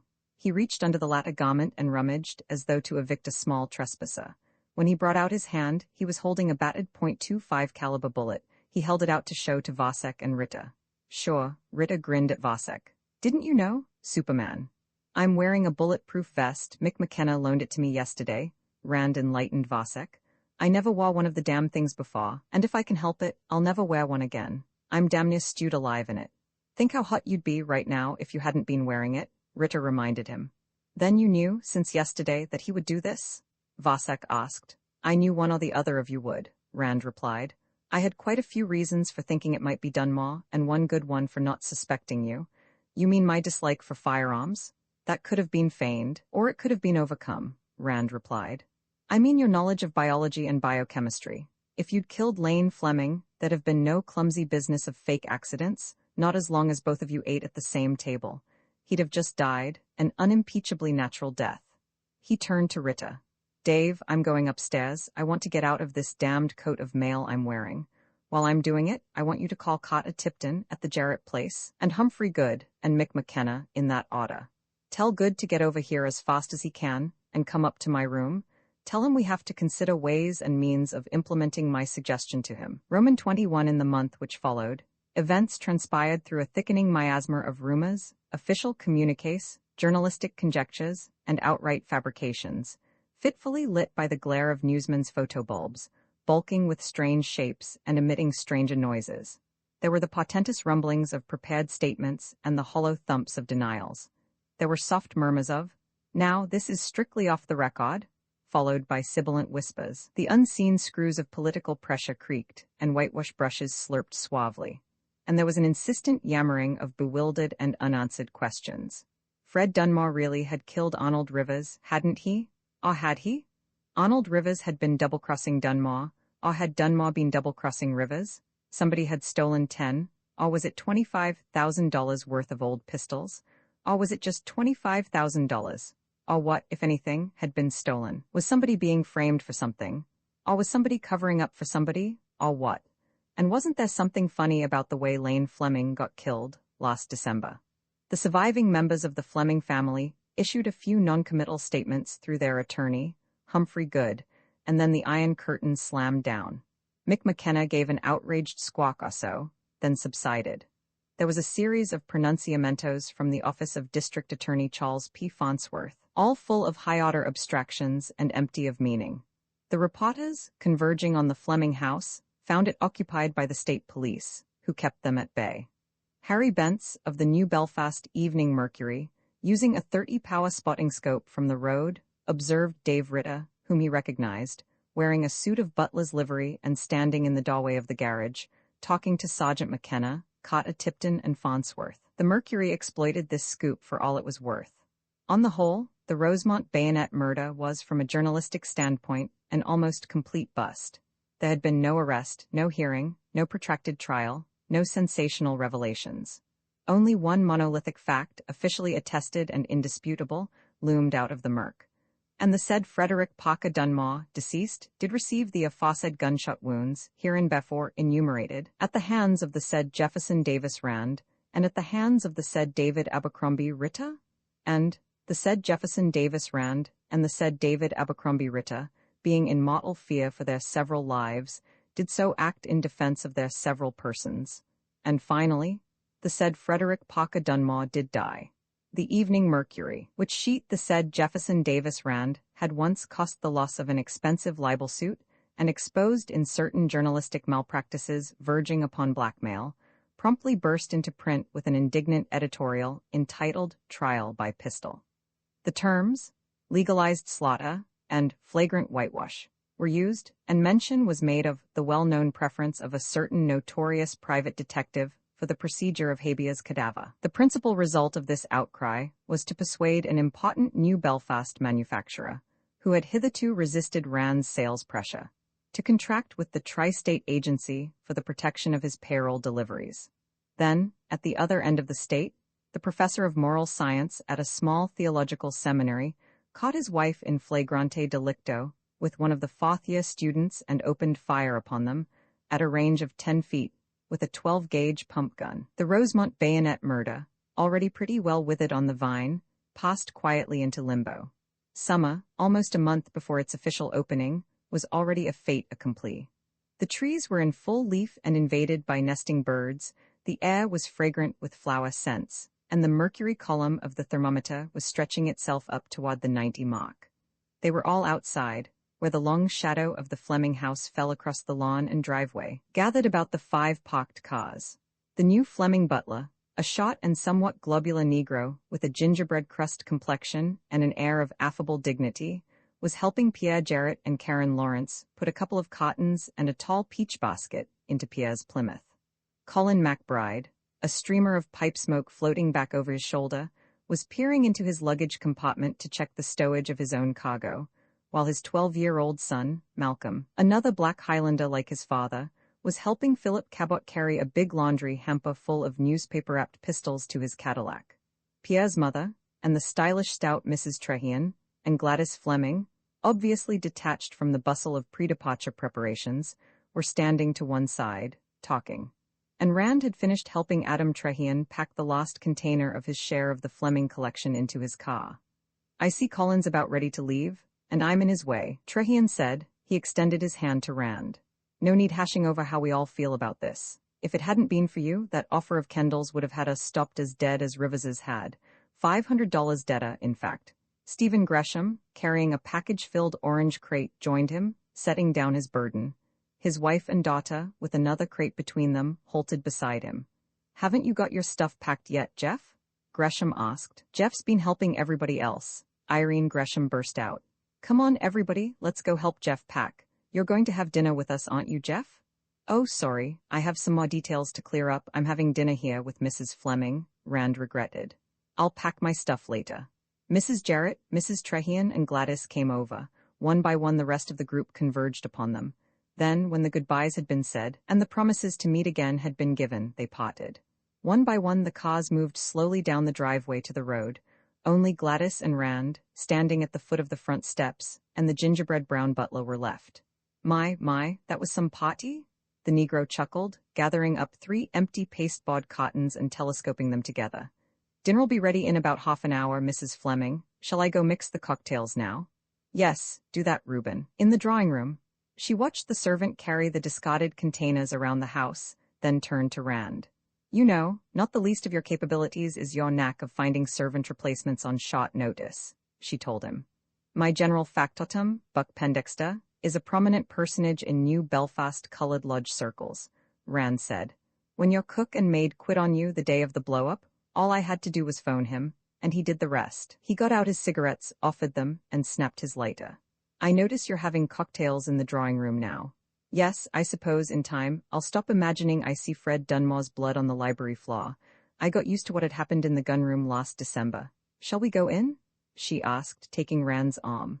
The cocktails were waiting when they entered the drawing room, off the dining room. The butler pawed for them and put the glasses and the shaker on a low table by a lounge. "I'm afraid dinner's going to be a little later than I said, Mrs. Fleming," he apologized. "Things were kind of stirred up today with all those people here." "That's all right, we can wait," she replied. "We won't need anything more, Reuben." Motioning Rand down on the lounge beside her, she handed him a glass and lifted her own. "Now," she began, "just what sort of skullduggery has been going on?" As of Friday, the top offer for the collection was $25,500 from some dealer up in Massachusetts.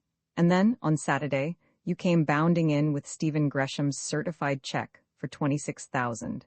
And I seem to recall that the late, unlamented Rivers's offer of $25,000 straight had them stopped. Not that I'm inclined to look askance at an extra $500. I can buy a new hat with my share of that, even after taxes, but I would like to know what happened. And I might add, that's only one of many things I'd like to know. "The client is entitled to a full report," Rand said, tasting his cocktail. It was a vodka martini and very good. "You know, none of that crowd are millionaires. Adam Trehean, who's the plutocrat of the bunch, isn't so filthy rich he doesn't know what to do with all his money, what the tax collectors leave of it. And the rest of them have to figure pretty closely. The most they could possibly scratch together was $22,000.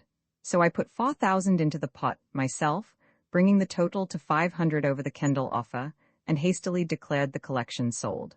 Of course, my getting into it meant that much less for everybody else, but 5/6 of a collection is better than no pistols at all. I imagine Colin McBride is honing up his S-Giant DHU for me because I got that big Whitneyville Walker Colt, but what the hell? He got the cased pair of Patterson .34 and the Texas .40 with the ramming lever. Why, I think the division was fair enough, Gladys said. They'd agreed to take your valuation, hadn't they?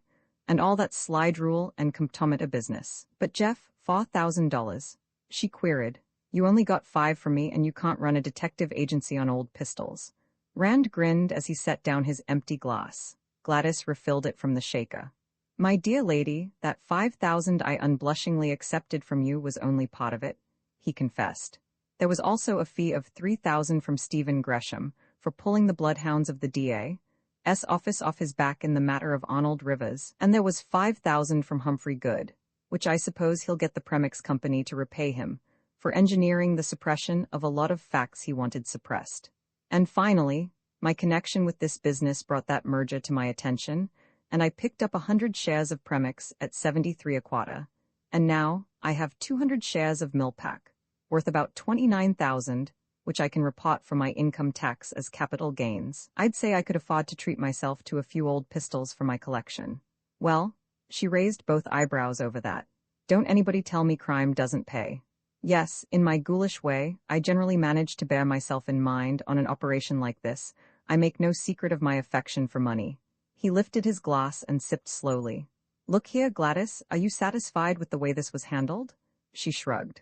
I should be. When I started out as Lane's blood avenger, I suppose I expected things to end somewhere out of sight, in a nice, antiseptic death chamber at the state penitentiary.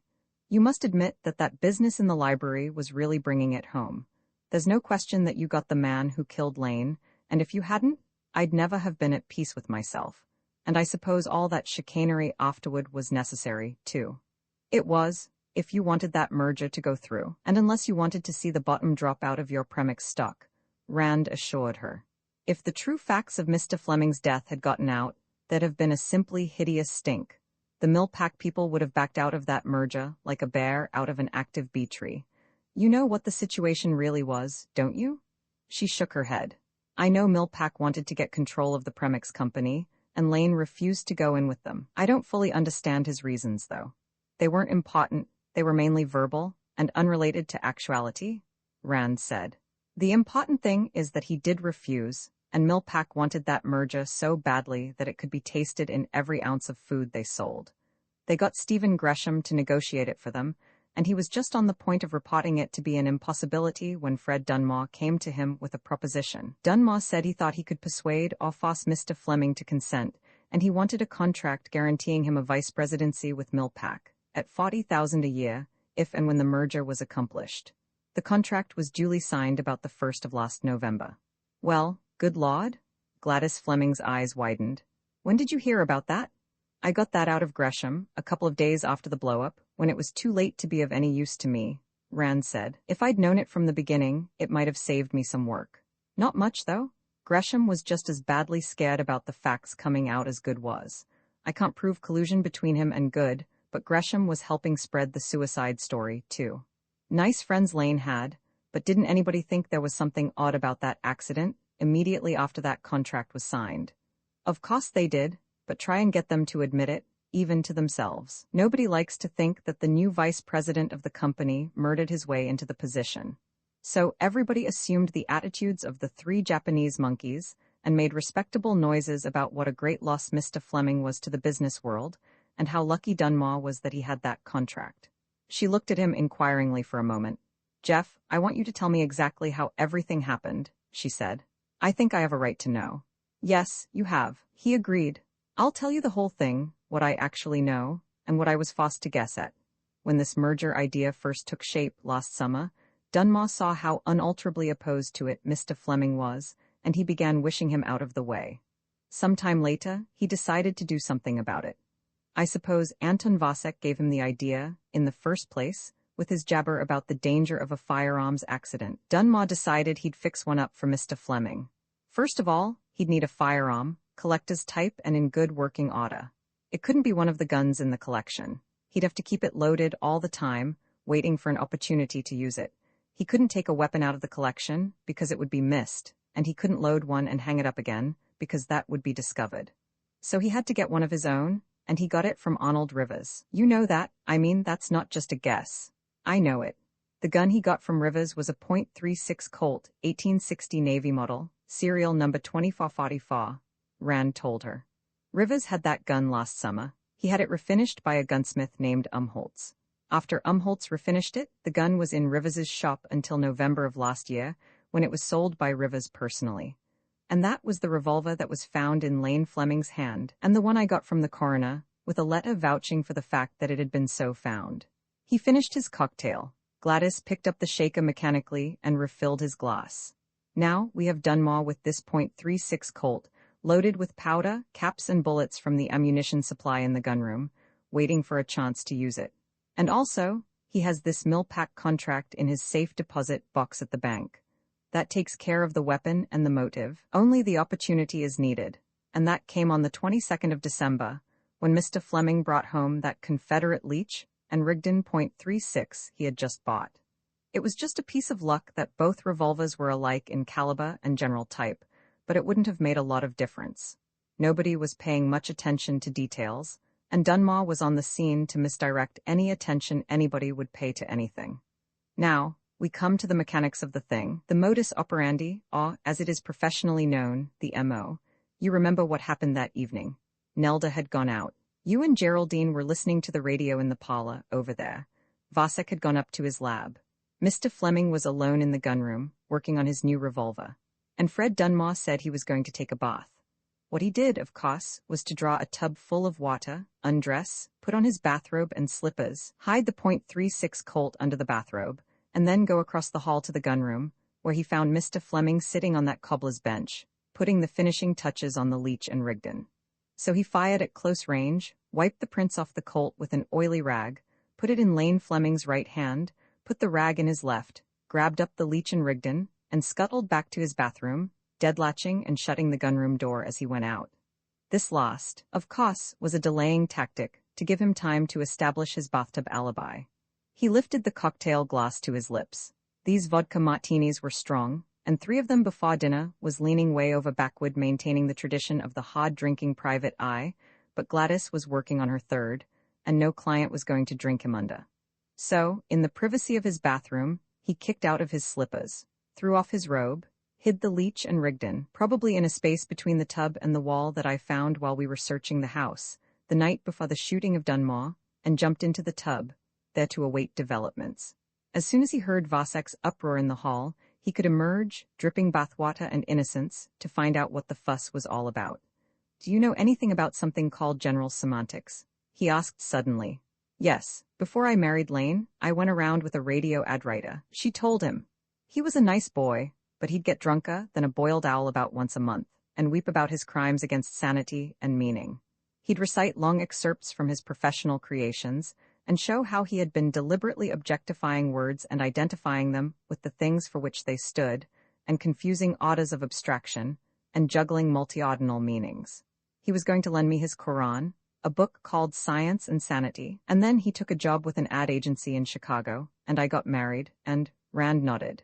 Then you realize that the word is not the thing spoken of, and that the inference is not the description, and that we cannot know all about anything. Etc., he added hastily, like a papist signing himself with the cross. Well, some considerable disregard of these principles seems to have existed in this case. Dunmore is seen in a bathrobe, his feet bare and making wet tracks on the floor, his hair wet, etc. Straightaway, one and all appear to have assumed that he was in the tub, splashing soapsuds around, while Lane Fleming was being shot. And Anton Vasek, who can be taken as an example of what S.I. Hayakawa was talking about when he spoke of people behaving like scientists inside, but not outside their laboratories, saw Lane Fleming dead, with an object labeled revolver in his hand, and because of his verbal identifications and semantic reactions, immediately included the inference of an accident in his description of what he had seen. That was just an extra dividend of luck for Dunmore. It got the whole crowd of you thinking in terms of accidental shooting. Well, from there out, everything would have been a wonderful success for Dunmore, except for one thing. Arnold Rivers must have heard, somehow, that Lane Fleming had been shot with a Confederate .36 that he'd bought somewhere that day, and that the revolver was in the hands of this coroner of yours. So Arnold, with his big chisel well ground, went to see if he could manage to get it out of the coroner for a few dollars, and when he saw it, lo, it was the .36 Colt that he'd sold to Dunmore about a month before. Gladys set down her glass. "So," she said, "things begin to explain themselves?" "You may say so, indeed," Rand told her. "And what do you suppose Rivers did with this little item of information? Why, as nearly as I can reconstruct it, he did a very foolish thing. He tried to blackmail a man who had committed a murder. He told Fred Dunmore he'd keep his mouth shut about the .36 Colt if Dunmore would get him the Fleming collection. He wanted that instead of cash because he could get more out of it, in a few years, than Dunmore could ever scrape, and in the meantime, the prestige of handling that collection would go a long way toward repairing his rather dilapidated reputation. Fred should have bumped him off, right then. It would have been the cheapest and easiest way out, and he'd probably be alive and uncaught today if he had. But he was willing to pay $10,000 to save himself the trouble, and that's what he told you Rivers had offered for the collection. The $10,000 Dunmore told you Rivers was willing to pay was really the $10,000 he was willing to pay, himself, to keep Rivers quiet. Then I was introduced into the picture, and as you know, one of my first acts was to go to Rivers's shop and sneer scornfully at Rivers's supposed offer of $10,000. And right away, Rivers upped it to $25,000. You'll recall, no doubt, that Mr. Fleming had a life insurance policy, one of these partnership mutual policies, which gave both Dunmore and Vasek exactly $25,000 apiece. I assumed that Rivers had found out about that. I thought, at the time, that it was peculiar that Rivers would jump his own offer up, without knowing what anybody else was offering for the collection. I see now that it wasn't his own money he was being so generous with. And there was another incident, while I was at Rivers's shop, that piqued my curiosity. Rivers had in his shop a .36 Leach and Rigdon revolver, and I had been informed that it was a revolver of that type that Mr. Fleming had brought home the evening he was killed. I thought at the time that it was curious that two Confederate arms of the same type and make should show up this far north, but my main idea in buying it was the possibility that I might use it, in some way as circumstances would permit, to throw a scare into somebody. Rivers was quite willing to let me have it, until he found out that I would be staying at this house, and then he tried to back out of the sale and offered me $75 credit on anything else in the shop, if I'd return it to him. Well, I'd known that Mr. Fleming had been about to start suit against Rivers over a crooked deal Rivers had put over on him, and I knew that if Mr. Fleming's death had been murder, there had been a substitution of revolvers. So I showed the gun I'd bought from Rivers to Philip Cabot, who had seen the revolver Mr. Fleming had bought, and he recognized it. It hasn't been established just how Rivers got the Leach and Rigdon, and never will be. The only people who knew were Rivers and Dunmore, and both are in the proverbial class of non-tale-bearers. I assume that Dunmore gave it to Rivers as a sort of down payment on Rivers's silence, and to get rid of it. Well, you remember Dunmore's angry incredulity when I told him that Rivers was offering $25,000 instead of $10,000. One would have thought, on the face of it, that he would have been glad. As Nelda's husband, he would share in the higher price being paid for the collection. But when you realize that Rivers was buying the collection out of Dunmore's pocket, his reaction becomes quite understandable. I dare say I signed Arnold Rivers's death warrant, right there. I'll bet your conscience bothers you about that, Gladys remarked. Oh, sure, it's been gnawing hell out of me ever since, Rand told her cheerfully. But right away, Dunmore decided to kill Rivers. He called him on the phone as soon as he left the table. Here I'm speaking by the book. I walked in on him in the gunroom as he was completing the call, though I didn't know it at the time, and arranged to see him that evening, probably to devise ways and means of dealing with the Jeff Rand menace, for an ostensible reason.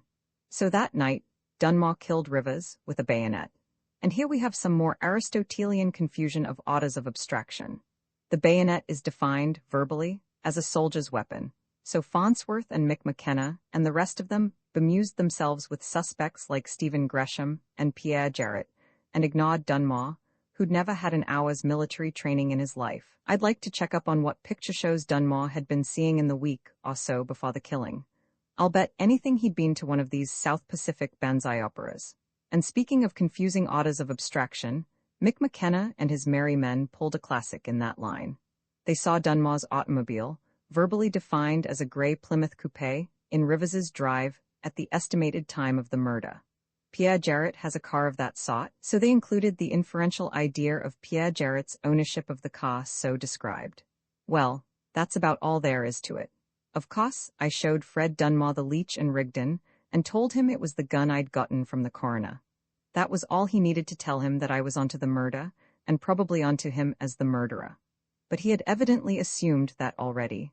That was after he'd assembled my .38 and that .25 automatic, and was planning to double-kill me and Anton Vasek. At that, he'd have probably killed me if I hadn't been wearing that bulletproof vest of McKenna's.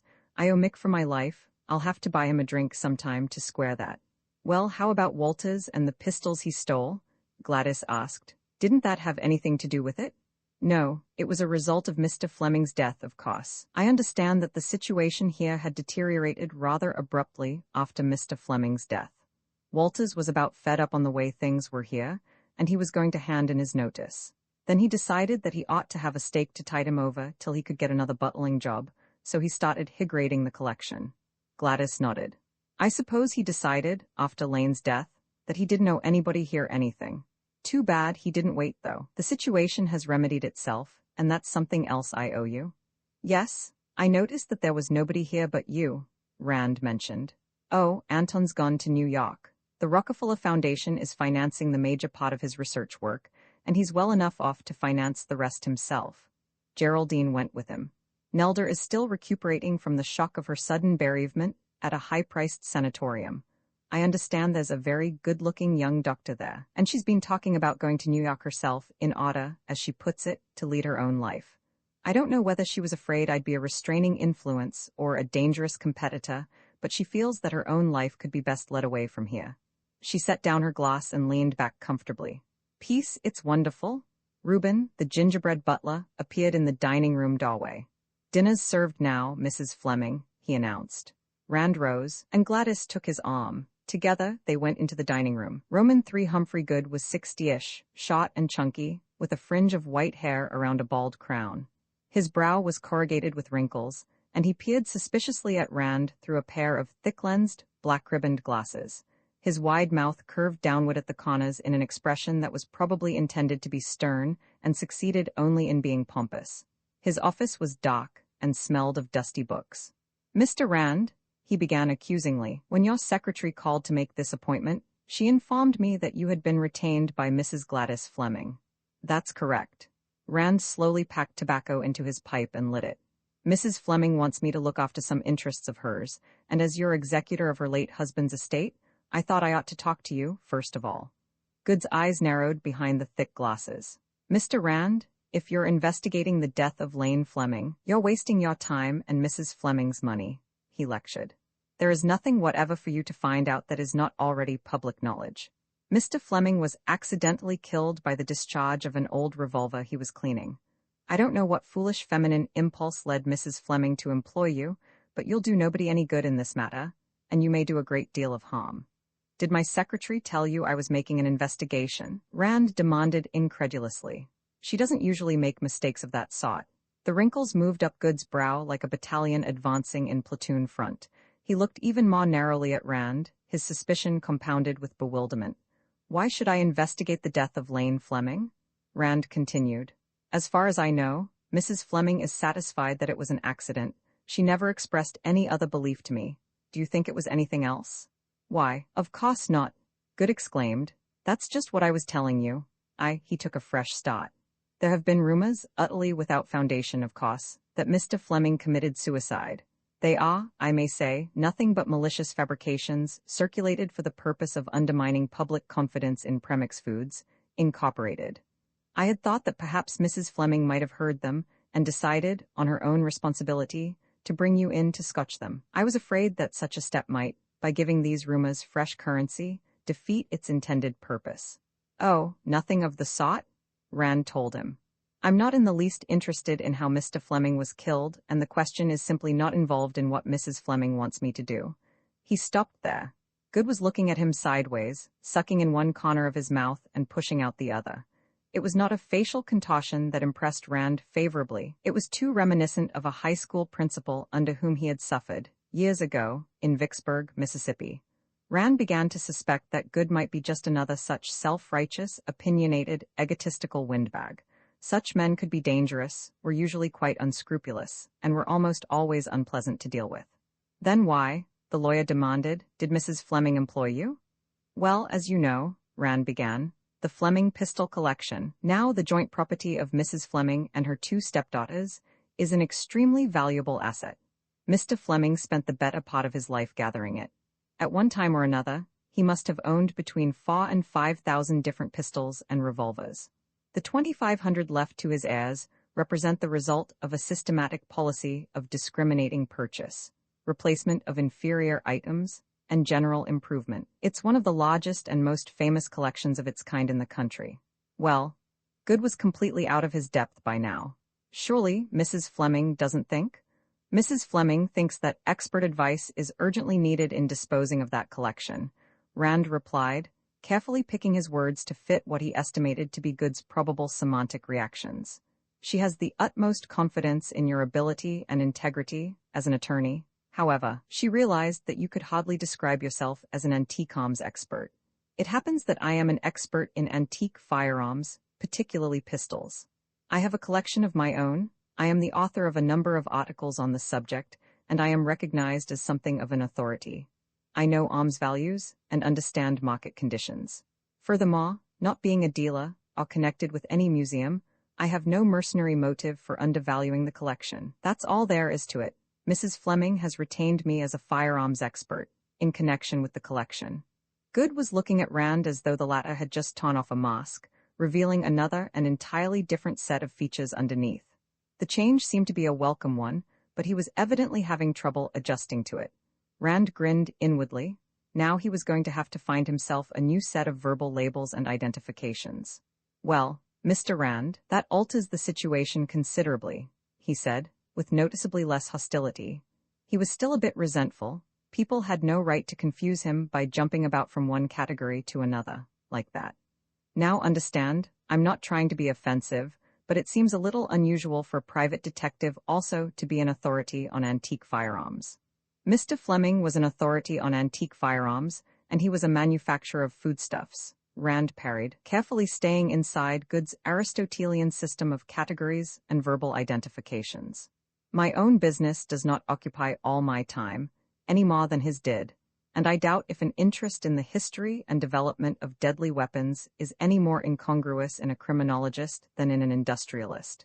But if there's any doubt in your mind as to my qualifications, you can check with Colonel Taylor at the State Museum or with the editor of the American Rifleman." "I see." Good nodded. "And as you point out, being a sort of non-professional expert, you should be free from mercenary bias." He nodded again, taking off his glasses and polishing them on an outsize white handkerchief. "Frankly, now that I understand your purpose, Mr. Rand, I must say that I am quite glad that Mrs. Fleming took this step. I was perplexed about how to deal with that collection. I realized that it was worth a great deal of money, but I haven't the vaguest idea how much, or how it could be sold to the best advantage. At a rough guess, Mr. Rand, how much do you think it ought to bring?" Rand shook his head. "I only saw it twice, the last time 2 years ago. Ask me that after I've spent a day or so going over it, and I'll be able to give you an estimate. I will say this, though.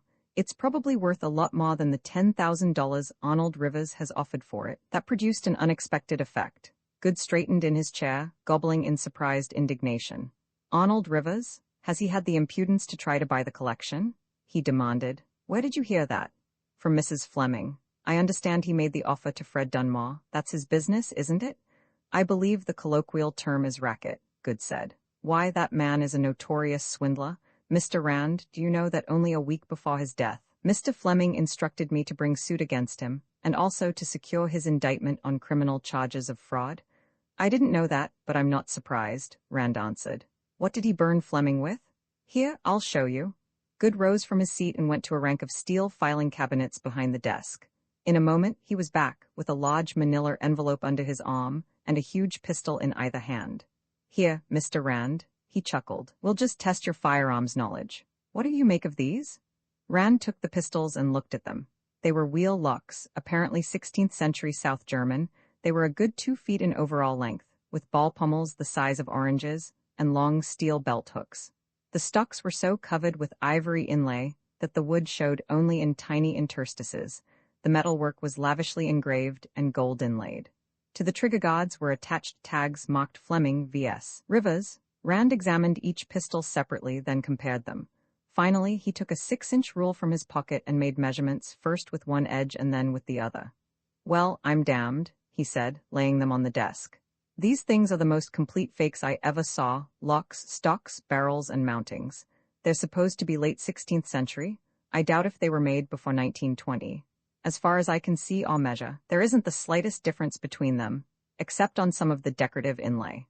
The whole job must have been mic'd in 10,000ths, and what's more, whoever made them used metric measurements.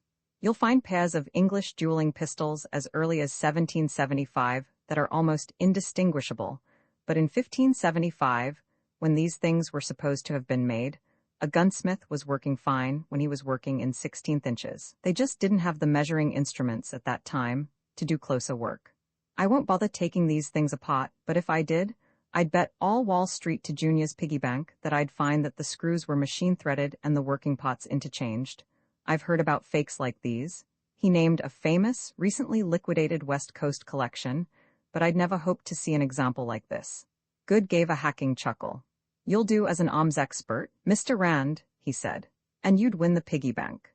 It seems that after Mr. Fleming bought them, he took them apart and found, just as you say, that the screw threads had been machine cut, and that the working pots were interchangeable from one pistol to the other. There were a lot of papers accompanying them. I have them here, purporting to show that they had been sold by some Austrian nobleman, an anti-Nazi refugee, in whose family they had been since the reign of Maximilian Roman II. They are, of course, fabrications. I looked up the family in the Almanach de Gotha. It simply never existed. At first, Mr. Fleming had been inclined to take the view that Rivers had been equally victimized with himself. However, when Rivers refused to take back the pistols and refund the purchase price, he altered his opinion. He placed them in my hands, instructing me to bring suit and also start criminal action. He was in a fearful rage about it, and swore that he'd drive Rivers out of business. However, before I could start action, Mr. Fleming was killed in that accident, and as he was the sole witness to the fact of the sale, and as none of the heirs was interested, I did nothing about it. In fact, I advised them that action against Rivers would cost the estate more than they could hope to recover in damages. He picked up one of the pistols and examined it. Now, I don't know what to do about these. Take them home and hang them over the mantel, Rand advised. If I'm going to have anything to do with selling the collection, I don't want anything to do with them. Good was peering at the ivory inlay on the underbelly of the stock. They are beautiful, and I don't care when they were made, he said. I think, if nobody else wants them, I'll do just that. Now, Mr. Rand, what had you intended doing about the collection? Well, that's what I came to see you about, Mr. Good. As I understand it, it is you who are officially responsible for selling the collection, and the proceeds would be turned over to you for distribution to Mrs. Fleming, Mrs. Dunmore, and Mrs. Vosek. Is that correct? Yes. The collection, although in the physical possession of Mrs. Fleming, is still an undistributed asset. I thought so. Rand got out Gladys Fleming's letter of authorization and handed it to Good. As you'll see by that, I was retained by, and only by, Mrs. Fleming, he said. I am assuming that her interests are identical with those of the other heirs, but I realize that this is true only to a very limited extent. It's my understanding that relations between the three ladies are not the most pleasant. Good produced a short, croaking laugh. Now there's a cautious understatement, he commented. Mr. Rand, I feel that you should know that all three hate each other poisonously. That was rather my impression. Now, I expect some trouble from Mrs. Dunmore and or Mrs. Vosek, either or both of whom are sure to accuse me of having been brought into this by Mrs. Fleming to help her defraud the others. That, of course, is not the case. They will all profit equally by my participation in this, but I'm going to have trouble convincing them of that. Yes, you will, Good agreed. Would you rather carry my authorization than Mrs. Fleming's? Yes, indeed, Mr. Good. To tell the truth, that was why I came here, for one reason. You will not be obligated in any way by authorizing me to act as your agent. I'm getting my fee from Mrs. Fleming, but I would be obligated to represent her only as far as her interests did not improperly conflict with those of the other heirs, and that's what I want made clear. Good favored the detective with a saurian smile. You're not a lawyer, too, Mr. Rand? He asked. Well, I am a member of the bar in the state of Mississippi, though I never practiced, Rand admitted. Instead of opening a law office, I went into the FBI in 1935 and then opened a private agency a couple of years later. But if I had to, which God forbid, I could go home tomorrow and hang out my shingle. You seem to have had quite an eventful career, Good remarked, with a queer combination of envy and disapproval. I understand that, until recently, you were an officer in the Army Intelligence, too. I'll have your authorization to act for me made out immediately, to list and appraise the collection, and to negotiate with prospective purchasers. And by the way, he continued, did I understand you to say that you had heard some of these silly rumors to the effect that Lane Fleming had committed suicide? Oh, that's what's always heard, under the circumstances. Rand shrugged. A certain type of sensation-loving mind, Mr. Rand, there is not one scintilla of truth in any of these scurrilous stories. Good declared, pumping up a fine show of indignation. The Premix Company is in the best possible financial condition. A glance at its books or at its last financial statement would show that. I ought to know. I'm chairman of the board of directors. Just because there was some talk of retrenchment shortly before Mr. Fleming's death. Oh, no responsible person pays any attention to that sort of talk. Rand comforted him. My armed guard and armored car service brings me into contact with a lot of the local financial crowd. None of them is taking these rumors seriously. Well, of course, nobody wants the responsibility of starting a panic, even a minor one, but people are talking, and it's hurting Premix on the market. Good gloomed. And now, people will hear of Mrs. Fleming's having retained you, and will assume, just as I did at first, that you are making some kind of an investigation. I hope you will make a prompt denial, if you hear any talk like that. He pressed a button on his desk. And now, I'll get a letter of authorization made out for you, Mr. Rand. Roman Fa Stephen Gresham was in his early 60s, but he could have still worn his World War I uniform without anything giving at the seams, and buckled the old Sam Brown at the same hole. As Rand entered, he rose from behind his desk and advanced, smiling cordially. "Why, hello, Jeff." He greeted the detective, grasping his hand hotly. "You haven't been around for months. What have you been doing, and why don't you come out to Rosemont to see us?" Dot and Irene were wondering what had become of you. "I'm afraid I've been neglecting too many of my old friends lately," Rand admitted, sitting down and getting his pipe out. "Been busy as the devil. Fact is, it was business that finally brought me around here. I understand that you and some others are forming a pool to buy the Lane Fleming collection." "Yes." Gresham became enthusiastic. "Want in on it? I'm sure the others would be glad to have you in with us. We're going to need all the money we can scrape together, with this damned Rivers bidding against us." "I'm afraid you will at that, Stephen," Rand told him. "And not necessarily on account of Rivers. You see, the Fleming estate has just employed me to expedite the collection and handle the sale for them." Rand got his pipe lit and drawing properly. "I hate doing this to you, but you know how it is." "Oh, of course. I should have known they'd get somebody like you in to sell the collection for them. Humphrey Good isn't competent to handle that. What we were all afraid of was a public auction at some sales gallery." Rand shook his head. "Worst thing they could do, a collection like that would go for peanuts at auction. Remember the big sales in the 20s? Why, here, I'm going to be in Rosemont, staying at the Fleming place, working on the collection, for the next week or so. I suppose your crowd wouldn't want to make an offer until I have everything listed, but I'd like to talk to your associates in a group as soon as possible." "Well, we all know pretty much what's in the collection," Gresham said.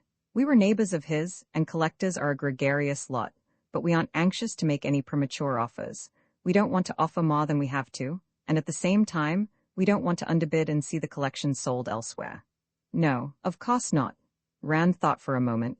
"Tell you what, I'll give you and your friends the best break I can in fairness to my clients. I'm not obliged to call for sealed bids or anything like that, so when I've heard from everybody, I'll give you a chance to bid against the highest offer in hand. If you want to top it, you can have the collection for any kind of an overbid that doesn't look too suspiciously nominal." "Why, Jeff, I appreciate that," Gresham said. "I think you're entirely within your rights, but naturally, we won't mention this outside. I can imagine Arnold Rivers, for instance, taking a very righteous view of such an arrangement." "Yes, so can I. Of course, if he'd call me a crook, I'd take that as a compliment," Rand said.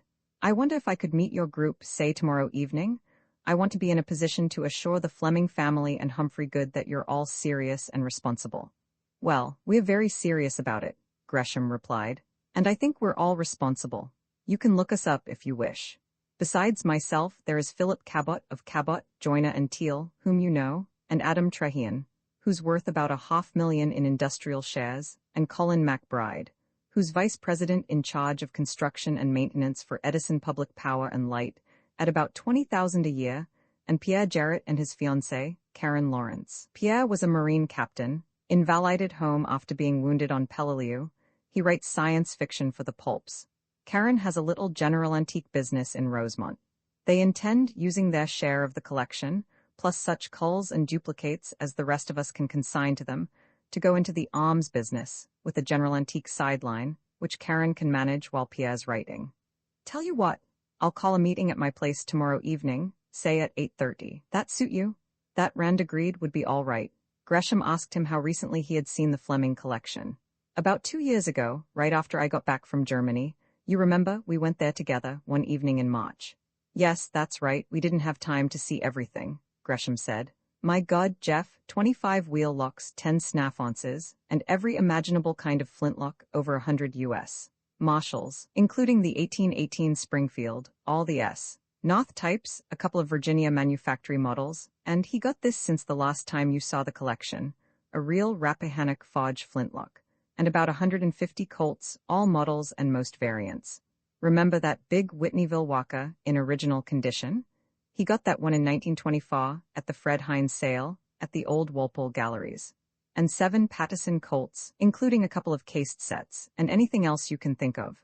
a Hall flintlock breechloader, an Alicia Collier flintlock revolver, a pair of Forsyth detonator-lock pistols. Oh, that's a collection to end collections.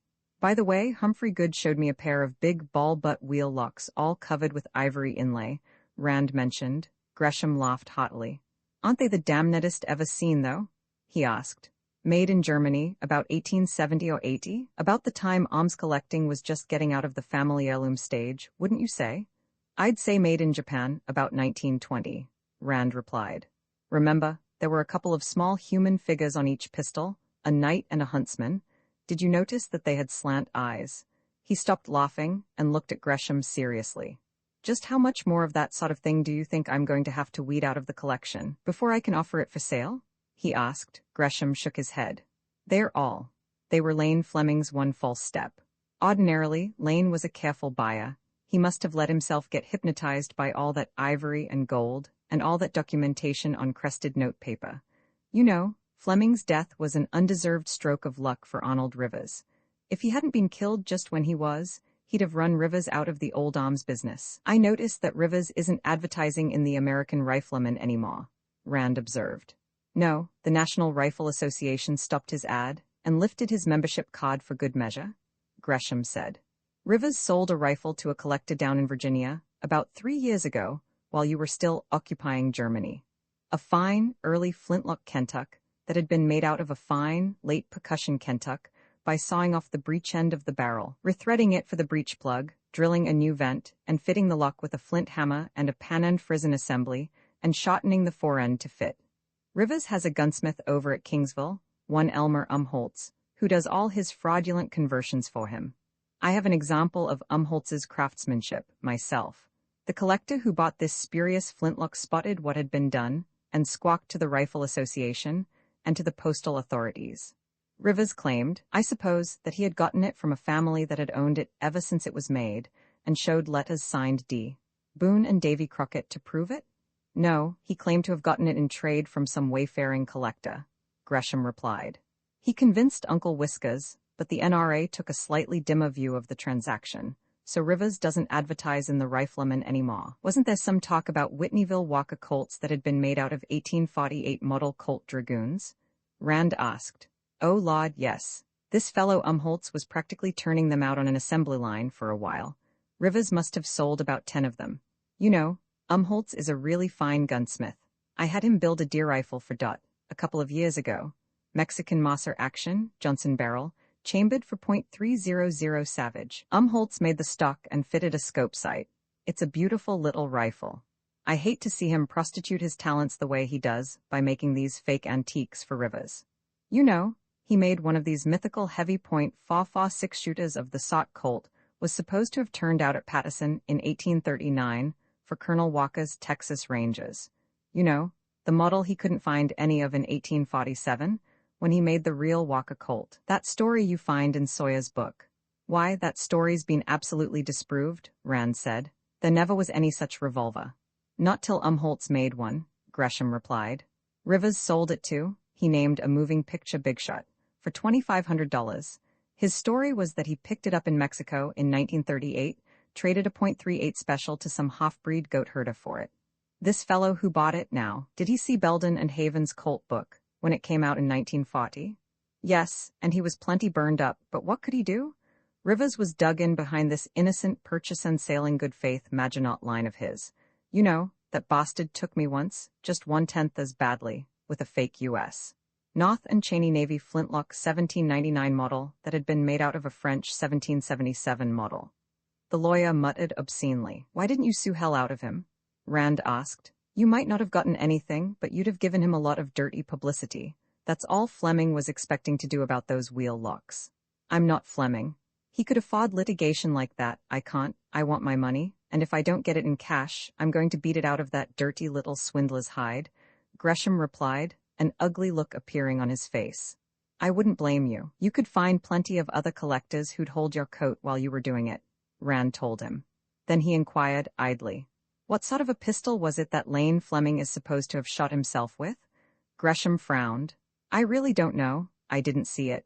It's supposed to have been a Confederate Leech and Rigdon .36, you know, one of those imitation Colt Navy models that were made in the South during the Civil War. Rand nodded. He was familiar with the type. The story is that Fleming found it hanging back of the counter at some roadside lunch stand, along with a lot of other old pistols, and talked the proprietor into letting it go for a few dollars. Gresham continued. It was supposed to have been loaded at the time, and went off while Fleming was working on it at home. He shook his head. I can't believe that, Jeff. Lane Fleming would know a loaded revolver when he saw one. I believe he deliberately shot himself, and the family faked the accident and fixed the authorities. The police never made any investigation, it was handled by the coroner alone. And our coroner, out in Scott County, is eminently fixable if you go about it right. A pitiful little nonentity with a tremendous inferiority complex. But good Lord, why? Rand demanded. I never heard of Fleming having any troubles worth killing himself over. Gresham lowered his voice. Jeff, I'm not supposed to talk about this, but the fact is that I believe Fleming was about to lose control of the Premix Company, he said. I have, well, sources of inside information. This is in confidence, so don't quote me, but certain influences were at work inside the company toward that end. He inspected the tip of his cigar and knocked off the ash into the tray at his elbow. Lane Fleming's death is on record as accidental, Jeff. It's been written off as such. It would be a great deal better for all concerned if it were left at that. V. Rand drove slowly through Rosemont the next day, refreshing his memory of the place.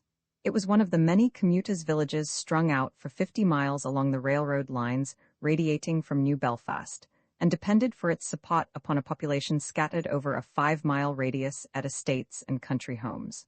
Obviously a planned community, it was dominated by a gray-walled, green-roofed railroad station which stood on its passenger platform, like a captain, in front of 4 platoons of gray-walled, green-roofed houses and stores aligned along as many converging roads. There was a post office, uniform with the rest of the buildings. An excessive quantity of aluminum trimming dated it somewhere in the Middle Andrew W. Mellon period. There were 4 gas stations, a movie theater, and a Woolworth store with a red front that made it look like some painted hussy who had wandered into a Quaker meeting. Over the door of one of the smallest stores, Rand saw a black-lettered white sign, Antiques. There was a smoke-gray Plymouth coupe parked in front of it. Instead of turning onto the road to the Fleming estate, he continued along Route 19 for a mile or so beyond the village, until he came to a red-brick pseudo-colonial house on the right. He pulled to the side of the road and got out, turning up the collar of his trench coat. The air was raw and damp, doubly unpleasant after the recent unseasonable warmth. An apathetically persistent rain sogged the seedling-dotted old fields on either side, and the pine woods beyond, and a high ceiling of unbroken dirty gray gave no promise of clearing. The mournful hoot of a distant locomotive whistle was the only sound to pierce the silence. For a moment, Rand stood with his back to the car, looking at the gallows-like sign that proclaimed this to be the business place of Arnold Rivers, fine antique and modern firearms for the discriminating collector. The house faced the road with a long side. At the left, a porch formed a continuation under a deck roof, and on the right, an L had been built at right angles, extending 30 feet toward the road. Although connected to the house by a shed roof, which acquired a double pitch and became a gable roof where the L projected forward, it was, in effect, a separate building, with its own front door and its own door path. Its floor level was about 4 feet lower than that of the parent structure. A Fibber-McGee door chime clanged as Rand entered. Closing the door behind him, he looked around. The room, some 20 feet wide and 50 long, was lighted by an almost continuous row of casement windows on the right and another on the left for as far as the L extended beyond the house. They were set high, a good 5 feet from lower sill to floor, and there was no ceiling. The sloping roof was supported by bare timber rafters. Racks lined the walls under the windows, holding long guns and swords. The pistols and daggers and other small items were displayed on a number of long tables. In the middle of the room, glaring at the front door, was a brass 4-pounder on a ship's carriage. A Philippine lantaka, muzzle tilted upward, stood beside it. Where the L joined the house under the shed roof, there was a fireplace and a short flight of steps to a landing and a door out of the dwelling, and some furniture. A davenport, 3 or 4 deep chairs facing the fire, a low cocktail table, a cellarette, and in the far corner, a big desk. As Rand went toward the rear, a young man rose from one of the chairs, laid aside a magazine, and advanced to meet him. He didn't exactly harmonize with all the lethal array around him. He would have looked more at home, presiding over an establishment devoted to ladies' items. His costume ran to pastel shades, he had large and soulful blue eyes and prettily dimpled cheeks, and his longish blonde hair was carefully desorted into a windblown effect. "Oh, good afternoon," he greeted. "Is there anything in particular you're interested in, or would you like to just look about?" "Mostly look about," Rand said. "Is Mr. Rivers in?" "Mr. Rivers is having luncheon. He'll be finished before long if you care to wait. Have you ever been here before?" "Not for some time," Rand said. "When I was here last, there was a young fellow named Jordan, or Gordon, or something like that." "Oh, he was before my time." The present functionary introduced himself as Cecil Gillies. Rand gave his name and shook hands with him. Young Gillies wanted to know if Rand was a collector. "In a small way. General pistol collector," Rand told him. "Have you many Colts now?" There was a whole table devoted to Colts. No spurious Whitneyville walkers, after all. A dealer can sell just so many of such top-draw rarities before the finger of suspicion begins leveling itself in his direction, and Arnold Rivers had long ago passed that point. There were several of the commoner percussion models, however, with lovely, perfect bluing that was considerably darker than that applied at the Colt factory during the 50s and 60s of the last century. The silver plating on backstraps and trigger guards was perfect, too, but the naval battle and stagecoach hold-up engravings on the cylinders were far from clear. In one case, completely obliterated. The cylinder of one 1851 Navy bore serial numbers that looked as though they had been altered to conform to the numbers on other parts of the weapon. Many of the Colts, however, were entirely correct, and all were in reasonably good condition. Rand saw something that interested him and picked it up. "That isn't a real Colt," the exquisite Mr. Gillies told him. "It's a Confederate copy, a Leech and Rigdon." "So I see. I have a Griswold and Grier, but no Leech and Rigdon." "The Griswold and Grier, that's the one with the brass frame?" Cecil Gillies said. "Surprising how many collectors think all Confederate revolvers had brass frames because of the Griswold and Grier and the Spiller and Burr." "That's an unusually fine specimen, Mr. Rand." "Mr. Rivers got it sometime in late December or early January, from a gentleman in Charleston, I understand. I believe it had been carried during the Civil War by a member of the former owner's family." Rand looked at the tag tied to the trigger guard. It was marked, in lettercode, with 3 different prices. That was characteristic of Arnold Rivers's business methods. "How much does Mr. Rivers want for this?" he asked, handing the revolver to young Gillies. The clock mentally decoded the 3 prices and vacillated for a moment over them. He had already appraised Rand, from his $20 Stetson past his Burberry trench coat to his English hand-sewn shoes, and placed him in the pay-dirt bracket. However, from some remarks Rand had let drop, he decided that this customer knew pistols, and probably knew values. "Why, that is $60, Mr. Rand," he said, with the air of one conferring a benefaction. Maybe he was, at that, Rand decided. Prices had jumped like the very devil since the war. "I'll take it." He dug out his billfold and extracted 3 20s. "Nice, clean condition. Clean it up yourself?" "Why, no. Mr. Rivers got it like this. As I said, it's supposed to have been a family heirloom, but from the way it's been cared for, I would have thought it had been in a collection," the clock replied. "Shall I wrap it for you?" "Yes, if you please." Rand followed him to the rear, laying aside his coat and hat. Gillies got some heavy paper out of a closet and packaged it, then hunted through a card file in the top drawer of the desk, until he found the card he wanted. He made a few notes on it and was still holding it and the $60 when he rejoined Rand by the fire. In spite of his effeminate appearance and over-refined manner, the young fellow really knew arms. The conversation passed from Confederate revolvers to the arms of the Civil War in general, and they were discussing the changes in tactics occasioned by the introduction of the revolver and the repeating carbine when the door from the house opened and Arnold Rivers appeared on the landing. He looked older than when Rand had last seen him. His hair was thinner on top and grayer at the temples. Never particularly robust, he had lost weight, and his face was thinner and more hollow-cheeked. His mouth still had the old curve of supercilious insolence, and he was still smoking with the 6-inch carved ivory cigarette holder, which Rand remembered. He looked his visitor over carefully from the doorway, decided that he was not soliciting magazine subscriptions or selling fuller brushes, and came down the steps. As he did, he must have recognized Rand. He shifted the cigarette holder to his left hand and extended his right. "Mr. Rand, isn't it?" he asked. "I thought I knew you. It's been some years since you've been around here." "I've been a lot of places in the meantime," Rand said. You were here last in October 41, weren't you? Rivers thought for a moment. You bought a Highlander then. By Alexander Murdoch of Down, wasn't it?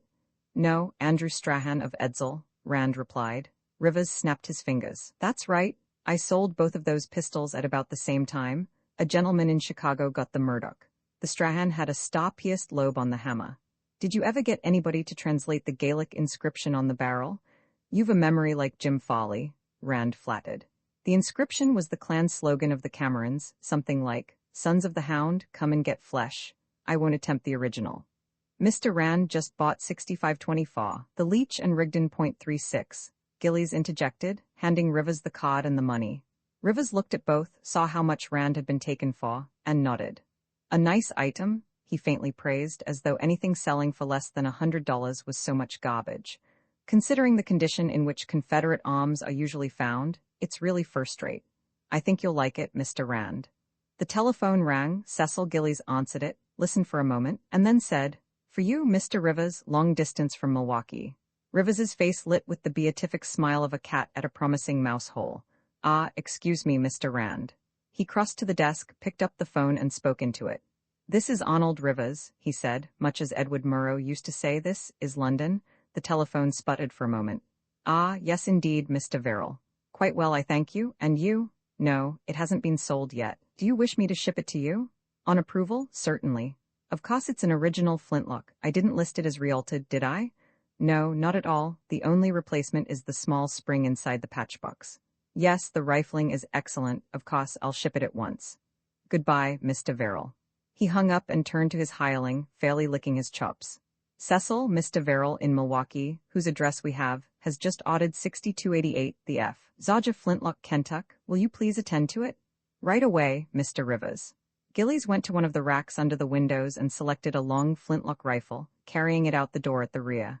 I issued a list a few days ago, Rivers told Rand. When Cecil comes back, I'll have him get you a copy. I've been receiving calls ever since. This is the 12th long-distance call since Tuesday. Business must be good, Rand commented. I understand you've offered to buy the Lane Fleming collection for $10,000. Where did you hear that? Rivers demanded, looking up from the drawer in which he was filing the card on the Leach and Rigdon. From Mrs. Fleming. Rand released a puff of pipe smoke and watched it draw downward into the fireplace. I've been retained to handle the sale of that collection. Naturally, I'd know who was offering how much. Rivers's eyes narrowed. He came around the desk, loading another cigarette into his holder. And just why, might I ask, did Mrs. Fleming think it in order to employ a detective in a matter like that? He wanted to know. Rand let out more smoke. She didn't. She employed an arms expert, a Colonel Jefferson Davis Rand, USA, ORC, who is a well-known contributor to the American Rifleman and the Rifleman and Antiques and the Old Gun Report. You've read some of his articles, I believe. Then you're not making an investigation. What in the world is there to investigate? Rand asked. I'm just selling a lot of old pistols for the Fleming estate. I thought Fred Dunmore was doing that. So did Fred. You're both wrong, though. I am. He got out Good's letter of authorization and handed it to Rivers, who read it through twice before handing it back. You see anything in that about Fred Dunmore, or any of the other relatives-in-law? He asked. Well, I didn't understand. I'm glad to know what the situation really is. Rivers frowned. I thought you were making some kind of an investigation, and as I'm the only party making any serious offer to buy those pistols, I wanted to know what there was to investigate. Do you consider $10,000 to be a serious offer? Rand asked. And aren't you forgetting Stephen Gresham and his friends? Oh, those people? Rivers scoffed.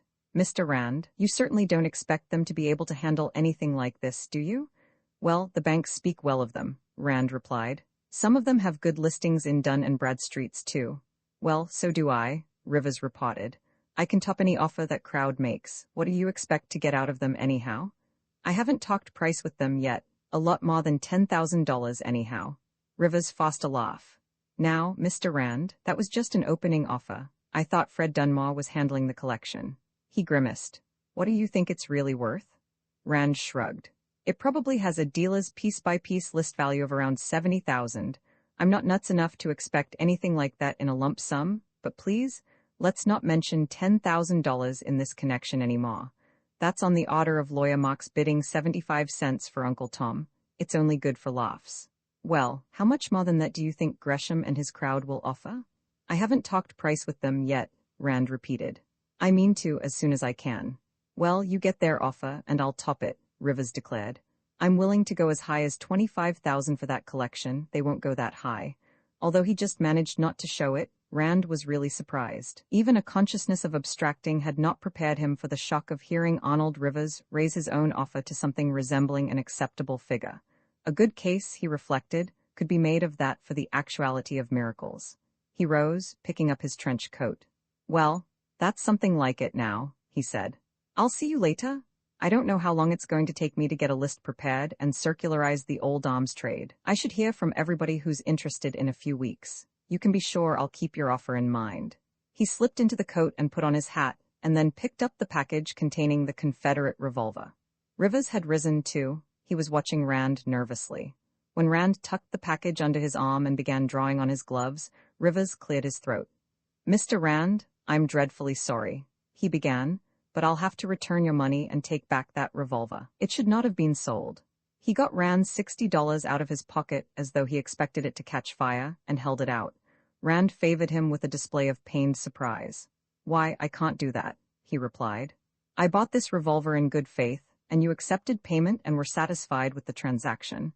The sale's been made now. Rivers seemed distressed. It was probably the first time he had ever been on the receiving end of that routine, and he didn't like it. Now you're being unreasonable, Mr. Rand, he protested. Look here, I'll give you $75 credit on anything else in the shop. You certainly can't find fault with an offer like that. I don't want anything else in the shop. I want this revolver you sold me. Rand gave him a look of supercilious insolence that was at least a 200% improvement on Rivers at his most insolent. You know, I'll begin to acquire a poor idea of your business methods before long, he added. Rivers laughed ruefully. Well, to tell the truth, I just remembered a customer of mine who specializes in Confederate arms who would pay me at least $80 for that item, he admitted. I thought? Rand shook his head. I have a special fondness for Confederate arms myself. One of my grandfathers was in Mosby's Rangers, and the other was with Barksdale, to say nothing of about a dozen great-uncles and so on. Well, you're entirely within your rights, Mr. Rand, Rivers conceded. I should apologize for trying to renege on a sale, but, well, I hope to see you again soon. He followed Rand to the door, shaking hands with him. Don't forget, I'm willing to pay anything up to $25,000 for the Fleming collection. V.I. the Fleming butler, Walters, Rand remembered Gladys Fleming having called him, became apologetic upon learning who the visitor was. Forgive me, Colonel Rand, but I'm afraid I must put you to some inconvenience, sir, he said. You see, we have no chauffeur at present, and I don't drive very well myself. Would you object to putting up your own car, sir? The garage is under the house at the rear. Just follow the driveway around. I'll go through the house and meet you there for the luggage. I'm dreadfully sorry to put you to the trouble, but, oh, that's all right, Rand comforted him. Just as soon do it myself now, anyhow. I expect to be in and out with the car while I'm here, and I'd better learn the layout of the garage now. You may back in, sir, or drive straight in and back out, the butler told him. One way's about as easy as the other. Rand returned to his car, driving around the house. A row of doors opened out of the basement garage. Walters, who must have gone through the house on the double, was waiting for him. Having what amounted to a conditioned reflex to park his car so that he could get it out as fast as possible, he cut over to the right, jock-eyed a little, and backed in. There were already two cars in the garage, a big maroon Packard sedan and a sand-colored Packard station wagon, standing side by side. Rand put his Lincoln in on the left of the sedan. Bags in the luggage compartment, it isn't locked, he told the butler, making sure that the glove compartment where he had placed the Leach and Rigdon revolver was locked. As he got out, the servant went to the rear of the car and took out the Gladstone and the B-4 bag Rand had brought with him. If you don't mind entering the house from the rear, sir, we can go up those steps there, and through the rear hall, the butler suggested, almost as though he were making some indecent and criminal proposal. Rand told him to forget the protocol and lead the way. The butler picked up the bags and conducted him up a short flight of concrete steps to a landing and a door opening into a short hall above. An open door from this gave access to a longer hall, stretching to the front of the house, and there was a third door, closed, which probably led to the servants' domain. Rand followed his guide through the open door and into the long hall, which passed under an arch to extend to the front door. There was a door on either side, about midway to the arch under the front stairway. The one on the right was the dining room, Walters explained, and the one on the left was the library. He seemed to be still suffering from the ignominy of admitting a house guest through any but the main portal. Emerging into the front hallway, he put down the bags, took Rand's hat and coat and laid them on top of the luggage, and then went to an open doorway on the right, standing in it and coughing delicately, before announcing that Colonel Rand was here. Gladys Fleming, wearing a pale blue frock, came forward as Rand entered the parlor, her hand extended. The two other women in the big parlor remained motionless. They would be the sisters, Geraldine Vasek and Nelda Dunmore. Rand didn't wonder that they resented Gladys so bitterly. Economic considerations aside, girls seldom enthuse over a stepmother so near their own age who is so much more beautiful. "Good afternoon, Colonel Rand," Gladys said. "This is Mrs. Vasek." She indicated a very pale blonde who sat slumped in a deep chair beside a low cocktail table, a highball in her hand, and Mrs. Dunmore. She was the brunette with the full bust and hips, in the short black skirt and the tight white sweater, who was standing by the fireplace. "H-Lo." The blonde, Geraldine, smiled shyly at him. She had big blue eyes and delicately tinted rose-petal lips that seemed to be trying not to laugh at some private joke. She wasn't exactly blotto, but she had evidently laid a good foundation for a first-class jag. After all, it was only 2:30 in the afternoon. The other sister, Nelda, didn't say anything. She merely stood and stared at Rand distrustfully. Rand doubted that she ordinarily gave men the hostile eye. The full, dark red lips, the lush figure, the way she draped it against the side of the fireplace, to catch the ruddy light on her more interesting curves and bulges. There was a bimbo just made to be leered at, and she probably resented it like hell if she weren't. Rand gave them a general good afternoon, then turned to Gladys.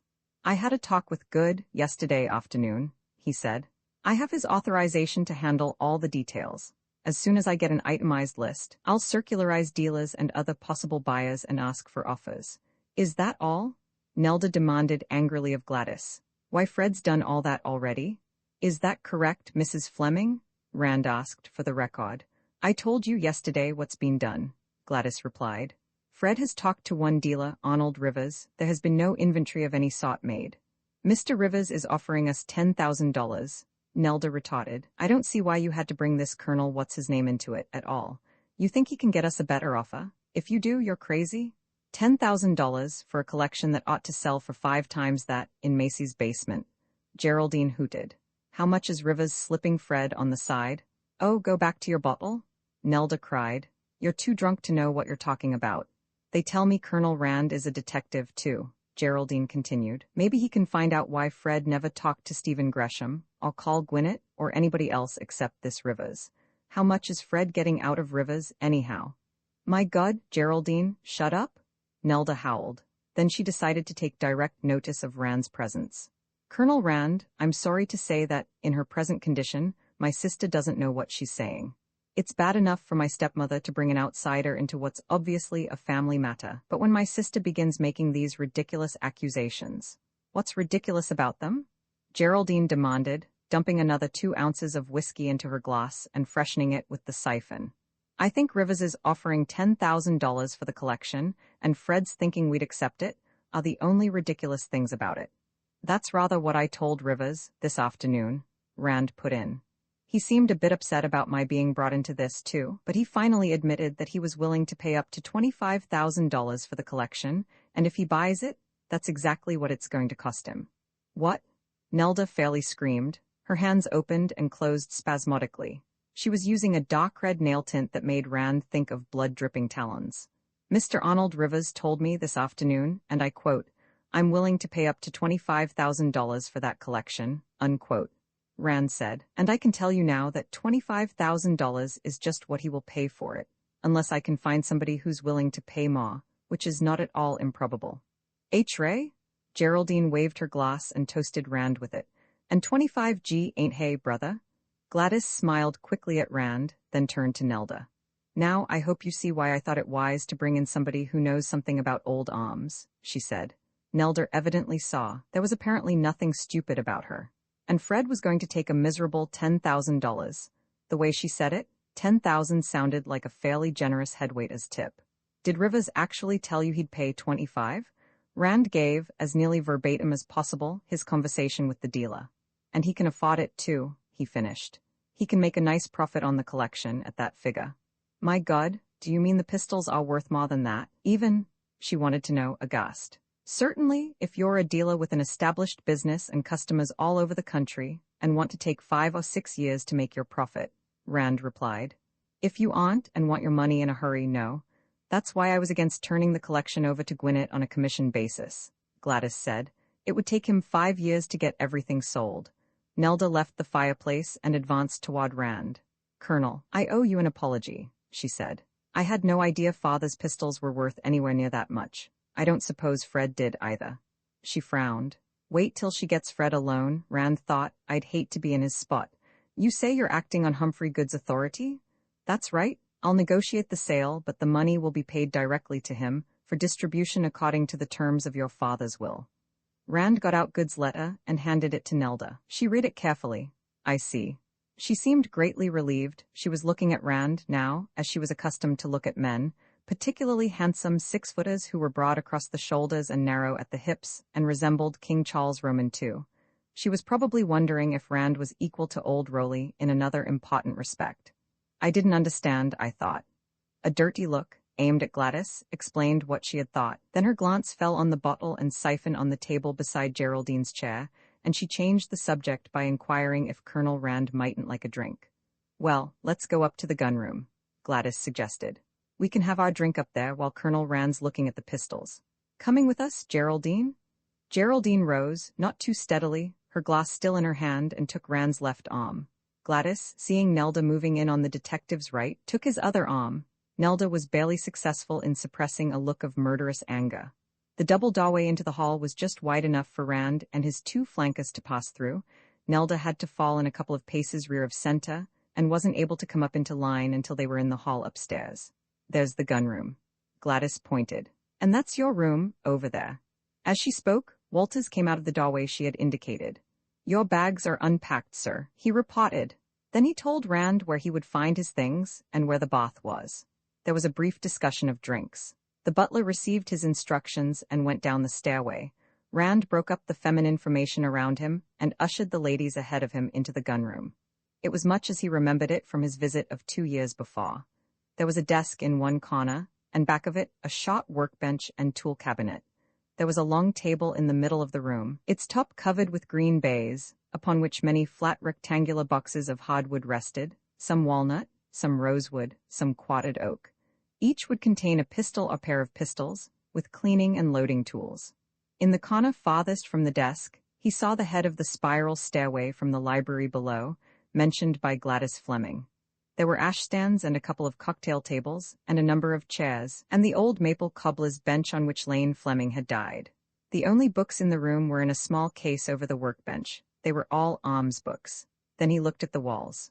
On both ends, and on the long inside wall, the pistols hung, hundreds and hundreds of them, the cream of a lifetime's collecting.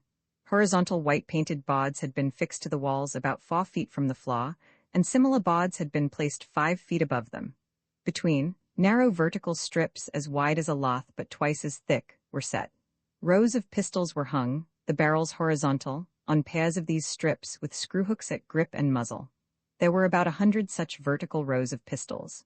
Rand was still looking at them when the butler brought in the drinks. When Gladys told the servant that that would be all, he went out, rather reluctantly, by the spiral stairs to the library. Well, what do you think of them, Colonel Rand? Gladys asked. Rand tasted his whiskey and looked around. It's one of the finest collections in the country, he said. I may even be able to find somebody who'll top Rivers's offer, but don't be disappointed if I don't. By the way, did anybody help Mr. Fleming keep this stuff clean? The room seems dry, but even so, they'd need an occasional wiping off. Oh, Walters was always in here, going over the pistols, Nelda said. He's been in here every day, lately. I wonder if you could spare him to help me a little? I'll need somebody who knows his way around here at first. Why, of course, Gladys agreed. He isn't very busy in the mornings or in the afternoons till close to dinner time. Are you going to start work today? I'll have to. I'm going to see Stephen Gresham and his associates this evening, and I'll want to know what I'm talking about. They spent about 15 minutes over their drinks talking about the collection. Rand and Gladys did most of the talking, in spite of Nelda's best efforts to monopolize the conversation. Geraldine, after a few minutes, retired into her private world and only roused herself when her sister and stepmother were about to leave. When they went out, Gladys promised to send Walters up directly. Rand heard her speaking to him at the foot of the main stairway. Roman 7. When Walters entered, Rand had his pipe lit and was walking slowly around the room, laying out the work ahead of him. Roughly, the earliest pieces were on the extreme left, on the shot north wall of the room, and the most recent ones on the right, at the south end. This was, of course, only relatively true. The pistols seemed to have been classified by type in vertical rows, and chronologically from top to bottom in each row. The collection seemed to consist of a number of intensely specialized small groups, with a large number of pistols of general types added. For instance, about midway on the long east wall, there were some 30-odd all-metal pistols, from wheel lock to percussion. There was a collection of U.S. Marshals, with 2 rows of the regulation pistols, flintlock and percussion, of foreign governments placed on the left, and the collection of Colts on the right. After them came the other types of percussion revolvers, and the later metallic cartridge types. It was an arrangement which made sense, from the arms student's point of view, and Rand decided that it would make sense to the dealers and museums to whom he intended sending lists. He would save time by listing them as they were hung on the walls. Then, there were the cases between the windows on the west wall, containing the ammunition collection, examples of every type of fixed pistol ammunition, and the collection of bullet molds and powder flasks and wheel lock spanners and assorted cleaning and loading accessories. All that stuff would have to be listed too. "I beg your pardon, sir," Walters broke in behind him. "Mrs. Fleming said that you wanted me." "Oh, yes." Rand turned. "Is this the whole thing? What's on the walls here?" "Yes, sir. There is also a wall case containing a number of modern pistols and revolvers, and several rifles and shotguns, in the room formerly occupied by Mr. Fleming, but they are not part of the collection, and they are now the personal property of Mrs. Fleming. I understand that she intends selling at least some of them, on her own account. Then, there is a quantity of ammunition and ammunition components in that closet under the workbench. Cartridges, primed cartridge shells, black and smokeless powder, cartridge primers, percussion caps, but they are not part of the collection either. I believe Mrs. Fleming wants to sell most of that too." "Well, I'll talk to her about it. I may want to buy some of the ammunition for myself," Rand said. "So I only need to bother with what's on the walls in this room? By the way, did Mr. Fleming keep any sort of record of his collection? A book or a card index or anything like that?" "Why no, sir." Walters was positive, then he hedged. "If he did, I never saw or heard of anything of the sort. Mr. Fleming knew everything in this room. I've seen him, downstairs, when somebody would ask him about something, close his eyes as though trying to visualize, and then give a perfect description of any pistol in the collection. Or else, he could enumerate all the pistols of a certain type. Say, all the Philadelphia Deringers, or all the Allen Pepperboxes, or all the Rimfire Smith and Wesson tipback types.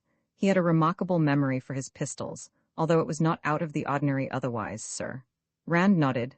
Any collector, at least, any collector who was a serious arms student, could do that, particularly if he were a good visualizer and kept his stuff in some systematic order. At the moment, he could have named and described any or all of his own modest collection of 200-odd pistols and revolvers. "I was hoping he'd kept a record," he said. "A great many collectors do, and it would have helped me quite a bit." He made up his mind to compile such a record himself when he got back to New Belfast. It would be a big help to Carter Tipton when it came time to settle his own estate, and a man on whom the Reaper has scored as many near misses as on Jeff Rand should begin to think of such things. And how about writing materials? And is there a typewriter available? There was. A cased portable was on the floor beside the workbench. Walters showed him which desk drawers contained paper and other things. There was, Rand noticed, a loaded .38 Colt Detective Special in the upper right-hand desk drawer. "And these phones?" the butler continued, indicating them. "This one is a private outside phone. It doesn't connect with any other in the house. The other is an extension. It has a buzzer. The outside phone has a regular bell." Rand thanked him for the information. Then, picking up a notepad and pencil, he started on the left of the collection, meaning to make a general list and rough approximation of value for use in talking to Gresham's friends that evening. Tomorrow, he would begin on the detailed list for use in soliciting outside offers.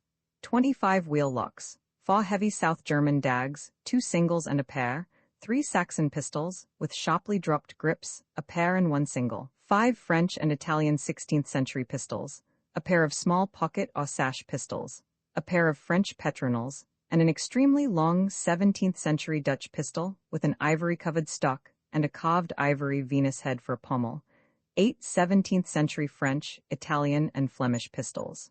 Rand noted them down and was about to pass on, then he looked sharply at one of them.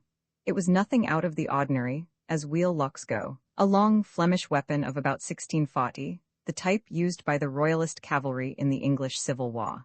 There were 2 others almost like it, but this one was in simply appalling condition. The metal was rough with rust, and apparently no attempt had been made to clean it in a couple of centuries.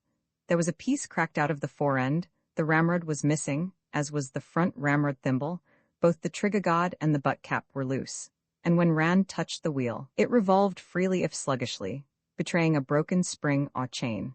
The vertical row next to it seemed to be all snaff-onces, but among them, Rand saw a pair of Turkish flintlocks. Not even good Turkish flintlocks. A pair of the sort of weapons hastily thrown together by native craftsmen or imported ready-made from Belgium for bazaar sale to gullible tourists. Among the fine examples of 17th-century Brescian gun-making above and below it, these things looked like a pair of dog patches in the Waldorf Starlight Room.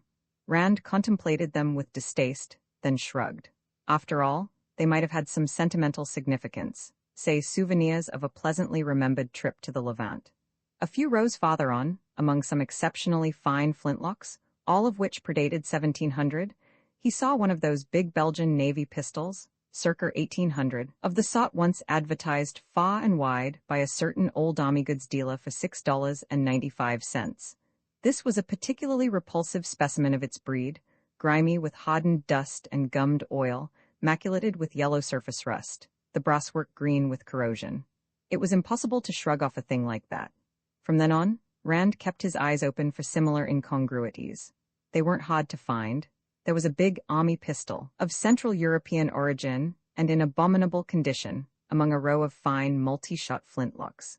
Multi-shot? Stephen Gresham had mentioned an Alicia Collier flintlock revolver. It wasn't there. It should be hanging about where this post-Napoleonic German thing was. There was no Hall breechloader either, but there was a dilapidated old Ketland. There were many such interlopers among the U.S. Marshals, an English ounce-ball cavalry pistol, a French 1777, and a French 1773, a couple Moss $6.95 bargain counter specials, a miserable altered S, North 1816. Among the Colts, there was some awful junk, including a big Spanish hinge frame .44 and a Belgian imitation of a Webley RIC model. There weren't as many Pattison Colts as Gresham had spoken of, and the Whitneyville Walker was absent. It went on like that. About a dozen of the best pistols, which Rand remembered having seen from 2 years ago, were gone, and he spotted at least 20 items which the late Lane Fleming wouldn't have hung in his backyard privy, if he'd had one. Well, that was to be expected. The way these pistols were arranged, the absence of one from its hooks would have been instantly obvious. So, as the good stuff had moved out, these disreputable changelings had moved in. You had rather a shocking experience here. In Mr. Fleming's death, Rand said over his shoulder to the butler. Oh, yes indeed, sir. Walters seemed relieved that Rand had broken the silence. A great loss to all of us, sir, and so unexpected. He didn't seem averse to talking about it and went on at some length. His story closely paralleled that of Gladys Fleming. Mr. Vosek called the doctor immediately, he said. Then Mr. Dunmore pointed out that the doctor would be obliged to notify either the coroner or the police, so he called Mr. Good, the family solicitor. That was about 20 minutes after the shot. Mr. Good arrived directly. He was here in about 10 minutes. I must say, sir, I was glad to see him. To tell the truth, I had been afraid that the authorities might claim that Mr. Fleming had shot himself deliberately. Somebody else doesn't like the smell of that accident, Rand thought. Aloud, he said. Mr. Good lives nearby then, I take it? Oh, yes, sir. You can see his house from these windows. Over here, sir. Rand looked out the window. The rain-soaked lawn of the Fleming residence ended about 100 yards to the west. Beyond it, an orchard was beginning to break into leaf, and beyond the orchard and another lawn stood a half-timbered Tudor-style house, somewhat smaller than the Fleming place. A path led down from it to the orchard, and another led from the orchard to the rear of the house from which Rand looked. Must be comforting to know your lawyer's so handy, he commented. And what do you think, Walters? Are you satisfied in your own mind that Mr. Fleming was killed accidentally? The servant looked at him seriously. No, sir, I'm not, he replied. I've thought about it a great deal since it happened, sir, and I just can't believe that Mr. Fleming would have that revolver and start working on it without knowing that it was loaded.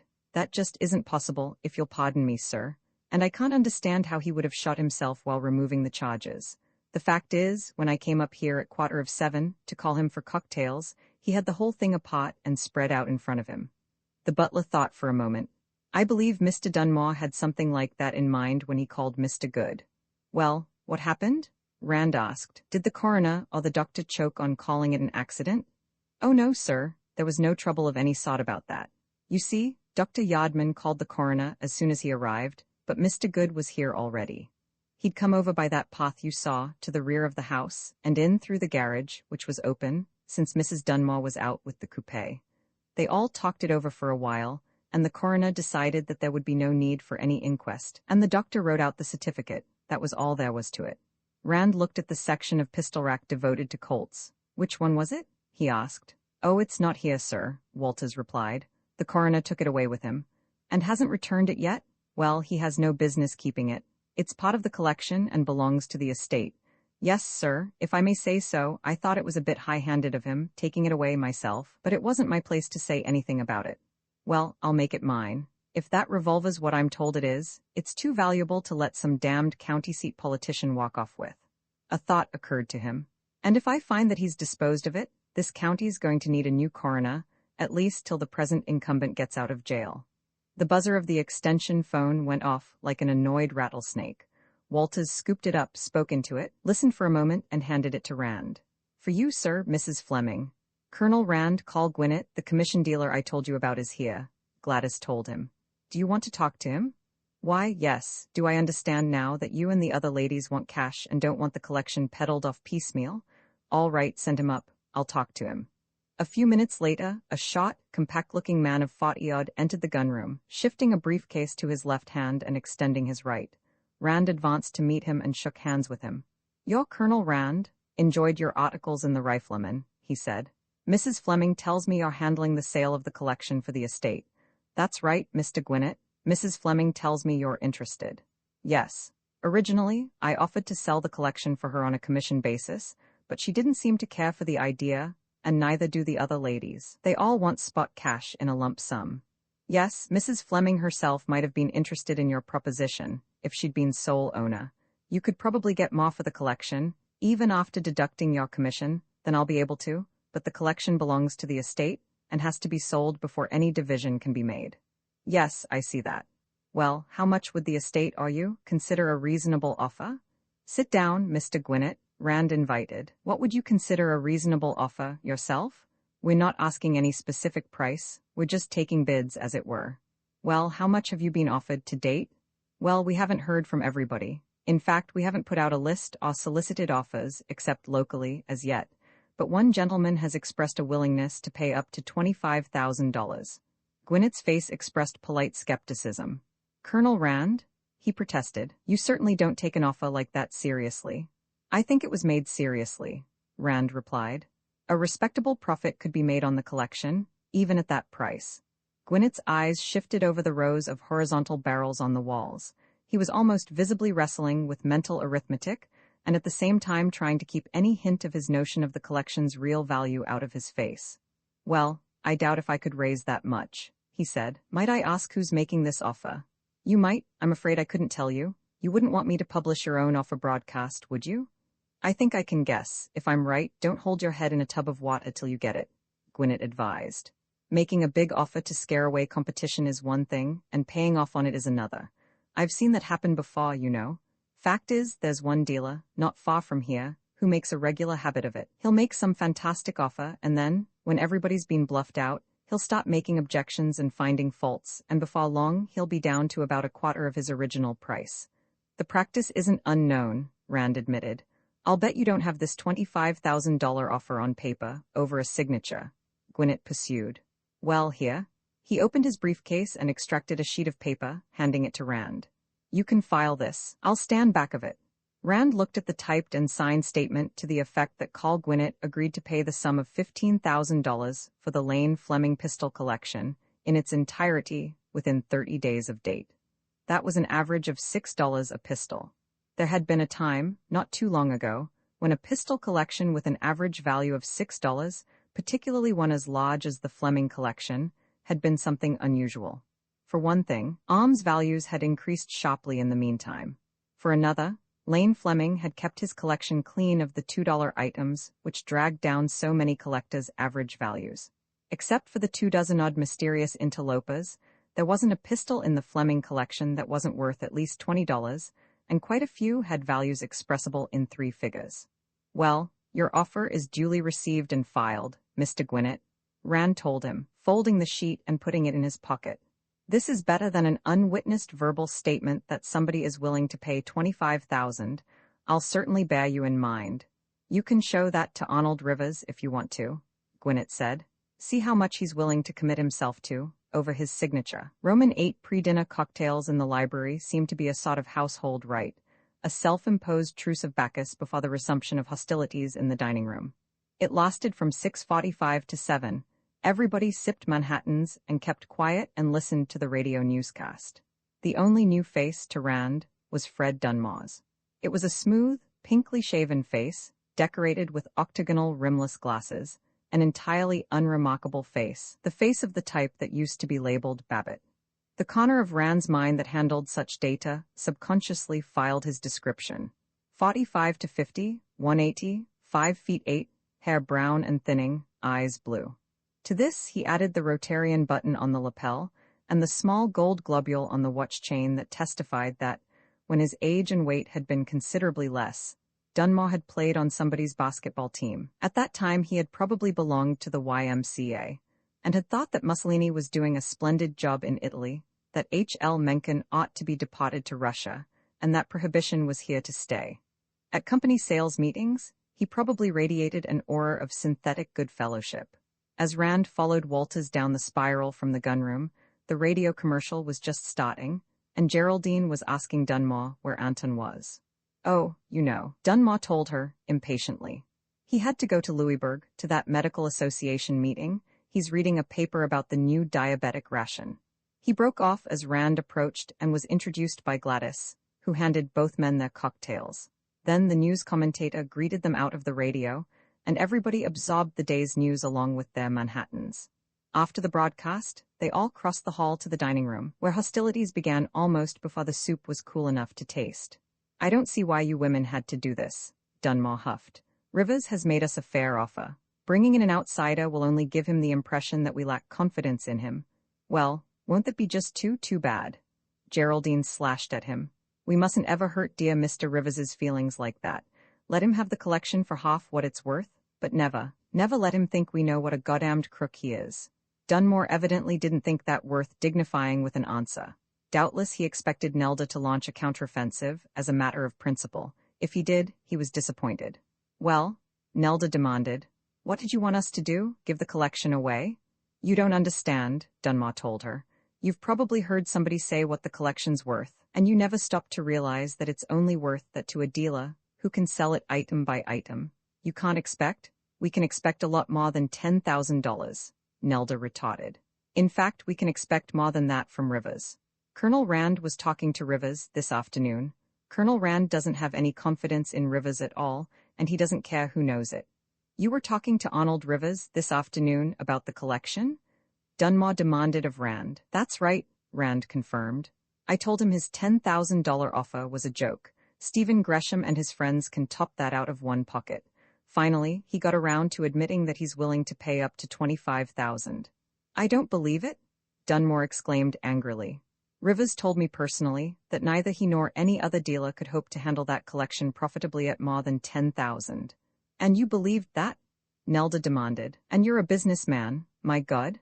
"He's probably a good one, as long as he sticks to pancake flour," Geraldine was generous enough to concede. "But about guns, he barely knows which end the bullet comes out at. 10,000 was probably his idea of what we'd think the pistols were worth." Dunmore ignored that and turned to Rand. "Did Arnold Rivers actually tell you he'd pay $25,000 for the collection?" he asked. "I can't believe that he'd raise his own offer like that." "He didn't raise his offer. I threw it out and told him to make one that could be taken seriously."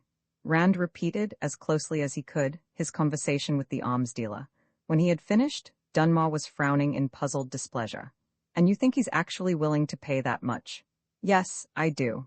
If he handles them right, he can double his money on the pistols inside of 5 years. I doubt if you realize how valuable those pistols are. You probably defined Mr. Fleming's collection as a hobby, and therefore something not to be taken seriously. And aside from the actual profit, the prestige of handling this collection would be worth a good deal to Rivers, as advertising. I haven't the least doubt that he can raise the money, or that he's willing to pay it. Dunmore was still frowning. Maybe he hated being proved wrong in front of the women of the family. And you think Gresham and his friends will offer enough to force him to pay the full amount? Rand laughed and told him to stop being naive. He's done that himself, and what's more, he knows it. When he told me he was willing to go as high as 25,000, he fixed the price. Unless somebody offers more, which isn't impossible. But maybe he's just bluffing. Dunmore seemed to be following Gwynnett's line of thought. After he's bluffed Gresham's crowd out, maybe he'll go back to his original 10,000 offer. Fred, please stop talking about that $10,000, Geraldine interrupted. How much did Rivers actually tell you he'd pay? 25,000 like he did Colonel Rand? Dunmore turned in his chair angrily. Now, look here, he shouted. There's a limit to what I've got to take from you. He stopped short as Nelda, beside him, moved slightly, and his words ended in something that sounded like a smothered moan.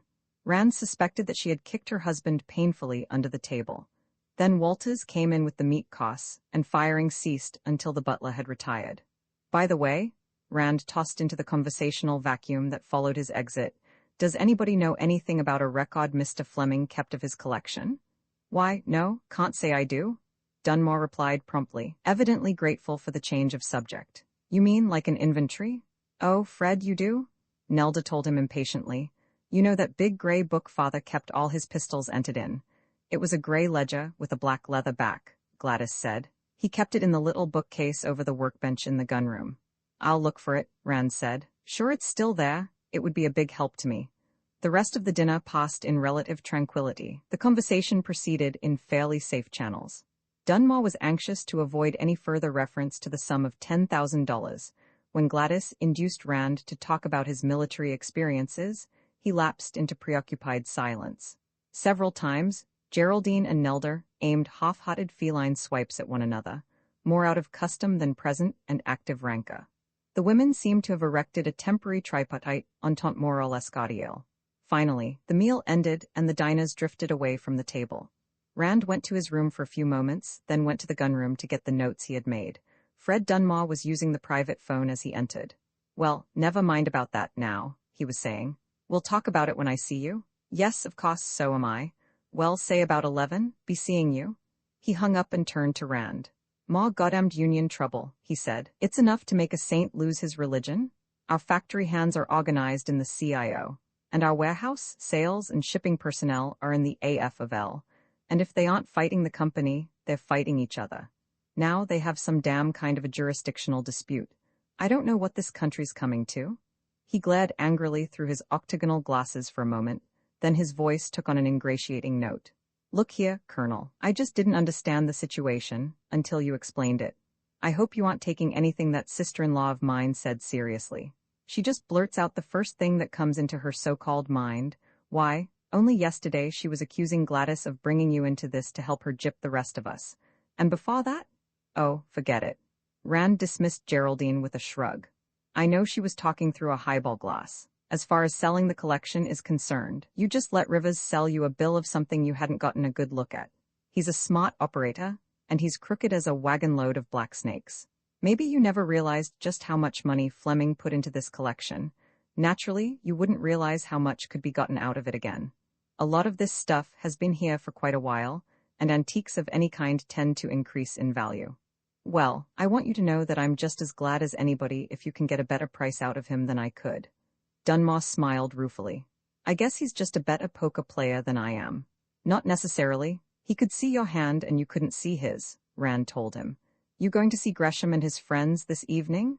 Dunmore asked.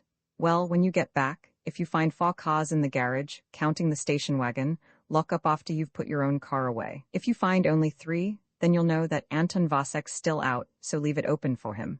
That's the way we do here. Last one in locks up. Roman 9 Rand found another car, a smoke gray Plymouth coupe, standing on the left of his Lincoln when he went down to the garage.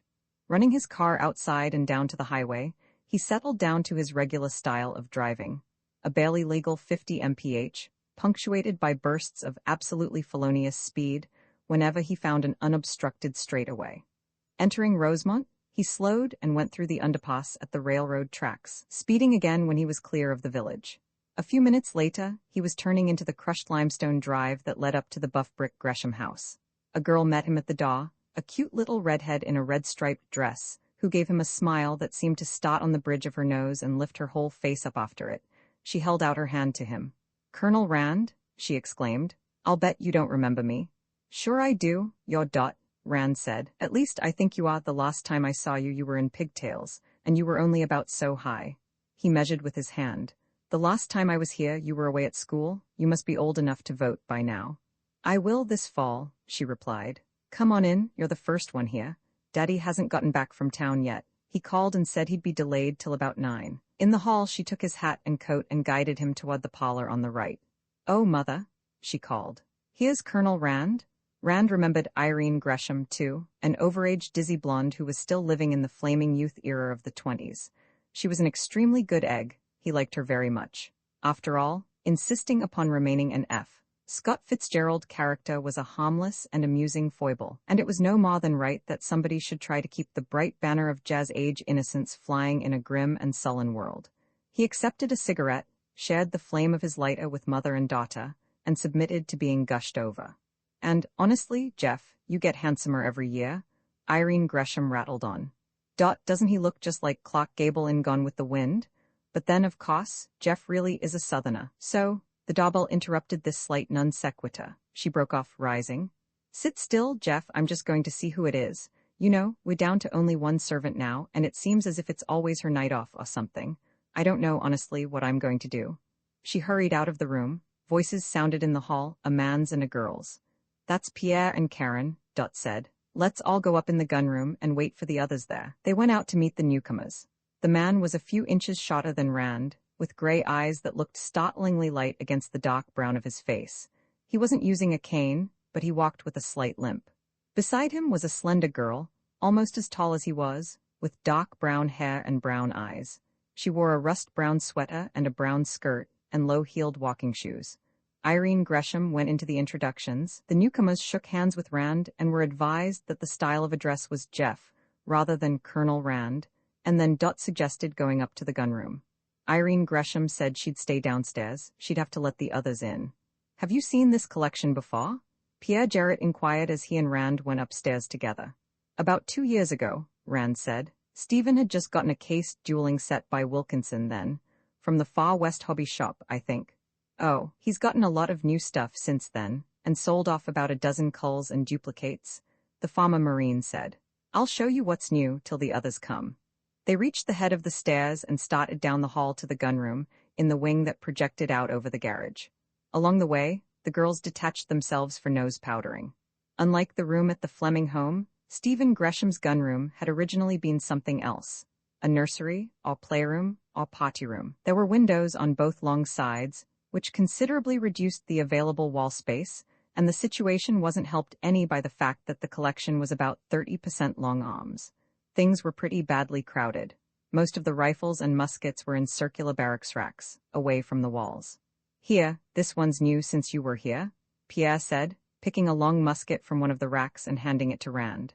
"How do you like this one?" Rand took it and whistled appreciatively. "Real European matchlock. No, I never saw that. Looks like North Italian, say 1575 to about 1600. "That musket," Pierre informed him, "came over on the Mayflower." "Really, or just a gag?" Rand asked. "It easily could have. The Mayflower Company bought their muskets in Holland from some 17th-century foreigner of Bannerman's, and Europe was full of muskets like this then, left over from the wars of the Holy Roman Empire and the French religious wars." "Yes, I suppose all their muskets were obsolete types for the period," Pierre agreed. "Well, that's a real Mayflower arm. Stephen has the documentation for it. It came from the Charles Winthrop Sawyer collection, and there were only 3 ownership changes between the last owner and the Mayflower Company. Stephen only paid $100 for it, too." "That was practically stealing," Rand said. He carried the musket to the light and examined it closely. Nice condition, too. I wouldn't be afraid to fire this with a full charge right now. He handed the weapon back. He didn't lose a thing on that deal. I should say not. I'd give him 200 for it any time. Even without the history, it's worth that. Who buys history anyhow? Rand wanted to know. The fact that it came from the Sawyer collection adds more value to it than this Mayflower business. Past ownership by a recognized authority like Sawyer is a real guarantee of quality and authenticity. But history, documented or otherwise, hell, only yesterday I saw a pair of pistols with a wonderful 350-year documented history. Only not a word of it was true. The pistols were made about 20 years ago. Those wheel locks Fleming bought from Arnold Rivers? Pierre asked. God, wasn't that a crime? I'll bet Rivers bought himself a big drink when Lane Fleming was killed. Fleming was all set to hang Rivers's scalp in his wigwam. But with Stephen, the history does count for something. As you probably know, he collects arms types that figured in American history. Well, he can prove that this individual musket was brought over by the Pilgrims, so he can be sure it's an example of the type they used. But he'd sooner have a typical Pilgrim musket that never was within 5,000 miles of Plymouth Rock than a non-typical arm brought over as a personal weapon by one of the Mayflower Company. Oh, none of us are really interested in the individual history of collection weapons, Rand said. You show me a collection that's full of known history arms, and I'll show you a collection that's either full of junk or else cost 3 times what it's worth. And you show me a collector who blows money on history, and 9 times out of 10, I'll show you a collector who doesn't know guns. I saw one such collection once. Every item had its history neatly written out on a tag and hung onto the trigger guard. The owner thought that the patent dates on Colts were model dates, and the model dates on French military arms were dates of fabrication. Pierre wrinkled his nose disgustedly. God, I hate to see a collection all fouled up with tags hung on things, he said.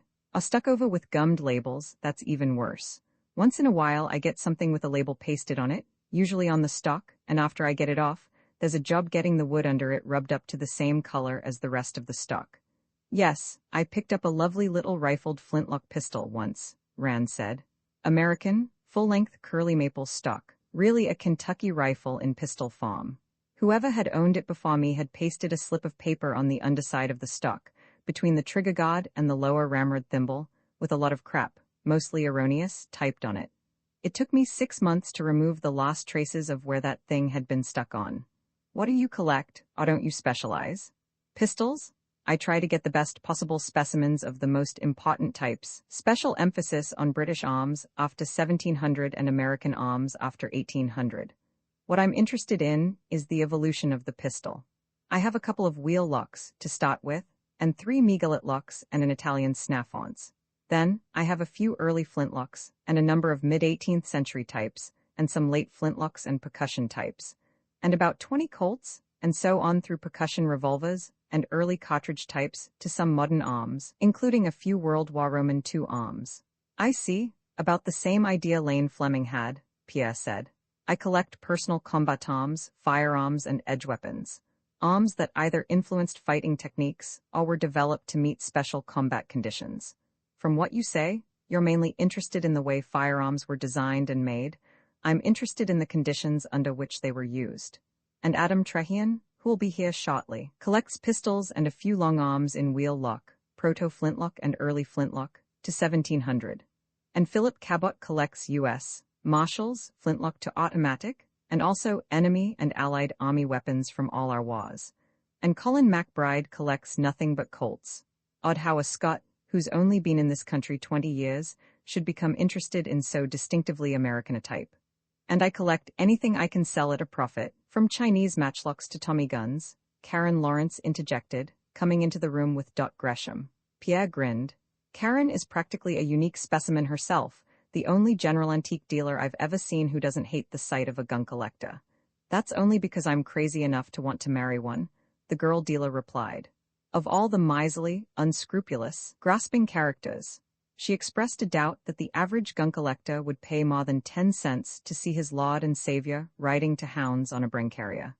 They don't give a hoot whose grandfather owned what, and if anything's battered up a little, they don't think it looks quaint, they think it looks lousy. And they've never heard of inflation. They think arms ought still to sell for the sort of prices they brought at the old Mock Field sale, back in 1911. What were you looking at? Asked Rand, then glanced at the musket in Pierre's hands. Oh, Priscilla, Karen laughed. Not only knows everything in the collection, she knows it by name. Show Colonel Rand Hesta Prynne. Hesta coming up, Gresham's daughter said, catching another musket out of the same rack from which Pierre had gotten the matchlock and passing it over to Rand. He grasped the heavy piece, approving of the easy, instinctive way in which the girl had handled it. Look on the barrel, she told him. On top, right at the breech. The gun was a flintlock, or rather, a doglock. Sure enough, stamped on the breech was the big A of the Company of Workmen Armourers of London, the 17th-century Gunmakers' Guild. That's right, he nodded. That's Hesta Prynne, all right, the first American girl to make her letter. There were footsteps in the hall outside and male voices. Adam and Colin. Pierre recognized them before they entered. Both men were past 50. Colin MacBride was a 6-foot black Highlander, black eyes, black hair, and a black weeping willow mustache, from under which a stubby pipe jutted. Except when he emptied it of ashes and refilled it, it was a permanent fixture of his weather-beaten face. Trajan was somewhat shorter and fair. His sandy mustache, beginning to turn gray at the edges, was clipped to micrometric exactness.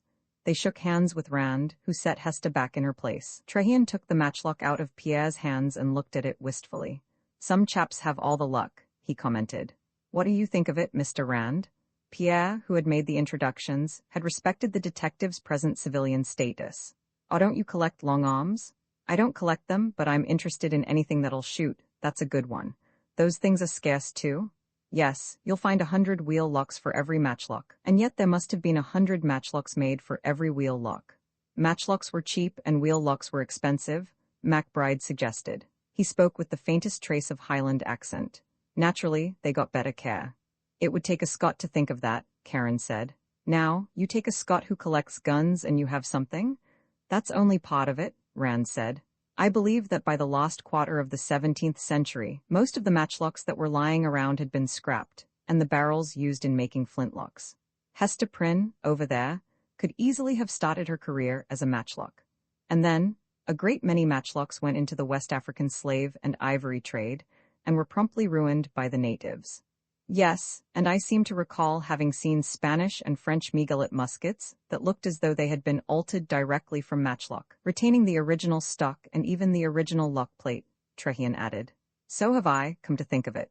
Rand stole a glance at his wristwatch. It was 9:05. He was wishing Stephen Gresham would put in an appearance.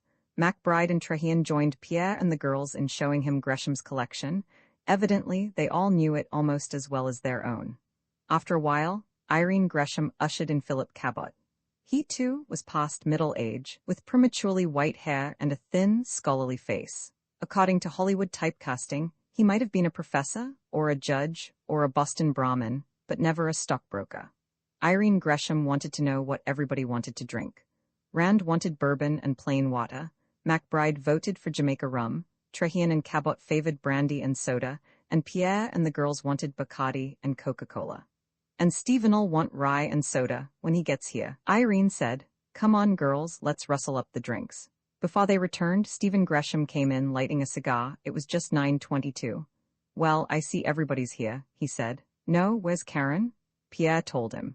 A few minutes later the women returned, carrying bottles and glasses. When the flurry of drink mixing had subsided, they all sat down. Let's get the business over first, Gresham suggested. I suppose you've gone over the collection already, Jeff? Yes, and first of all, I want to know something. When was the last that any of you saw it? Gresham and Pierre had been in Fleming's gunroom just 2 days before the fatal accident. And can you tell me if the big Whitneyville Colt was still there then? Rand asked. Or the Rappahannock Forge, or the Collier Flintlock, or the Hall? Why, of course, my God, aren't they there now? Gresham demanded. Rand shook his head. And if Fleming still had them 2 days before he was killed, then somebody's been weeding out the collection since. Doing it very cleverly, too, he added. You know how that stuff's arranged, and how conspicuous a missing pistol would be? Well, when I was going over the collection, I found about 24 pieces of the most utter trash. Things Lane Fleming wouldn't have allowed in the house, all hanging where some really good item ought to have been. He took a paper from his pocket and read off a list of the dubious items, interpolating comments on the condition, and a list of the real rarities which Gresham had mentioned the day before, which were now missing. All that good stuff was there the last time I saw the collection, Gresham said. What do you say, Pierre? I had the Hall pistol in my hands, Pierre said, and I remember looking at the Rappahannock Forge. Treherne broke in to ask how many English doglocks there were, and if the Snaffons Highlander and the big all-steel wheel lock were still there. At the same time, Cabot was inquiring about the Springfield 1818 and the Virginia Manufactory pistols. I'll have a complete, itemized list in a few days, Rand said. In the meantime, I'd like a couple of you to look at the collection and help me decide what's missing. I'm going to try to catch the thief and then get at the fence through him. Think Rivers might have gotten the pistols? Gresham asked. He's the crookedest dealer I know of. He's the crookedest dealer anybody knows of, Rand amended. The only thing, he's a little too anxious to buy the collection for somebody who's just skimmed off the cream. $10,000 isn't much in the way of anxiety, Cabot said. I'd call that a nominal bid to avoid suspicion. The dopes changed a little on that. Rand brought him up to date. Rivers's offer is now $25,000. There was a stunned hush, followed by a gust of exclamations. Good Lord, the Scots accent fairly curdled on Colin MacBride's tongue. We canna go over that. I'm afraid not. 20 would be about our limit, Gresham agreed. And with the best items gone, he shrugged. Pierre and Karen were looking at each other in blank misery. Their dream of establishing themselves in the arms business had blown up in their faces. Oh, he's talking through his hat, Cabot declared. He just hopes we'll lose interest, and then he'll buy what's left of the collection for a song. Maybe he knows the collection's been robbed, Treherne suggested. That would let him out later. He'd accuse you or the Fleming estate of holding out the best pieces, and then offer to take what's left for about $5,000. Well, that would be presuming that he knows the collection has been robbed, Cabot pointed out. And the only way he'd know that would be if he himself had bought the stolen pistols. Well, does anybody need a chaser to swallow that? Treherne counted. I'm bloody sure I don't. Karen Lawrence shook her head. No, he'd pay $25,000 for the collection, just as it stands, to keep Pierre and me out of the arms business. This end of the state couldn't support another arms dealer, and with the reputation he's made for himself, he'd be the one to go under. She stubbed out her cigarette and finished her drink. If you don't mind, Pierre, I think I'll go home. I'm not feeling very festive myself, right now. The ex-Marine rose and held out his hand to Rand. Don't get the idea, Jeff, that anybody here holds this against you. You have your client's interests to look out for. Well, if this be treason, make the most of it, Rand said. But I hope Rivers doesn't go through with it. I'd like to see you people get the collection, and I'd hate to see a lot of nice pistols like that get into the hands of a damned swindler like Rivers. Maybe I can catch him with the hot goods on him and send him up for about 3 to 5. Oh, he's too smart for that, Karen despaired. He can get away with faking, but the dumbest jury in the world would know what receiving stolen goods was, and he knows it. Dorothy and Irene Gresham accompanied Pierre and Karen downstairs. After they had gone, Gresham tried, not very successfully, to inject more life into the party with another round of drinks.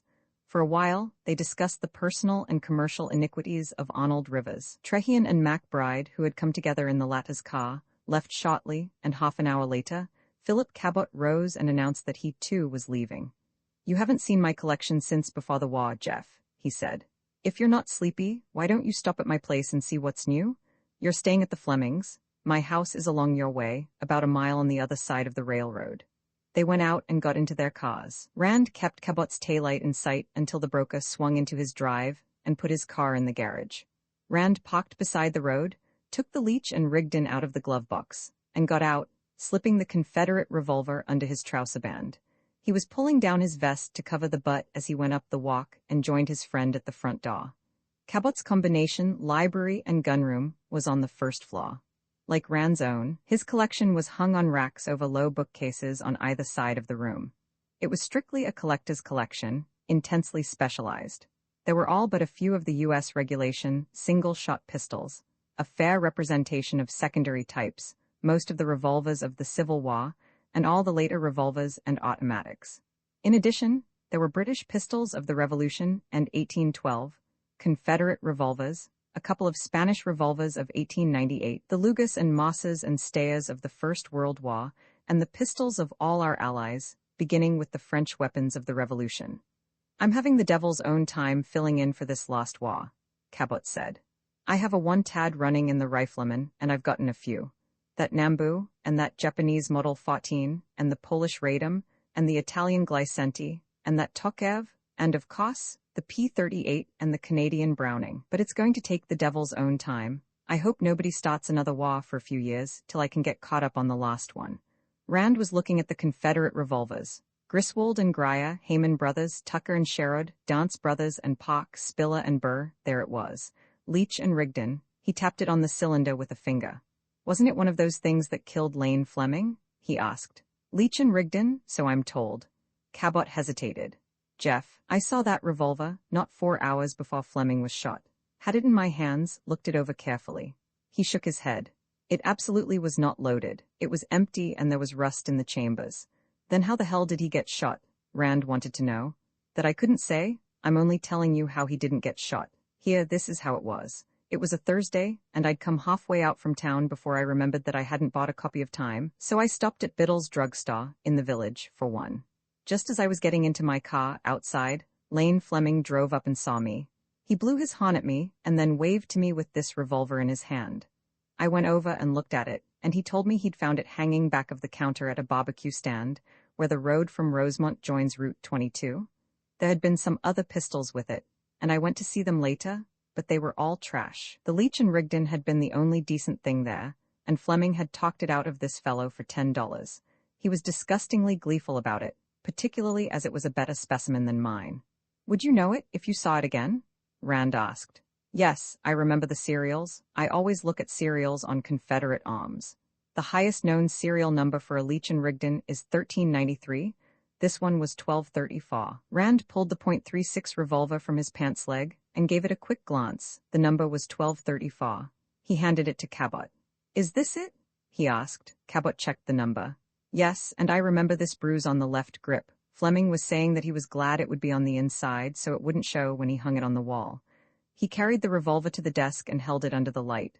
Why, this thing wasn't fired at all?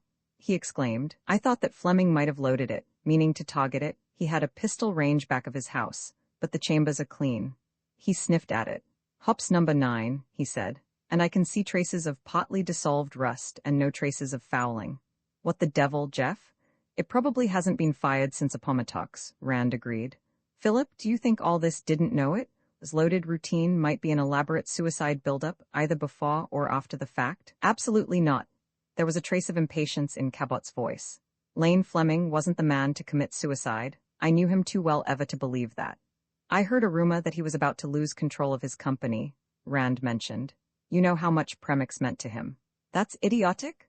Cabot's voice was openly scornful now, and he seemed a little angry that Rand should believe such a story, as though his confidence in his friend's intelligence had been betrayed. Good Lord, Jeff, where did you ever hear a yarn like that? Quote, usually well-informed sauces, unquote. Well, they were unusually ill-informed that time, Cabot replied. Take my word for it, there's absolutely nothing in it. So it wasn't an accident, and it wasn't suicide, Rand considered. Philip, what is the prognosis on this merger of Premix and National Milling and Packaging, now that Lane Fleming's opposition has been, shall we say, liquidated? Cabot's head jerked up. He looked at Rand in shocked surprise. My God, you don't think? He began. Jeff, are you investigating Lane Fleming's death? I was retained to sell the collection, Rand stated. Now, I suppose I'll have to find out who's been stealing those pistols and recover them and jail the thief and the fence. But I was not retained to investigate the death of Lane Fleming. And I do not do work for which I am not paid, he added, with mendacious literalness. I see. Well, the merge is going through. It won't be official until the 16th of May, when the Premix stockholders meet, but that's just a formality. It's all cut and dried and in the bag now. Better let me pick you up a little Premix. There's still some lying around. You'll make a little less than $4.41 on it. I'd had that in mind when I asked you about the merger, Rand said. I have about 2,000 with you, haven't I? He did a moment's mental arithmetic, then got out his checkbook. Pick me up about 100 shares, he told the broker. I've been meaning to get in on this ever since I heard about it. I don't see how you did hear about it, Cabot said. For obvious reasons, it's being kept pretty well under the hat. Rand grinned. Quote, usually well-informed sauces, unquote, not the sauces mentioned above. Jeff, you know, this damn thing's worrying me, Cabot told him, writing a receipt and exchanging it for Rand's check. I've been trying to ignore it, but I simply can't. Do you really think Lane Fleming was murdered by somebody who wanted to see this merger consummated and who knew that that was an impossibility as long as Fleming was alive? Philip, I don't know. And furthermore, I don't give a damn. Rand lied. If somebody wants me to look into it and pays me my possibly exaggerated idea of what constitutes fair compensation, I will, and I'll probably come up with Fleming's murderer, dead or alive. But until then, it is simply no epidermis off my scrotum, and I advise you to adopt a similar attitude. They changed the subject then to the variety of pistols developed and used by the opposing nations in World War II, and the difficulties ahead of Cabot in assembling even a fairly representative group of them. Rand promised to mail Cabot a duplicate copy of his list of the letter code symbols used by the Nazis to indicate the factories manufacturing arms for them, as well as copies of some old wartime intelligence dope on enemy small arms. At a little past 1, he left Cabot's home and returned to the Fleming residence. There were 4 cars in the garage. The Packard sedan had not been moved, but the station wagon was facing in the opposite direction. The gray Plymouth was in the space from which Rand had driven earlier in the evening, and a black Chrysler Imperial had been run in on the left of the Plymouth. He put his own car in on the right of the station wagon, made sure that the Leech and Rigdon was locked in his glove box, and closed and locked the garage doors. Then he went up into the house, through the library, and by the spiral stairway to the gunroom. The garage had been open, he recalled, at the time of Lane Fleming's death. The availability of such an easy means of undetected ingress and egress threw the suspect field wide open. Anybody who knew the habits of the Fleming household could have slipped up to the gunroom, while Vasek was in his lab, Dunmore was in the bathroom, and Gladys and Geraldine were in the parlor. As he crossed the hall to his own room, Rand was thinking of how narrowly Arnold Rivers had escaped a disastrous lawsuit and criminal action by the death of Lane Fleming.